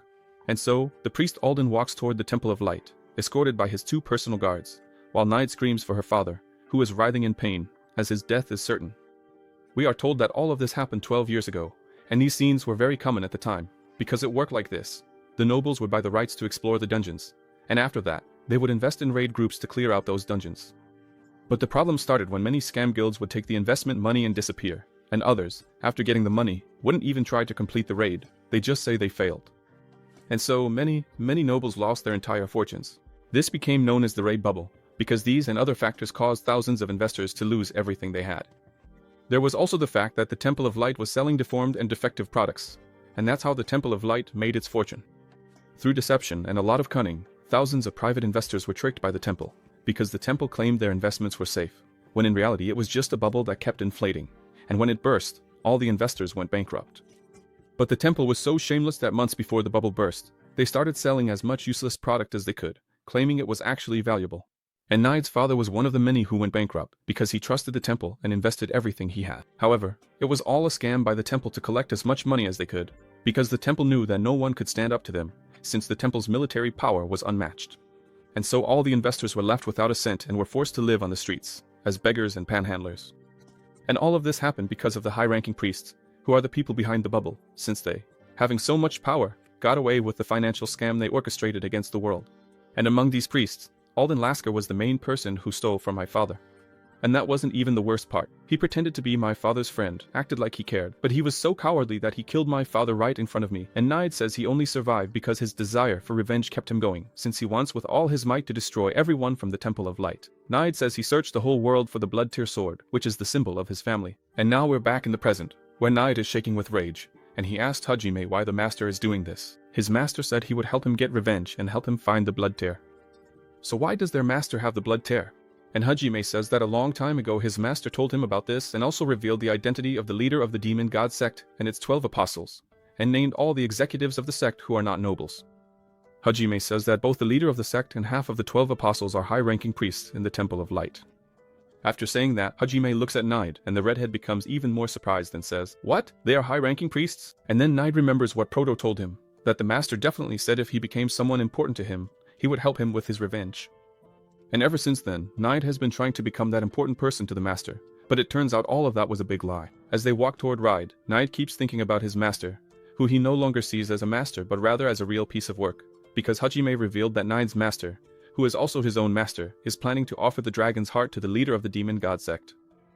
And Nide knows that if the leader of the demon god sect gets the dragon's heart, no one will ever be able to lay a finger on him again, because he'll become even more powerful, and the revenge Nide has been planning against the temple will basically go down the drain. One thing Nide is sure of is that he's been deceived by his master since the very beginning of this story. And so Nide is left with inner conflicts because the person he considers his master is practically like family, and thinking that he's being deceived by him, he just can't believe it. So once again, Nide wavers in his thoughts, and doubt creeps in again, because Hajime even knows the words that were spoken only between them and the master, so there's no way this isn't true. The master is definitely deceiving me. And with that, brave Nide is caught in a huge dilemma, because he doesn't know what to do or who to believe. Nide was so lost in thought that, before he knew it, he was already standing in front of the great dungeon. And so, they finally arrived at the dungeon of the abominable princess. And Nide was very surprised, because that place was colossal in size, and Mummy, feeling the pressure of that place, started to tremble, since this was on a completely different level from any dungeon he had ever faced. He felt as if the evil aura of that place was reaching deep into his soul. And the bald guy keeps thinking it will be worth it, because if it's this big, there must be a lot of treasure inside. And so, the doors to one of the 8 mysteries of the world open, and 86 people enter that place. Everyone is truly amazed, since it's the first time they've seen something so magnificent. However, among them is Priest Arno, who is one of the few people who has been in that dungeon before. He says, "Hey guys, I've already explained, right? We've been trying to clear this dungeon for 10 years, but it's really tough and so far we haven't achieved anything. But I'm sure this time it's going to be different. If you look at the wall, that thing installed there is purification equipment. So, on the first floor, which is where we are, there won't be any evil energy, because ever since the first raid, this place has already been purified." And Priest Arno continues his explanation, saying that this dungeon has 9 floors and for years they've only managed to reach the 4th floor. But in last year's raid, they finally made it to the 7th floor. However, When they reached the 8th floor, they got stuck at the guardian of the boss's door, and because of the evil energy that's been accumulating since the 1st floor, more and more monsters are appearing on the 8th floor. Previously, they had killed almost all the creatures on the 8th floor, but all the monsters reappeared because of the evil energy. And the skeletons here aren't like the ones on the other floors. They are much stronger, and their bone structure is also much tougher than normal. So, when the skeletons approached, the frontline team was ordered to get into position, and Matthias, as the leader of that group, tells everyone it's showtime and starts channeling mana into his sword. The scene shifts to the same moment at the Temple of Light, where 2 priests are talking, and one thanks the other for being there. We are shown that the one giving thanks is Lucius's uncle, and he is the bishop of that parish, as well as the head of the 3rd temple. The system tells us that his name is Afonso. And Afonso tells the visitor that they were having security problems, since most of their warriors had left for the raid, and so he thanks the visitor again for lending his strength to defend the 3rd parish. The person starts laughing and says, "We're friends, we're more than that, we're brothers. So it's only natural for us to help each other out. And since Lucius is on that raid, the 3rd parish can't be left undefended. That's why the capital parish sent you some extra defense." And the system tells us that the person talking to Lucius's uncle is Cardinal Alden, and he is the envoy from the Temple of Light who is in the capital. Alden tells Lucius's uncle to use all his strength, as if it were his own hands and feet. We're also told that Cardinal Alden is a worshipper of the demon god. And the skulls inside are filled with pure hatred, and with a war cry, they charge at the invaders. The battle on the front line becomes chaotic, because the skulls just keep advancing. Meanwhile, all the warriors on the front line hold their positions, bravely holding back all the skulls.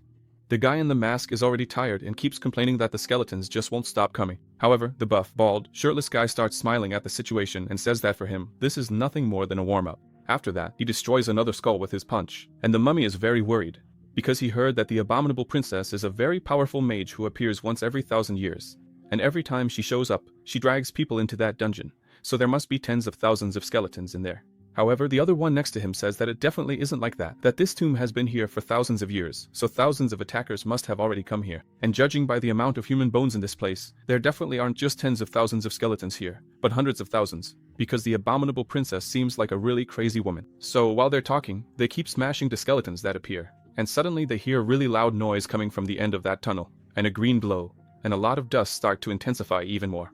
And then we see that bone golems have appeared in that place. However, these golems are gigantic. They're made by combining hundreds of skeletons. After the golems appear on the battlefield, they charge forward, and now the skeletons that were easy to deal with start being replaced by much more powerful golems. And the first blow the golem strikes on the ground kills all the skulls in front of it, and the humans nearby are thrown far away by the shockwave. And this shockwave spreads for dozens of meters, and the shield bearers protecting the back line notice it's coming and get ready to defend against that massive blow. So they call upon the power of the goddess Arya. At that very moment, the captain of the backline team starts summoning her chains and asks the goddess of light to restrain all her enemies. At that very moment, several chains of light begin to immobilize that giant golem, and everyone there realizes it's working. With the golem immobilized, they finally have a chance to attack it, so several of them start hitting the golem's leg, trying to break it, while the others keep fighting the many small skeletons that appear. Moments later, the golem starts to increase its power, and a green energy begins to cover its entire body. The golem then starts pulling on the chains, as it seems its strength has grown with that green energy, and in just a few moments, all the chains that were restraining the golem begin to break. And so, the frontline warriors are left somewhat stunned, because it's turning out to be much harder than they had imagined. At that moment, Matthias appears, looking very imposing with his sword shining with a golden glow. And he says, "O God of light, show me the way and illuminate the darkness with your ray of light." And at that moment, Matthias strikes the golem with a powerful cross-shaped blow, and that giant is instantly obliterated. The knights, who had been very afraid, are now truly impressed, because their commander Matthias is really someone very strong. And Matthias sees that the guys are distracted and says, "Hey, stay focused. It's not over yet, okay?" And he starts wondering why this bone golem is here in the first place. However, Matthias knows that the golem is a being created by a sorcerer, and whoever created it, and is also controlling it, must be nearby. And then we are shown the skeleton mage, who is the one responsible for creating the golems. And Uncle Skeleton is there making yet another monstrous golem. The captain of the healers, Arno, says that the mage at the end of the tunnel is going to keep making bone golems non-stop, and the only way to stop the golems from appearing is to kill that mage first. So, he gives Matthias an order to go and destroy that mage. Matthias says, "I know that, man, but don't rush me, okay? Look at how many skeletons are in front of me." And Matthias knows that only by getting closer will the rangers in his group be able to hit that mage. And behind Matthias, there are several mages who attack from long range, and we're shown the enchantment the mages are casting, and all of them fire a kind of light disc that slices through the golems with ease. However, the mage isn't the most important thing. The most important thing is that creature, because Matthias knows that if they don't take it down, the battle is going to turn into complete chaos. Suddenly, someone behind Matthias shouts, I found it! Everyone, get out of the way! And the one who said this is Saint Lucius. He won't wait longer, gets ready to unleash a powerful attack. And suddenly, Matthias, Need, and Prop all sense that someone is gathering a huge amount of magical power, so they turn around to see what Lucius is about to do. And Lucius says that everything comes to an end. He unleashes a spell so powerful that it practically fills the entire passageway and reaches all the way to the other side. And we can see that it successfully hits the skeleton mage who was on the far end of that huge corridor. The skeleton, who was an undead, dies once again, because with a single blow his body is completely shattered. We can also see that behind the mage, an obelisk is destroyed as well, and the system informs us that this is an ancient gravestone, and that this object provides magical power to the skeleton mage. Lucius explains that it's very difficult to fight the mage if that gravestone isn't destroyed first. Now, since I'm strong, I can destroy both at the same time. Go. After that, he gives an order to everyone there, saying that the mage and the golem have been destroyed. So now, they should take out the rest of the skeletons, which are already dead, of course, but kill them again. And the captain of the back line is really surprised, because in the last raid it took them about 30 minutes to reach that gravestone, and now, with the terrifying power of the spears of light, they destroyed the first gravestone in an instant. And Neat, for his part, is also very surprised, because the saint's power is much greater than he had imagined. And Brabo, who's used to being around powerful people, knows that kind of power simply comes from equipment worth 2 million gold. That's the power of capitalism. And Lucius shows that he's not just a saint, someone chosen by the goddess, but he's also someone who's very rich. And after some time, they finally cleared the 8th floor and decided to camp there for the night. While the wounded are being healed and others are setting up purification tools around the area, Hajime heads off to a corner and starts pressing several bricks, thinking it must be around here, and keeps pressing the bricks. Suddenly, one of the bricks he presses sinks into the wall and triggers something, and the protagonist starts laughing because he finally found it. The scene shifts to the temporary conference room, in other words, an improvised meeting room. And St. Lucius says that it should take them about 6 days to clear out all the monsters before they can reach the boss's chamber. He also says that from now on, their goal is to only move forward after destroying each tombstone located at those round points. And Captain Daniela Detresse says that this place is enormous, that there must be hundreds or even thousands of tombstones. She asks why they don't take a shorter route like they did last time. And Lucius says, "What, are you crazy? Don't you remember what happened? A year ago we used that same strategy, and you remember how that turned out, right?" At that moment, all three of them look at Lucius, because they remember how much of a disaster the last raid was, since he says they made it all the way to the boss's hall. However, while they were retreating from the Guardian's hall, they were surrounded on all sides by a massive army of undead, because they came out of several secret passages, and so most of the people in that raid lost their lives.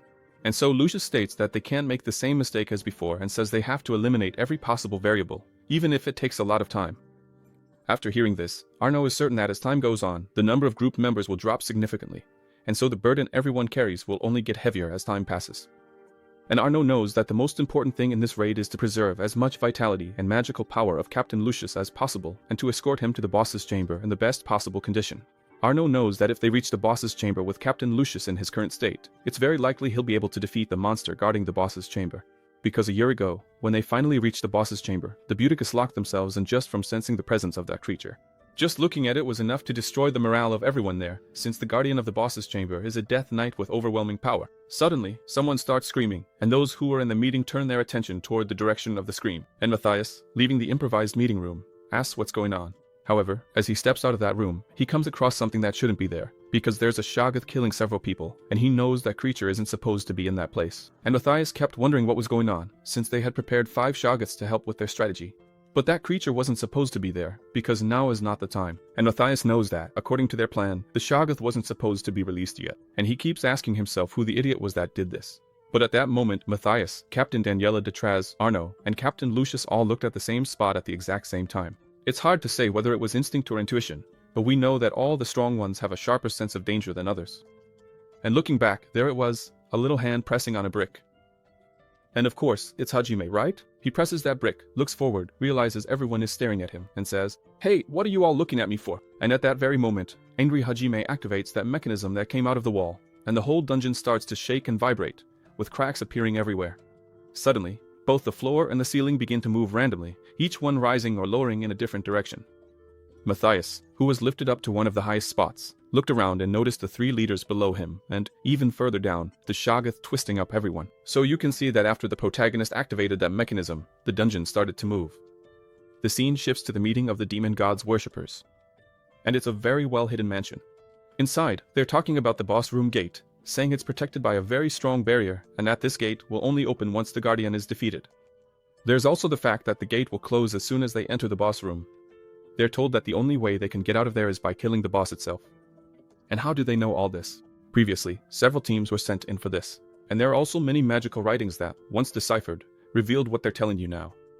And with that, Matthias finishes what he was saying. Suddenly, an unregistered person shows up and says, "Hey, can't we just destroy the walls or something?" And Matthias says, "Oh genius, if we could just destroy the walls, it wouldn't have taken us 10 years to do this. Those walls are protected by magic, and as we go deeper, the magic gets even stronger. So it's impossible to destroy those walls." However, Captain Lucius is a very wealthy man, and he came up with a countermeasure so we could escape from there.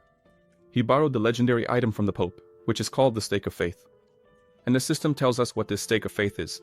You just have to read it. And Lucius rented this stake for 10,000 gold coins. However, he left a deposit of 100,000 gold coins in case anything happened. And Lucius is planning to place the Stake of Faith after the door opens, because this item is very strong and powerful, and by leaving it there, it will prevent the boss room doors from closing, since there's no way a divine artifact like that could be destroyed by the doors. And that's the plan. After they go in, the whole group will start attacking Captain Lucius and also draw the boss's attacks toward him. With that, they plan to push Captain Lucius as far away from the boss room entrance as possible. And it's going to go like this. When Brother Need grabs the dragon's heart, he'll run and go through the gates, and after he passes, we'll wake up the 5 Shagas we plan to bring. And as you already know, these Shagas are biological weapons that get stronger and stronger as they absorb the magical power of the humans they devour. And we know that these Shagas can corrupt the minds of humans.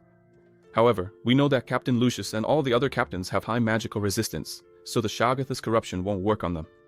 But all the other priests don't have strong resistance against corruption, so it's basically going to be a bloodbath, because the priests will turn on each other, and that will give us about 30 seconds to escape. And then Matthias starts to smile and says that we need to create this opening, because after that, the boss himself will take care of Captain Lucius for him. So Matthias says that while the boss is fighting Captain Lucius, they'll get you out of the dungeon, since the doors will stay open, and then we just go back to the temple and say we failed to complete the dungeon. After that, Captain Matthias shows them several special drugs that were given by the executives of the demon god cult. Here's how it works. The liquid inside is able to temporarily remove the effects of the slave mark, so all the priest's commands won't work on us.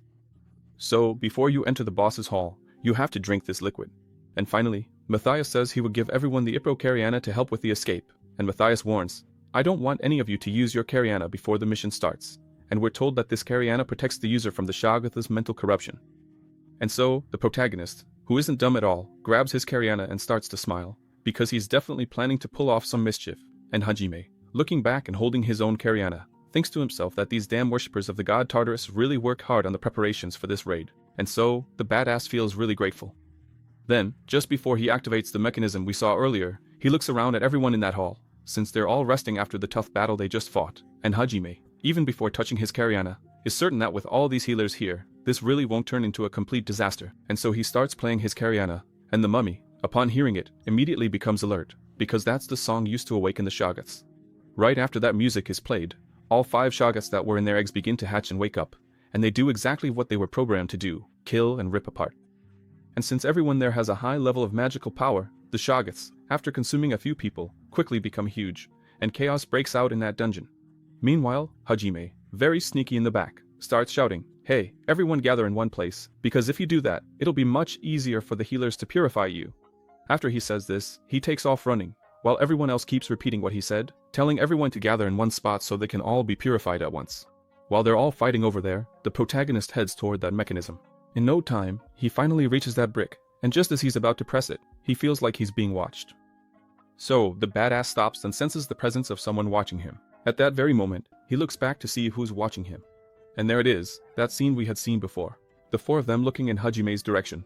And when Matthias sees that, he remembers that it was Need who introduced him, and says that this guy was sent by the master to help with the mission. And Matthias keeps wondering what this guy is doing there.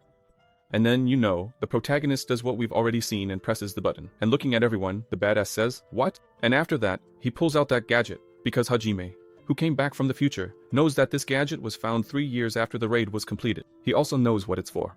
And so, just like we've seen before, the raid starts to shake, the ground begins to crack, everyone is pulled in a different direction, and panic takes over the raid. However, the boss is above all of them, just watching the random changes happening in that dungeon. But the boss had previously spent a lot of time in that dungeon, and he knows its entire structure like the back of his hand. So, he takes off, rushing toward a green light that's far in the distance.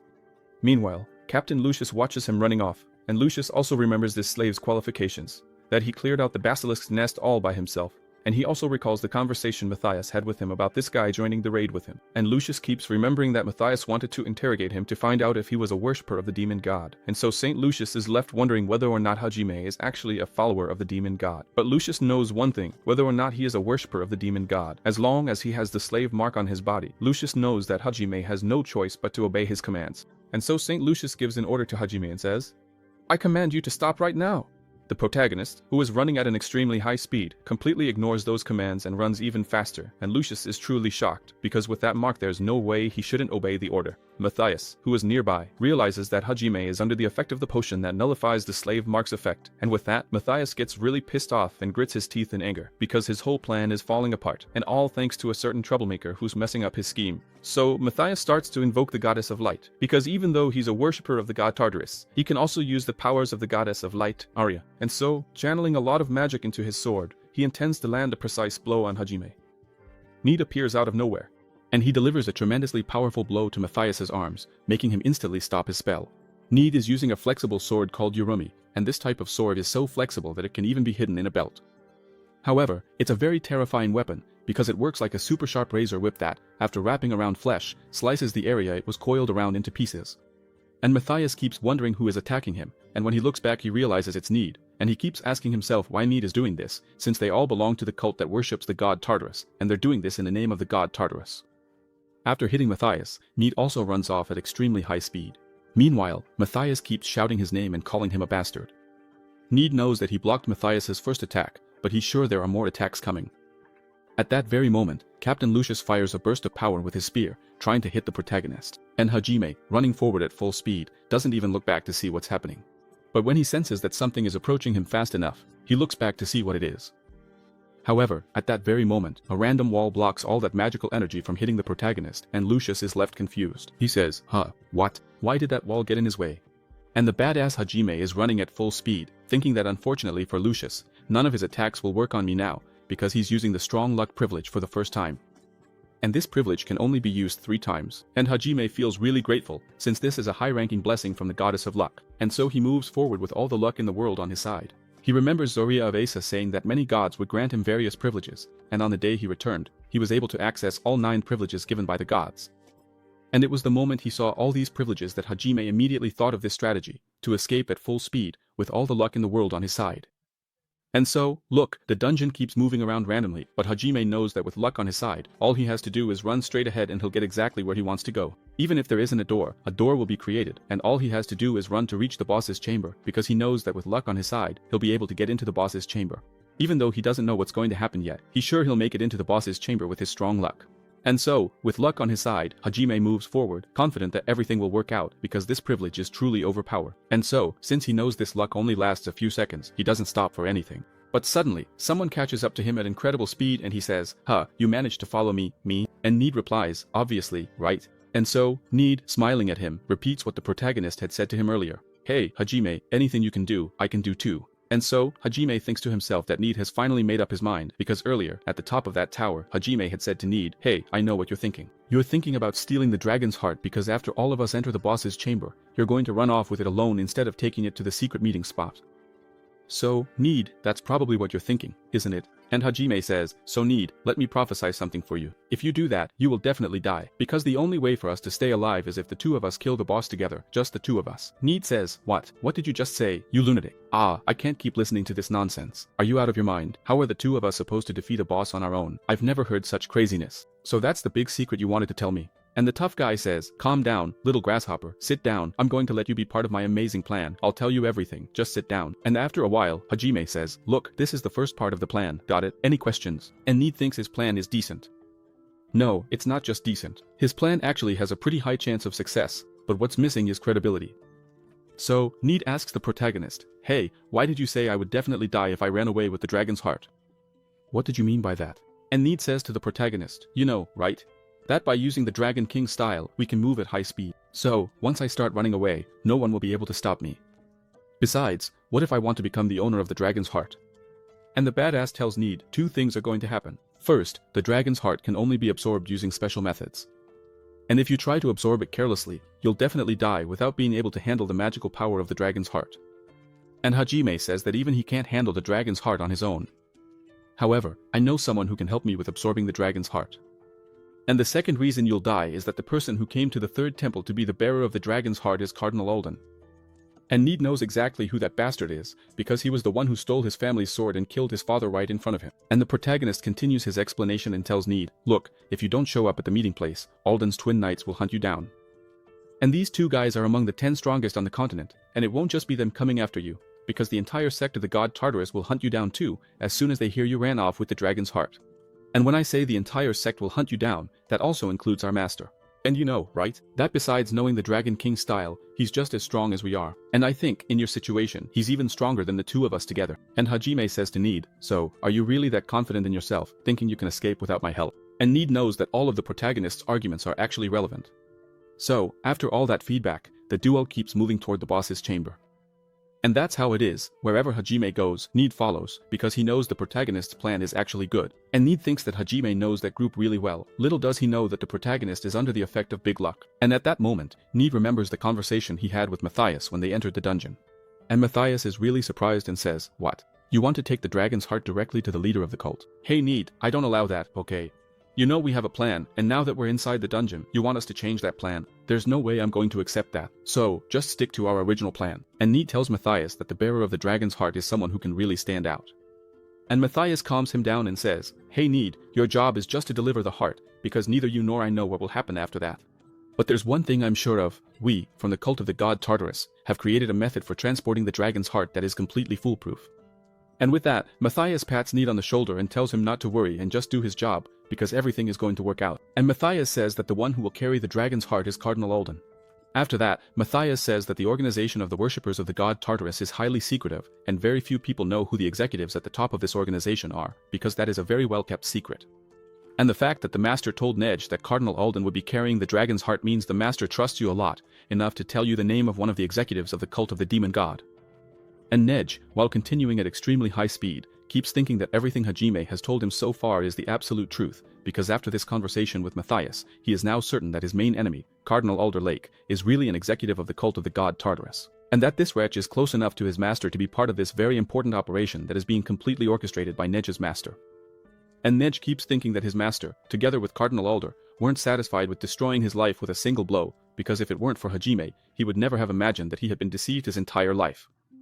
Moments later, as they get too close to a wall, it opens up and suddenly a skeletal golem appears as well, blocking the path of the two. And Nej shows that he's not just anybody, he's Pico Shea, who starts by activating an ability with his hands, and with a single blow using the dragon style, he completely shatters that bone golem. He keeps thinking that his master's betrayal is unforgivable.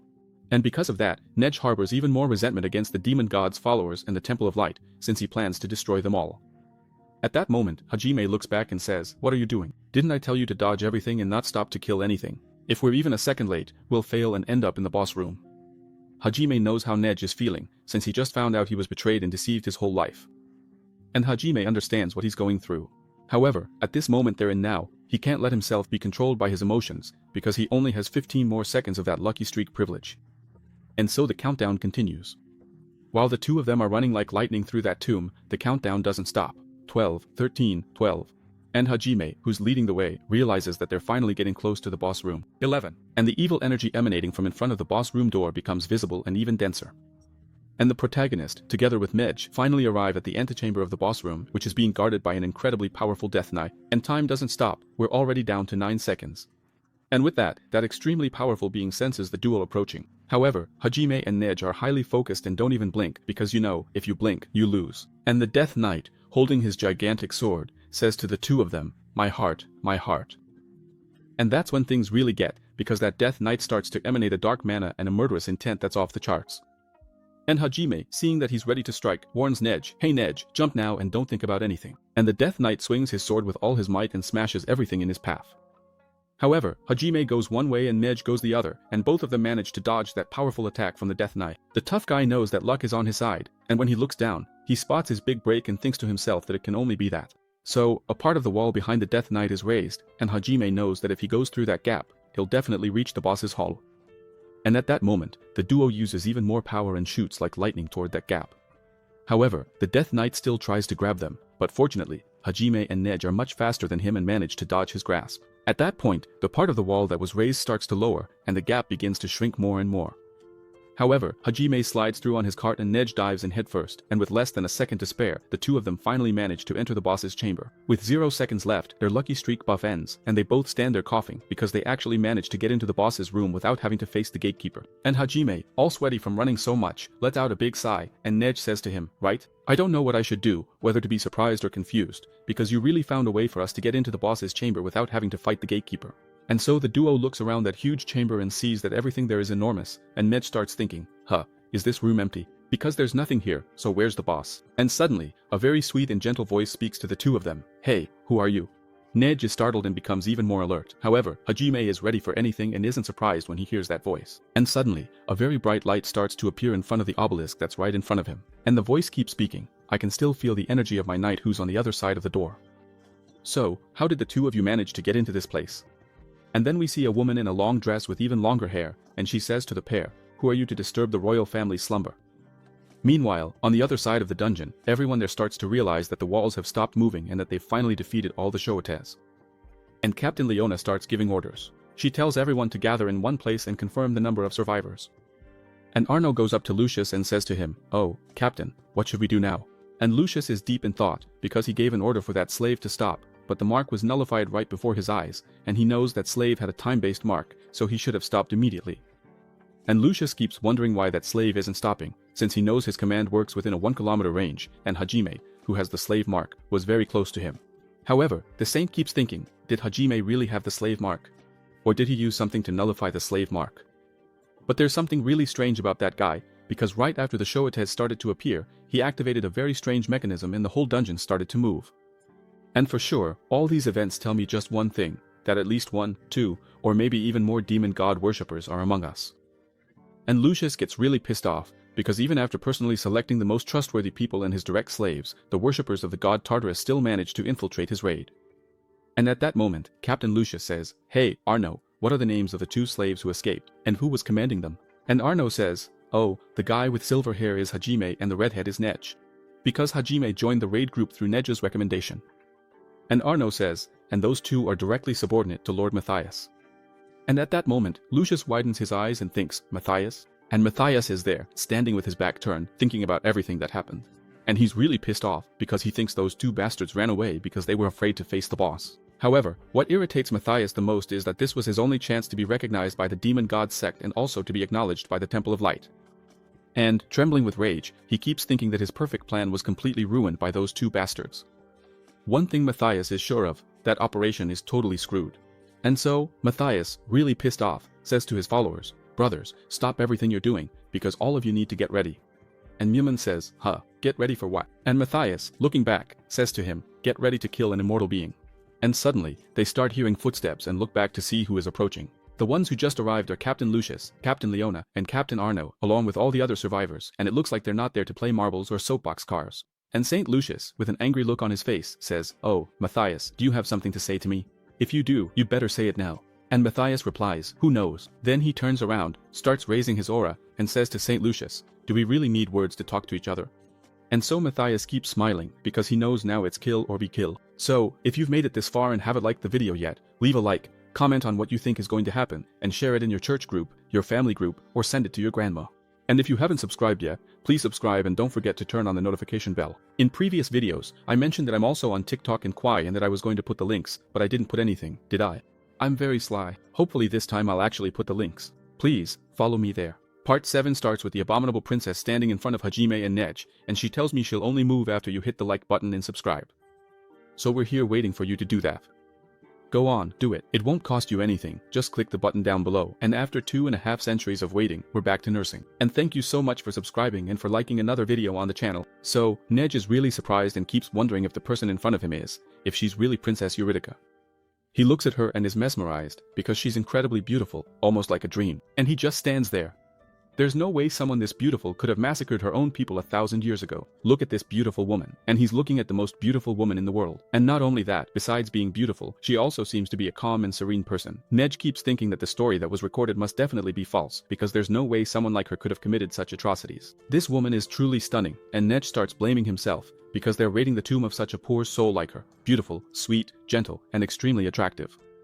And Nej keeps wondering why they're even there just for a dragon heart, which might not even exist. And Nej notices that Princess Eurydica has such sad eyes, and that really moves his heart. So, drawn in by so much beauty and tenderness, Nej starts walking toward the abominable princess, because there's no way someone so calm and gentle could be considered abominable. She's the complete opposite. And as Nej walks, he keeps thinking that he would do anything for her. At that moment, Hajime says, "Hey, idiot. Are you awake already, or are you just going to keep staring at her? Look at the ground, dumbass. Looks like you fell for her illusion, huh?" And the tough guy just stares at him and says, "You really are an idiot, aren't you? You big baby donkey." And Hajime keeps wondering how someone as strong as Nej could fall for such a basic illusion. And Hajime knows that this kind of behavior isn't typical for him, but he's definitely still shaken by his master's betrayal.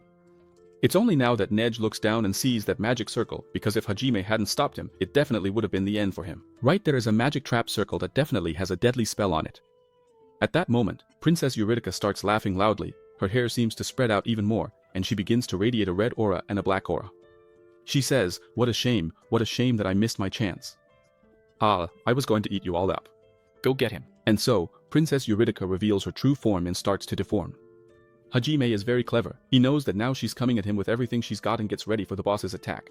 From Princess Eurydica, several black vines shoot out and quickly advance toward Nej's group. The sweet and cute princess, the one who seemed so delicate, turns into a giant goat and now looks more like a demon, with white hair, a demonic mask, and her whole body transformed into vines. And she screams loudly at the pair, "I want you both to die." And so Princess Eurydica launches her attack, and from her body emerge 3 types of hands, a blue hand, a red hand, and a black hand. Dozens of these multicolored hands rush toward the pair, who have only one thing they can do, run away from the boss's deadly attack. At that moment, Hajime says, "So, Nej, is that your little girlfriend? Look at what a beautiful woman she is. You idiot, you big dummy." And Nej replies, "Can you just shut up already? I'm out of the illusion, okay?" And so Princess Eurydica keeps attacking the pair, and as always, they keep dodging, each one moving in a different direction to spread out the boss's attack. Hajime knows what this black hand ability is, and he knows it's extremely lethal. The red hand ability absorbs vitality, while the blue hand absorbs an individual's magical power, and it's known that the Grand Mage Eurydica can create hundreds of these hands at once, so they can't even get close. All they can do is dodge the attack to stay alive. And how does Hajime know all this? Because in his past life, he secretly read all the reports about the completion of that tomb, and he saw in the account that Princess Eurydica used many members of the group as if they were vitality potions, recovering both her vitality and magical power that way. And it didn't stop, okay, because it seemed like she could do that endlessly. And the report says that Lucio only won by a miracle, since they were already on the verge of death when he suddenly landed a miraculous blow on her. And no one knows what kind of blow that was. But Hajime is staying very alert and knows what's going on, because in moments like this he can feel someone watching him, the look of someone who wants to see him fail. It's like he's just waiting for the right moment to catch his prey. And then we see God Azora, who now has another turtle in his hand. Let's hope that bastard doesn't do the same thing to this one that he did to Tortuguita. And for anyone who's interested, the name of this new turtle is Tortita.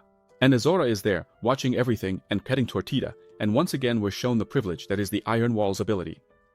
And since you already know what that is, let's just skip it. But look at Azora's face. Just look at how much he's enjoying the situation. He knows things are going to work out for him and he's all smiles. He almost looks like a god or a demon. Does that look like the face of a god? The scene shifts to the other side of the dungeon where Captain Lucio's group is. And from above, it looks like the groups are pretty evenly matched. Matthias is down here and Captain Lucio is up there. And Lucio asks Matthias, "Hey, why are you trying to ruin the work we've been doing for the last 10 years? Hey, Matthias, since when have you been on the enemy side?" And Matthias stays silent, not saying a word, because he knows Lucio isn't an idiot. He's definitely already connected the dots about the Shoggoths and a slave who can ignore the power of the mask. And since Lucius is a smart guy, he must have figured it out, because all the clues were laid out right in front of him. And Matthias knows that this isn't really a question, it's an interrogation. So he clenches his teeth in anger, because he knows he's in a dead end. It's impossible to escape that place using only slaves. And also, after the dungeon shifted in so many random ways, he has no idea how its structure has changed or if new paths have been created. And Matthias is caught between a rock and a hard place, because he knows this mission is of utmost importance and he can only leave there in victory. If he escapes without the dragon's heart, the mission will fail, and he'll almost certainly be killed by the executives of the demon god cult. And so, cornered, Matthias does what any cat, dog, or rat would do when trapped. He gets ready to attack. His only choice is to kill everyone standing in his way, because he knows that to stay alive, he has to kill St. Lucius right there. So, after thinking it over for a while, Matthias starts to speak and says, "Since when did you start talking?" And he starts laughing at Lucius. "Oh, Blondie, do you really want to know?" And Matthias keeps thinking that he has terrible luck. It's almost like he's been cursed, because it's never been this hard for him. St. Lucius is equipped with legendary items. And behind him are the best support fighters in the world. There's the captain of the healers and also the battle priestess, Leona. That's why he thinks he's unlucky, because he has to face these three without a dungeon boss and without a Shoggoth to help him. However, Matthias knows there's still a way out, because Lucius is certainly thinking that everyone there with Matthias are all his enemies. However, he's definitely not aware that among the priests, healers, and battle priests, there are also many infiltrators on his side. There's one there, a smiling infiltrator, just waiting for the right moment to strike, and Matthias knows that an opportunity could definitely come up, he just needs to create an opening. And so, he starts playing volleyball. He makes a bunch of hand signals, then points his finger one way, then the other, and the mummy is just standing there, watching all this without really understanding. And he points his finger, 1, 2, 3, and the mummy is just watching. Suddenly, it looks like Matthias is counting down, and only after a long time does the mummy finally get what he's trying to say. And just like that, the dummy mummy wastes precious time. Now he knows they're going to follow Plan C. At that moment, all the slaves start secretly pulling out a very suspicious liquid drug. And with this potion, they're able to temporarily remove the slave mark. While Matthias is signaling with his fingers behind his back, he starts stalling Lucius and says, "Hey, why don't we settle this like nobles? How about we have a duel? If you beat me, I'll tell you everything you want to know." And with that, Matthias shows 3 fingers to the people behind him. Meanwhile, Lucius listens to what he's saying, but he's paying close attention to everything that's going on. And Matthias goes, "2, you know, right? When we hit 0, everyone has to drink the potion." And Matthias keeps trying to stall and says, "Look, if you win, I'll tell you everything, okay? What do you think of that offer?" And now there's only 1 finger left to lower, since we're already at the count of 1. After he lowers that finger, all of them will immediately have to drink the potion that temporarily removes the slave mark, and Lucius finally responds. He says, "All of you, this is an order, attack Matthias now." And so, he gives an order to everyone who has the slave mark, and was shown once again that this is the slave mark. So, for anyone who hasn't learned yet, just read it. And Matthias is very surprised and starts cursing in his mind, because he was delayed for a moment. I think the number of people who didn't understand quickly, but maybe that's it. Everyone there who already had the potion in their hand drops them to the ground, and trembling, they pick up their weapons and say, "Lord Matthias, you know, right? We're not doing this of our own free will." And so, everyone who was behind Matthias immediately turned against him, because they can't go against the slave mark. The order given by St. Lucius has to be carried out immediately, it can't be ignored or questioned. And they can't even think anymore, they just charge at Matthias like animals. And Lord Matthias, looking back, really pissed off, says to them, "You useless bastards, you're good for nothing, are you?" And Lucius says to Matthias, "Matthias, you know, right, that the priority of a saint's forced command is at the same level as the Pope's. So the Pope and I have the same level of authority. And as long as these slaves are following my command, they'll ignore all orders from the other priests." And Lucius says, "In other words, you can't stop their attacks unless you defeat them." And Lucius, closing his eyes, tells Matthias that it's a shame because he really was his friend. And then there's a flashback where Lucius remembers that Matthias has been his friend since he entered the academy at 12 years old, and the two of them have fought together and overcome countless trials. And after 20 years fighting side by side, the two of us, Matthias, are close enough to understand each other, even without words, because we are brothers in arms and have fought together for many, many years. And so, Saint Lucius, looking at his friend Matthias, tells him that he never thought Matthias would betray him. Then, Lucius orders everyone who bears the slave mark to dismantle the traps they themselves set up with their own hands. In other words, he commands them to attack Matthias with everything they've got. And with that, carnage broke out in that place, and at the beginning of the next chapter, we see an image of the massacre. All the slaves were wiped out, there wasn't a single one left alive. And you know how it is, right? Their religion, you know. They love swallowing things that are thick and round. So, from each of their mouths, or from some other hole, centipedes from the demon god cult start crawling out, and all the slaves who were on Matthias's side had that centipede inside them. And with that, most of the insects that worshipped the demon god came out of the stomachs of the dead slaves. And all these insects had the mark of that cult on their heads. And it's well known that the high combat skills of the demon god's followers are mainly due to the strengthening effect that this gruesome worm provides. And here's how it works. How can a priest who belongs to the god of light use the powers of the worm from the demon god cult? It's like this, every human body can only have one mark, so they mark themselves with the symbol of their own god, which is not the demon god. However, the centipedes inside their stomachs are marked with the symbol of the demon god. And that's how they're able to be priests in the Temple of Light. However, with the help of the centipede, these priests are also marked to use the powers of darkness, which come from the god Tartarus, the demon god they worship. After that, Lucius kills all those worms, which are the source of the demon god cult's power. And he tells Matthias that he is very disappointed in him, because he had left the selection of the slaves entirely up to him. And that's only because he trusted Matthias completely. And Lucius is very surprised because all the slaves who entered that tomb, every single one of them, without exception, were worshippers of the god Tartarus. And so we see that Matthias is defeated there on the ground, bound by several chains of light. And Captain Arno keeps thinking that Mr. Matthias was definitely a force to be reckoned with, since it only took him 30 seconds to take down all 30 slaves. However, what impressed Arno the most was just how strong Captain Lucius is, because he defeated Captain Matthias, who, in his opinion, was also very strong, with extreme ease. And Matthias is there on the ground, covered in ketchup and cursing, because he knows it wouldn't be easy to beat Lucius. However, he didn't expect it to be this hard, since he attacked Saint Lucius with all the strength he had. But his sword didn't hit Lucius even once. And so he keeps thinking that Lucius is practically a monster, although he knew him very well. There wasn't such an absurd difference in strength between the two, so Matthias concludes that it's not just the items Lucius is using, this really is the difference between a saint and an ordinary man.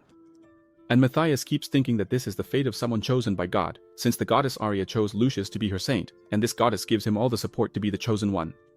And then, Matthias starts coughing and spits out all the ketchup that was in his mouth, and after that he responds to Lucius, "Oh Lucius, don't make me laugh, okay? I betrayed you."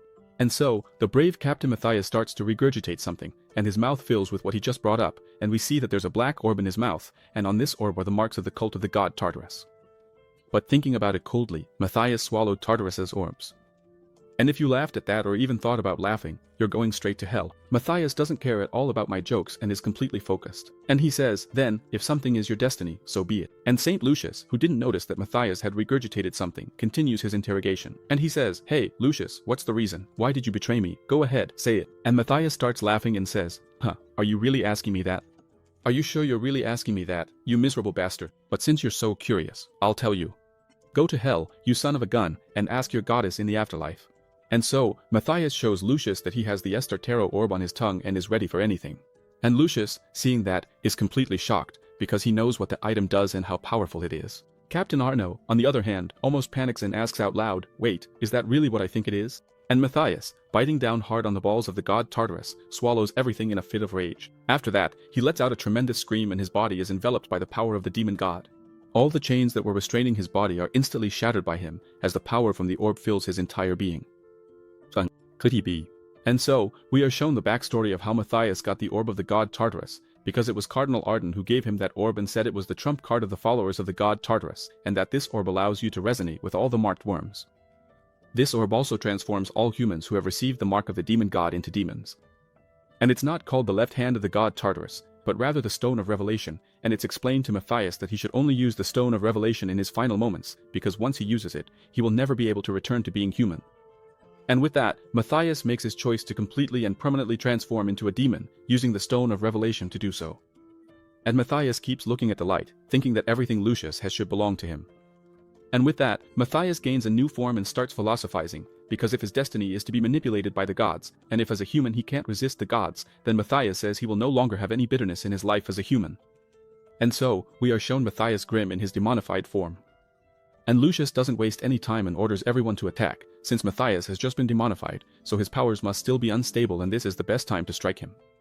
And after that, Captain Arno doesn't waste any time and begins his invocation to the powers of the Goddess of Light, and then he uses the skill light on the battlefield, which drastically boosts all the allies' abilities, increasing attack power, light attributes, magic power, defense, and even recovery. All of these are increased by 120%. And with that, Captain Arno buffs everyone there, more than doubling their battle powers. And right after that, everyone, as if they were one, instantly attacks Matthias's demonified form. And Matthias says, "It's useless," and he raises his hand toward all that magic, all those attacks coming his way to destroy him. And so, with a simple movement, he manages to block all those light attacks coming his way. But you know how it is, right? If you blink, you miss it. Matthias hadn't even blinked when something on the right quickly caught his attention. And we can see that it's Captain Lucius who, in a very swift move, approaches Matthias, because by blocking those attacks, Matthias left an opening, and so Lucius charges at him with everything he's got and uses the judgment ability, which causes a gigantic explosion of light in that spot. All the priests of light present there become quite uneasy, because they realize their captain is very strong, but suddenly, fear starts to creep in and they begin sweating even inside their armor, because they can't believe what they're seeing. The demon Matthias had stopped the advance of the spear, and that scared them a lot. Using just one hand, there it is, a scene worthy of a cover. Lucius on one side and the demon Matthias on the other, and all the soldiers are holding their weapons ready to attack. But everyone is afraid, because Captain Lucius's attack is truly devastating. And if that attack did nothing to that demon, they definitely won't be able to do anything either. And Armin is completely in shock, because he realizes that attack didn't work. And Captain Leona turns into a nervous wreck, because she knows they have to support Lucius, but what should they do? Because Lucius is using legendary items, and even those didn't work against that demon. So, what can their items do if they're just low-rank items? And then she remembers, that's right, we have that. I had even forgotten about it. She remembers that they have another legendary item, which is the Stake of Faith, and she recalls Lucius telling her that he would entrust that legendary item to her, Lady Leona. And Lucius says that she's not only in charge of using the item to block the boss room, but she can also use it however she wants, depending on the situation. And the Stake of Faith, which is a gigantic legendary item, is currently stored in that small subspace pouch. So, Captain Leona reached for her back, because if she uses the Stake of Faith, which is an item with a lot of light power, they might have a chance against that demon. But there's something wrong. Oops. Oh, wait a second. Where is it? Where's the item? She reaches for her back, and the pickpocket from 25 de Marco had already passed by without her even noticing, because the Stake of Faith, which was under her protection, disappeared without her realizing it. And there he is, the official pickpocket, Need, quick hands, with a huge grin on his face, because grabbing that item was easier than taking candy from a baby. Need keeps thinking that the protagonist's plan to use that thing is absolutely incredible because he never would have come up with such a plan himself, and the boss doesn't stop attacking with his hundreds of colorful hands. And they use that old tactic, one goes to the right, the other to the left. While dodging, Need kept mentally counting how long the boss was using that ability. And finally, after a few seconds, the boss Princess Eurydica stops her hand attacks, and it seems like now is the moment for the two of them to finally strike. And Need is really surprised, because everything Hajime told him is absolutely true. The boss's ability only lasts 15 seconds, so they just need to dodge that big hand attack. Hajime tells Need that no one can use multiple area attacks for a long period of time, and it works like this, it's pure math. The person launching a big attack has to do multiple calculations, and because of that, their brain gets tired and almost melts if the attack lasts too long. So that's the reason why this attack with hundreds of hands only lasts a few seconds. So, for sure, the boss will alternate between a very complex ability and a simpler one. And that's the moment when it's time to attack. And the boss is just standing there, smiling, but also really tired, since its vines are shaking a lot. And you know what that means, right? A simple vine attack which now doesn't fill the whole room but instead goes to a single spot. And like that, it will look like a dance, 1 step back and 3 steps to the side. Then, all you have to do is run up those vines, being careful not to get cut by the thorns, and go all out against the boss. And both of them, using the Dragon King style, dash like lightning toward the boss's head, because a battle is really a series of unexpected situations, and Hajime knows that very well. And now, the boss tries to attack Hajime with a hand made of vines. So, since this attack isn't spiritual but physical, the protagonist draws his long twilight sword. And this twilight sword is pretty interesting, because it can hold a strong power of light, but it can also contain the darkness attribute within it. And with that, the badass protagonist shreds that entire hand made of vines, because to him, it feels like child's play. However, Hajime knows he's only able to do that because he blessed all his weapons with the sacred attribute, and he knows this is a battle of endurance, since the most important thing is how much he's stored up and how much he's already used of his weapons with the sacred attribute. And the boss lady is not happy at all, because she's getting more and more furious, and that thought just won't leave Hajime's mind. Whether he has enough sacred items to face that boss, and whether he's made enough companions he can trust in moments like this. And most importantly, whether he truly has a strong mindset even when facing adversities like this.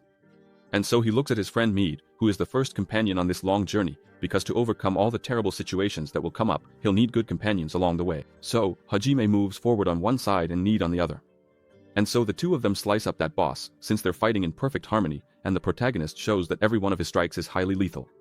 We're told that he's using the Dragon King style sword technique, the Cloud Dragon's Ascent, and with their very first attack on the boss, Hajime and Need land a critical blow, decapitating the boss. You know how it goes, right? The head gets cut off, the boss starts shaking and trembling, but that thing just won't go down no matter what. Right after that, all of a sudden, a black slime full of mana starts pouring out from where the boss's head used to be. So if you thought this fight was over, it's actually just getting started. However, Need is really surprised, because he thought the fight was over, but Hajime, on the other hand, is totally focused, since he knows there's still a lot ahead. So, they need to stick to the plan, because after that big attack, the boss starts to change shape, and something even bigger and blacker comes out from inside the boss's head. And Hajime, as he lands on the ground in front of that creature, starts to smile, because everything is going according to his plan, and so, the tough guy is really happy, since he's been waiting for this moment and now is the perfect time to attack this boss. After that, Hajime tells Need that this is the moment he was talking about, and Need picks up on the cue, because he knows this is his time. And so, Need takes off at full speed and tells Hajime that he already knows what to do, since they're going to stick to the plan. Need then leaps toward the boss at high speed, and using the dragon style, in just a few moments, he gets right above the boss, who is in the middle of its transformation. And then he remembers what he had agreed on with the protagonist. And Hajime told Need, "Look, I know that even if we use all our secret techniques, it will still be impossible to kill that boss, because as soon as its head is destroyed, it enters its second form and becomes much stronger than before.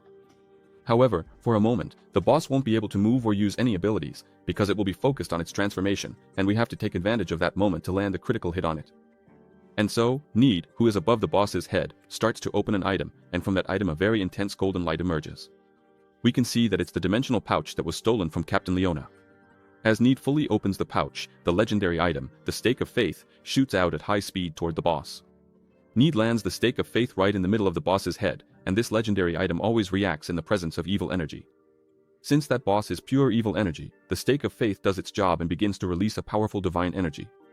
The boss shows that it's not a sword swallower and starts screaming as the Stake of Faith slowly drives into its throat. There, the boss forms a hand trying to pull out the Stake of Faith, but the protagonist rushes in and cuts off the hand the boss created, and so the stake keeps sliding further down its throat. Hey, pervert, don't listen to this story with your eyes closed, okay? And Hajime is happy, because he knows the Stake of Faith is the item that will deal most of the damage. Meanwhile, the two of them have only one job. They just need to make sure that boss can't remove the stake from its throat. And so the boss tried, but the Stake of Faith kept sliding down its throat, releasing a ton of holy power, and the boss of that dungeon really felt that damage. But Hajime knows that even though it's a legendary item, the amount of divine energy it contains is limited, and once all the holy energy is used up, that item will just become an extremely heavy piece of metal. And he knows that Saint Lucius, who spent a fortune to rent this item from the Pope, probably never intended to use it as a weapon, but rather to hold that door shut. But Hajime is there, all happy, cutting off those hands, and he keeps thinking, it's not even my money, the one who's going to end up broke is him, I don't care. And so, the Stake of Faith keeps emitting its holy power for a long time, and after a while, the ignition of holy power coming from the Stake of Faith starts to slow down until it stops. And Hajime knows that the Stake of Faith only stopped for one reason: the enemy is completely incapacitated. So, the boss is left writhing in agony, unable to move. And Hajime and Nej, who, if you look closely, are actually pretty small compared to the Stake of Faith, finally realize that it's all over. And Hajime is sweating a lot, because that boss was way tougher than he expected. They didn't even have time to catch their breath. After that, he grabs all the weapons he had prepared and throws them all away, because he had to use every single one until they ran out of any divine power enchantment. And the badass shows he's ready for anything and immediately starts drinking a mana potion. He starts wondering what could have happened to Lucius. He also wonders if Captain Matthias has already entered his demonized form, since that's what happened in his previous life. However, after the protagonist drinks 3 mana recovery potions, he feels reassured that Lucius must be okay, since the goddess of light supports him. So, it's unlikely that he died during this time, because that goddess chose Lucius to be her saint. If Lucius had to rely on the protagonist, he really wouldn't be able to do anything for him. But the boss still isn't dead, he's just there, paralyzed, in a lot of pain, but destroying everything around him without even moving. And Nej keeps staring at the boss, while that monstrous being is completely incapacitated. And Hajime says, hey Nej, just forget it, okay? You don't need to do anything against this boss, alright? Just leave it as it is. That thing, there's no way it can be revived in the state it's in, so just leave it alone. Now, if you were intelligence.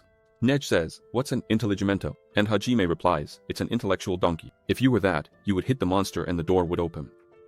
Then the guardian would come in, okay? And that creature is really powerful. And Nej says, no, I am intelligence, no. I'm not doing anything, no. And after that, Hajime throws something toward Nej and says, hey, let's find the dragon's heart first. Then we can think about the next steps. And Nej grabs the item that Hajime threw at him and realizes it's a healing potion, and Hajime says, hey, you better drink it, okay? Let's recover our vitality, because you never know what might happen in a dungeon. So we have to be ready for anything, and the best way to do that is to always keep our health and mana at maximum. And now all that's left is to look for the dragon's heart. After that, Hajime turns his back and starts searching for the dragon's heart. And Nej is just standing there, in disbelief at what happened, because the boss of a dungeon, known as one of the 8 enigmas of the world, was defeated by just 2 people. This is practically a miracle. Nej, for his part, considers himself pretty strong, but he's nowhere near strong enough to pull off a miracle like that. All of this is thanks to that guy's plan, and he keeps watching Hajime as he walks away in that huge boss chamber. And Nej is just standing there stunned, because he can't even be surprised anymore, and he can't even be suspicious of the protagonist, because this is way beyond that. What's happening now has far surpassed all of that. It's like Hajime is looking at everything from above and already knows exactly what's going to happen. The two of them look back and realize that something is banging on that door really hard, and they start wondering what it could be. But the noise doesn't stop. In fact, it gets even louder, and both of them start to feel a really powerful presence coming from the other side of the door, and they know who's there. But there's one thing they're sure of. Until that boss is killed, that door won't open, and the Death Knight starts to growl, almost like he's mourning something, and his sword begins to emit a dense, dark energy while he's there muttering, oh. And the purple slime also starts to evaporate, and at first it just looks like some purple goo, but when we look closer, we realize that the Death Knight is banging on the door and crying a lot, because that purple slime is actually his tears falling to the ground. The guardian of the boss's hall falls into deep agony, and his tears mix even more with that dark energy. In a short time, all that energy emanating from the Death Knight starts to seep through the cracks in the door and appears on the other side as a very dense smoke. Hajime and Neji sense that something is wrong, because a lot of evil energy has already passed through the crack in the door, along with a purple mana they're not familiar with, and it starts to condense and move toward a single spot. We can see that all that mana is heading straight for Princess Eurydica, who is lying on the ground, incapacitated, and Eurydica's boss starts to speak. Huh. What? This mana? I know whose mana this is.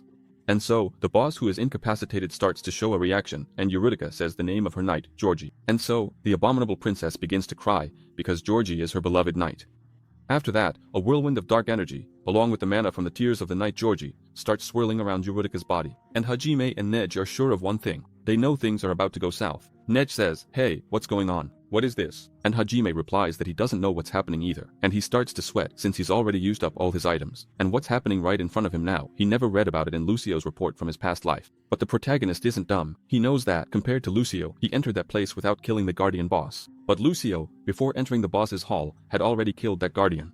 That's why this didn't happen. So, Hajime realizes that everything changed because he didn't defeat the guardian before entering the boss's hall. At that moment, the boss appears in its second form, which is a bit smaller, but much more deadly than the first.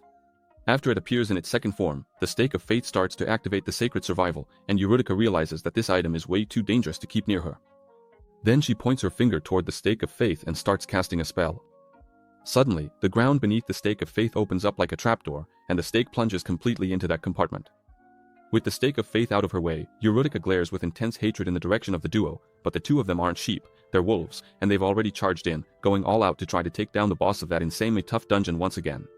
The protagonist slashes from one side, while Neji slashes from the other, and both of them aim to take down that boss with a single powerful attack. So Neji slices from one side and Hajime chops from the other, and together they unleash a flurry of sword strikes on that boss, making it nearly impossible for her to dodge. But in the midst of all that attacking, Neji starts to think, what's going on? I feel like I'm not hitting anything. Am I missing every single attack? But Hajime knows what's going on. That boss is definitely using an ability, and that ability is known as spatial distortion, an ancient magic from the kingdom of Medea. So, neither Hajime nor Neji can land a single sword strike on that boss. But Eurydica doesn't just stand there, she prepares a counterattack against Neji, and a green magic circle immediately appears beneath his feet. He quickly gets alert, knowing things are about to go south, and Eurydica's boss didn't just create one magic circle, there were several of them. However, nothing hit Neji, because with great skill, he managed to dodge all those attacks. And there he is, doing a triple backflip, trying not to get hit by the boss. But when he opens his eyes wide, guess who's right in front of him? Eurydica comes at him full force, ready to give him that deadly embrace. And just like that, the boss uses magic to speed up even more, and her sharp fingers rush at Neji at lightning speed. And Neji realizes that this boss, in her second form, is really fast, but it looks like the protagonist manages to hit the boss here. And sounding like Scorpion, he says, "Kamicia." And using his silver key, something shoots out of his hands toward the boss. And with that, Hajime turned into Spider-Man, because he managed to trap the boss with the Spider Queen's webs he had in his inventory. However, the boss pulls really hard in the other direction. So, Hajime starts channeling mana into his arms, because he doesn't want to lose this tug of war. And then, he says again, "Come here, woman." And when the boss hears him say that, she looks back and says, "Huh. Did you just call me what?" The abominable princess pulls hard in the other direction, and Hajime puts even more strength into his arm. Right after that, he uses the basic mana reinforcement technique and yanks that boss toward him. Then you might wonder, how did the protagonist manage to hit the boss if she was dodging everything? It's simple, Hajime explains it to us. The boss, by using spatial distortion, is practically invulnerable. However, when it's time to attack, he has to deactivate that spatial distortion. And that's when you can hit him, because in order to hit someone, he has to become tangible. So you just have to hit the boss faster than he can hit you.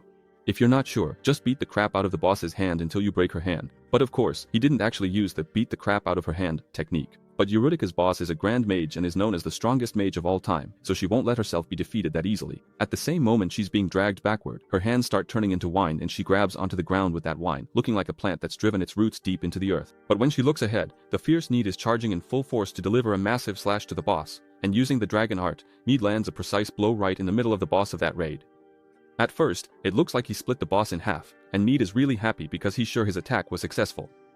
But actually, no, because at that moment Need is attacked with brutal force, and the strike is so fast that he doesn't have time to dodge. The boss lands a blow on Need that immediately puts him in critical condition, as a lot of ketchup starts pouring out of his wound, and the warrior Need still can't believe he got hit by the boss and doesn't know how.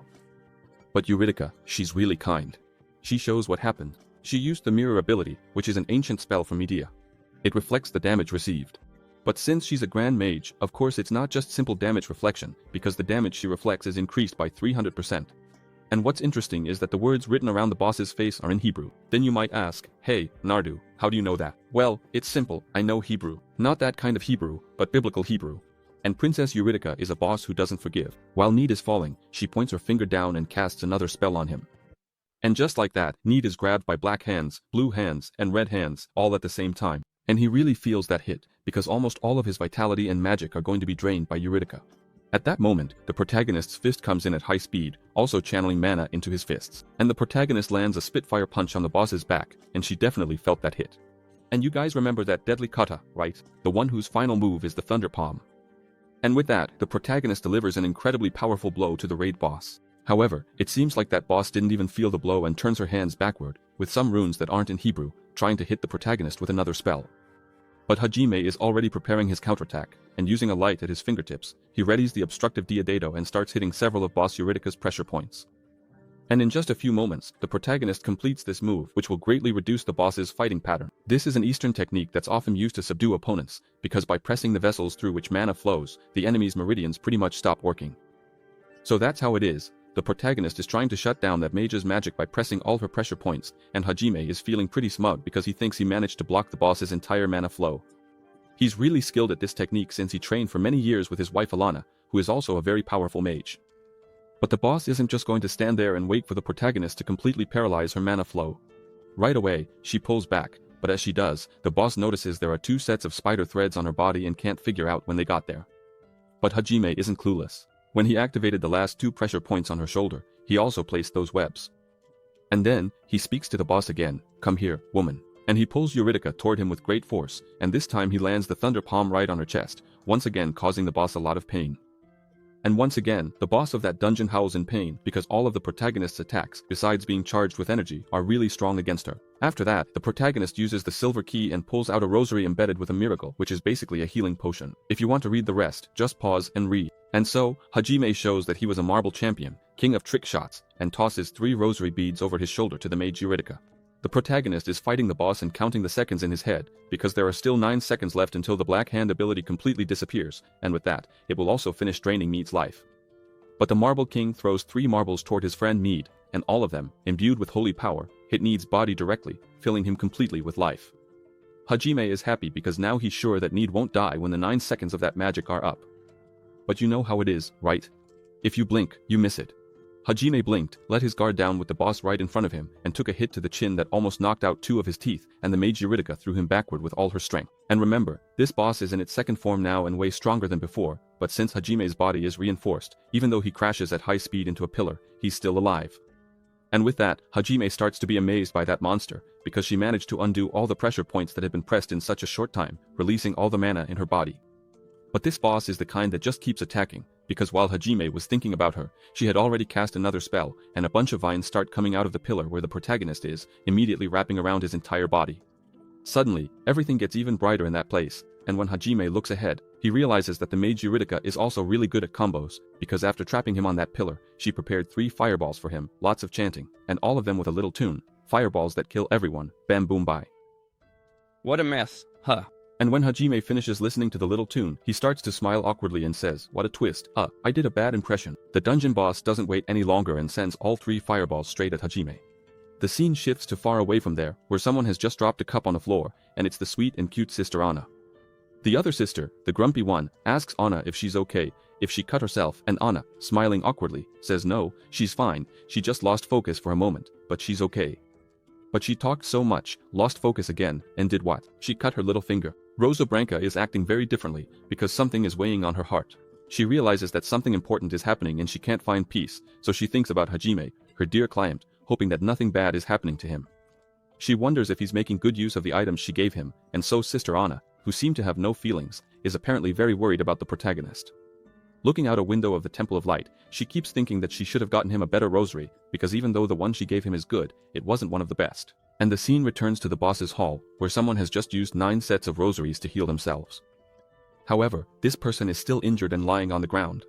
And it's revealed that the one lying there is Hajime, and he has dozens of cuts all over his body, with a lot of ketchup coming out. And the boss, Eurydica, is feeling totally confident because she finally landed a critical hit on that ma. And so, Hajime looks ahead and sees that his friend Mead is in even worse shape than he is, unconscious and lying on the ground.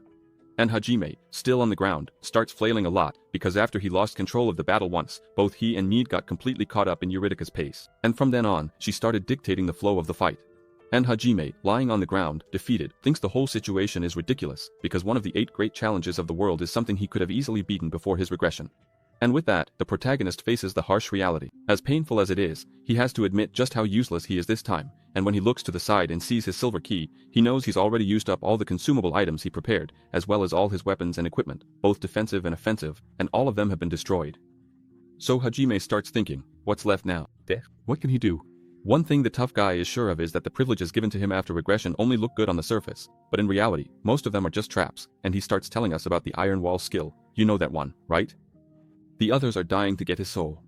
There's another privilege he got, which is the Divine Beast Egg, but half of the divine beasts that have hatched rejected humans and attacked them right away, so Hajime thinks he might be digging his own grave if he hatches this Divine Beast Egg. And then was shown the Strong Luck privilege, which is one of the only ones that doesn't have any penalty. However, Hajime knows the future and knows exactly when to use these 2 remaining luck privileges, because if he uses this luck anywhere else, he will definitely be defeated and won't be able to kill Tartaro. And if he used this luck here, the gods would delight in his regret and would love to see Hajime's despair from using it at the wrong time. And then was shown the privilege, the Sword of Light. Hajime can't equip this item because it requires extremely high attributes that are almost impossible for humans to achieve. However, these requirements are eased only for the Priest of Light, but the protagonist isn't a Priest of Light, so there's no way. After that, the Revive privilege is shown, which brings the protagonist back to life 3 days after he dies. However, after this privilege is activated, his soul will become the property of the god who granted this privilege. Hajime knows that both the Revive privilege and the Sword of Light are traps for his free will, because if he uses the Sword of Light, he'll die since he's not worthy, and then the Goddess of Light will claim his soul. Actually, what Hajime really doesn't want is to be turned into a puppet of some god, because he knows that both Reviving and the Sword of Light grant him miraculous power. However, he would then belong to the god who granted him that miracle.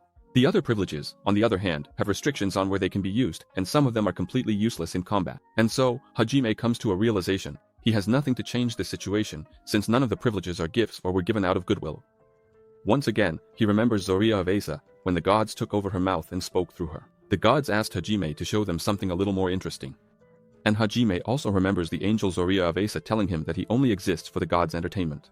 And the tough one, who no longer has any hope, is certain that the only purpose of the privileges given to him is to serve as shackles from the gods, so they can watch him fall into despair while surrounded by so much hope, these false privileges, which are basically collars given by the gods. And after thinking all that, he looks ahead and the boss Eurydica is standing there with his finger raised, casting another very powerful spell. Hajime knows he's going to die right there, but if he's going to die, and if the plan he made is going to die with him in that place, he doesn't even care anymore. Now it's time to throw caution to the wind. So, the protagonist uses his own blood to draw something on the ground, because there's nothing else he can do, his death is certain. Then, as he draws this on the ground, Hajime is sure of one thing, he's going to make all the gods feel like crap. And so, the protagonist keeps drawing with his blood. Suddenly, a flash of light fills the whole place, and long hair along with many shining feathers appear there. Wings rise up and a brilliance fills that space. And when he looks ahead, he sees Mercedes, or Zoria of the Wing, and she speaks very seriously. What is the meaning of this, Ricardo Hajime Cartoni? Explain yourself now. And she says, please, explain how a little human like you knows about this symbol of blasphemy. And at that moment, the protagonist starts to smile and thinks, ha ha ha ha. I threw out the bait and she fell for it like a duck. I thought I was going to catch a small fish, but I caught one of the big ones. And so, the complete formula of the symbol is revealed to us. This symbol is proof that the gods lost badly, in a really terrible way in the past. And that's all Hajime knows about the symbol. However, the one thing Hajime is sure about regarding this symbol is that the gods decided it would be a taboo, and that anyone who drew this symbol would receive divine punishment and die instantly. And the protagonist, with his little finger there on the ground, knows one thing, that divine punishment is the fundamental principle of the world he lives in, and this divine punishment automatically punishes those who break the taboo. In other words, the moment Hajime completes this symbol, he will die, according to the principles of this world. And so we return to the scene of Hajime collapsed at the feet of Zoria de Asa, with her demanding an explanation.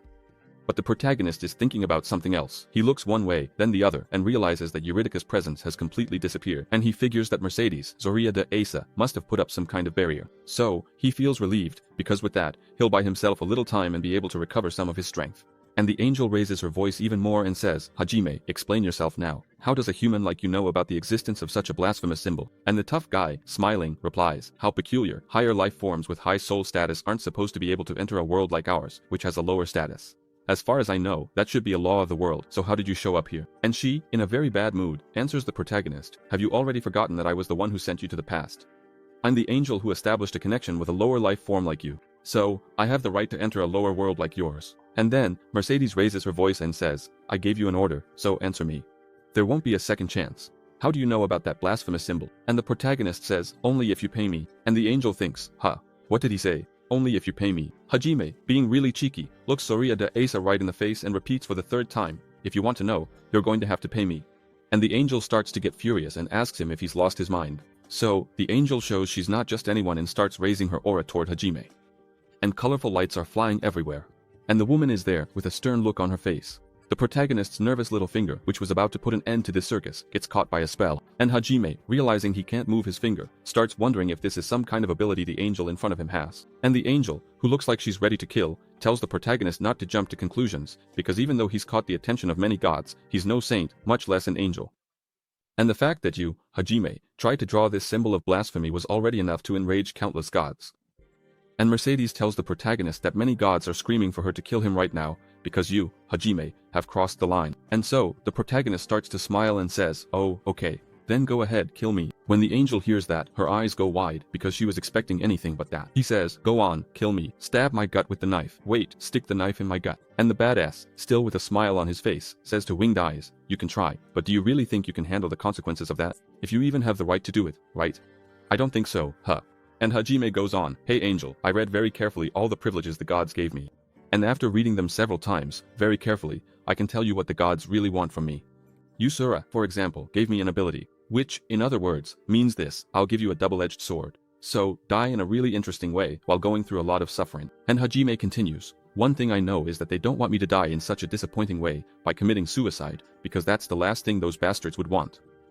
Hajime also knows that many gods gave a privilege that grants a lot of power, with the sole purpose of making Hajime theirs. So, for sure, those damned gods want me in their armies. So, if I keep up this act and commit suicide, all the gods would lose me to the god of death. And as soon as I died, all of them would fail in their goals. And I know one thing, no matter what happens, a god doesn't like to lose, and for sure, they don't want that to happen. And so, Hajime keeps thinking that this is why the gods sent the Anya there, so hastily, to stop him from completing that symbol. And Mercedes says, yeah, and what exactly do you want, Hajime? And the tough guy stops smiling and says very seriously, give me more, I want so much more. I can't keep going with these shitty privileges you gave me. If I have to keep going with all this crap you gave me, I'd rather die here. And so, the tough guy starts shouting, hey, dogs, are you listening, among you all? If I die, there must be some of you who will gain something. And others, you'll lose a lot too. So, what do you think? You guys can hear me, can't you? The protagonist shows he's tough, and he's not lying down anymore. And so, he keeps shouting at the gods, hey, for those of you who lost something, are you really satisfied with how things turned out?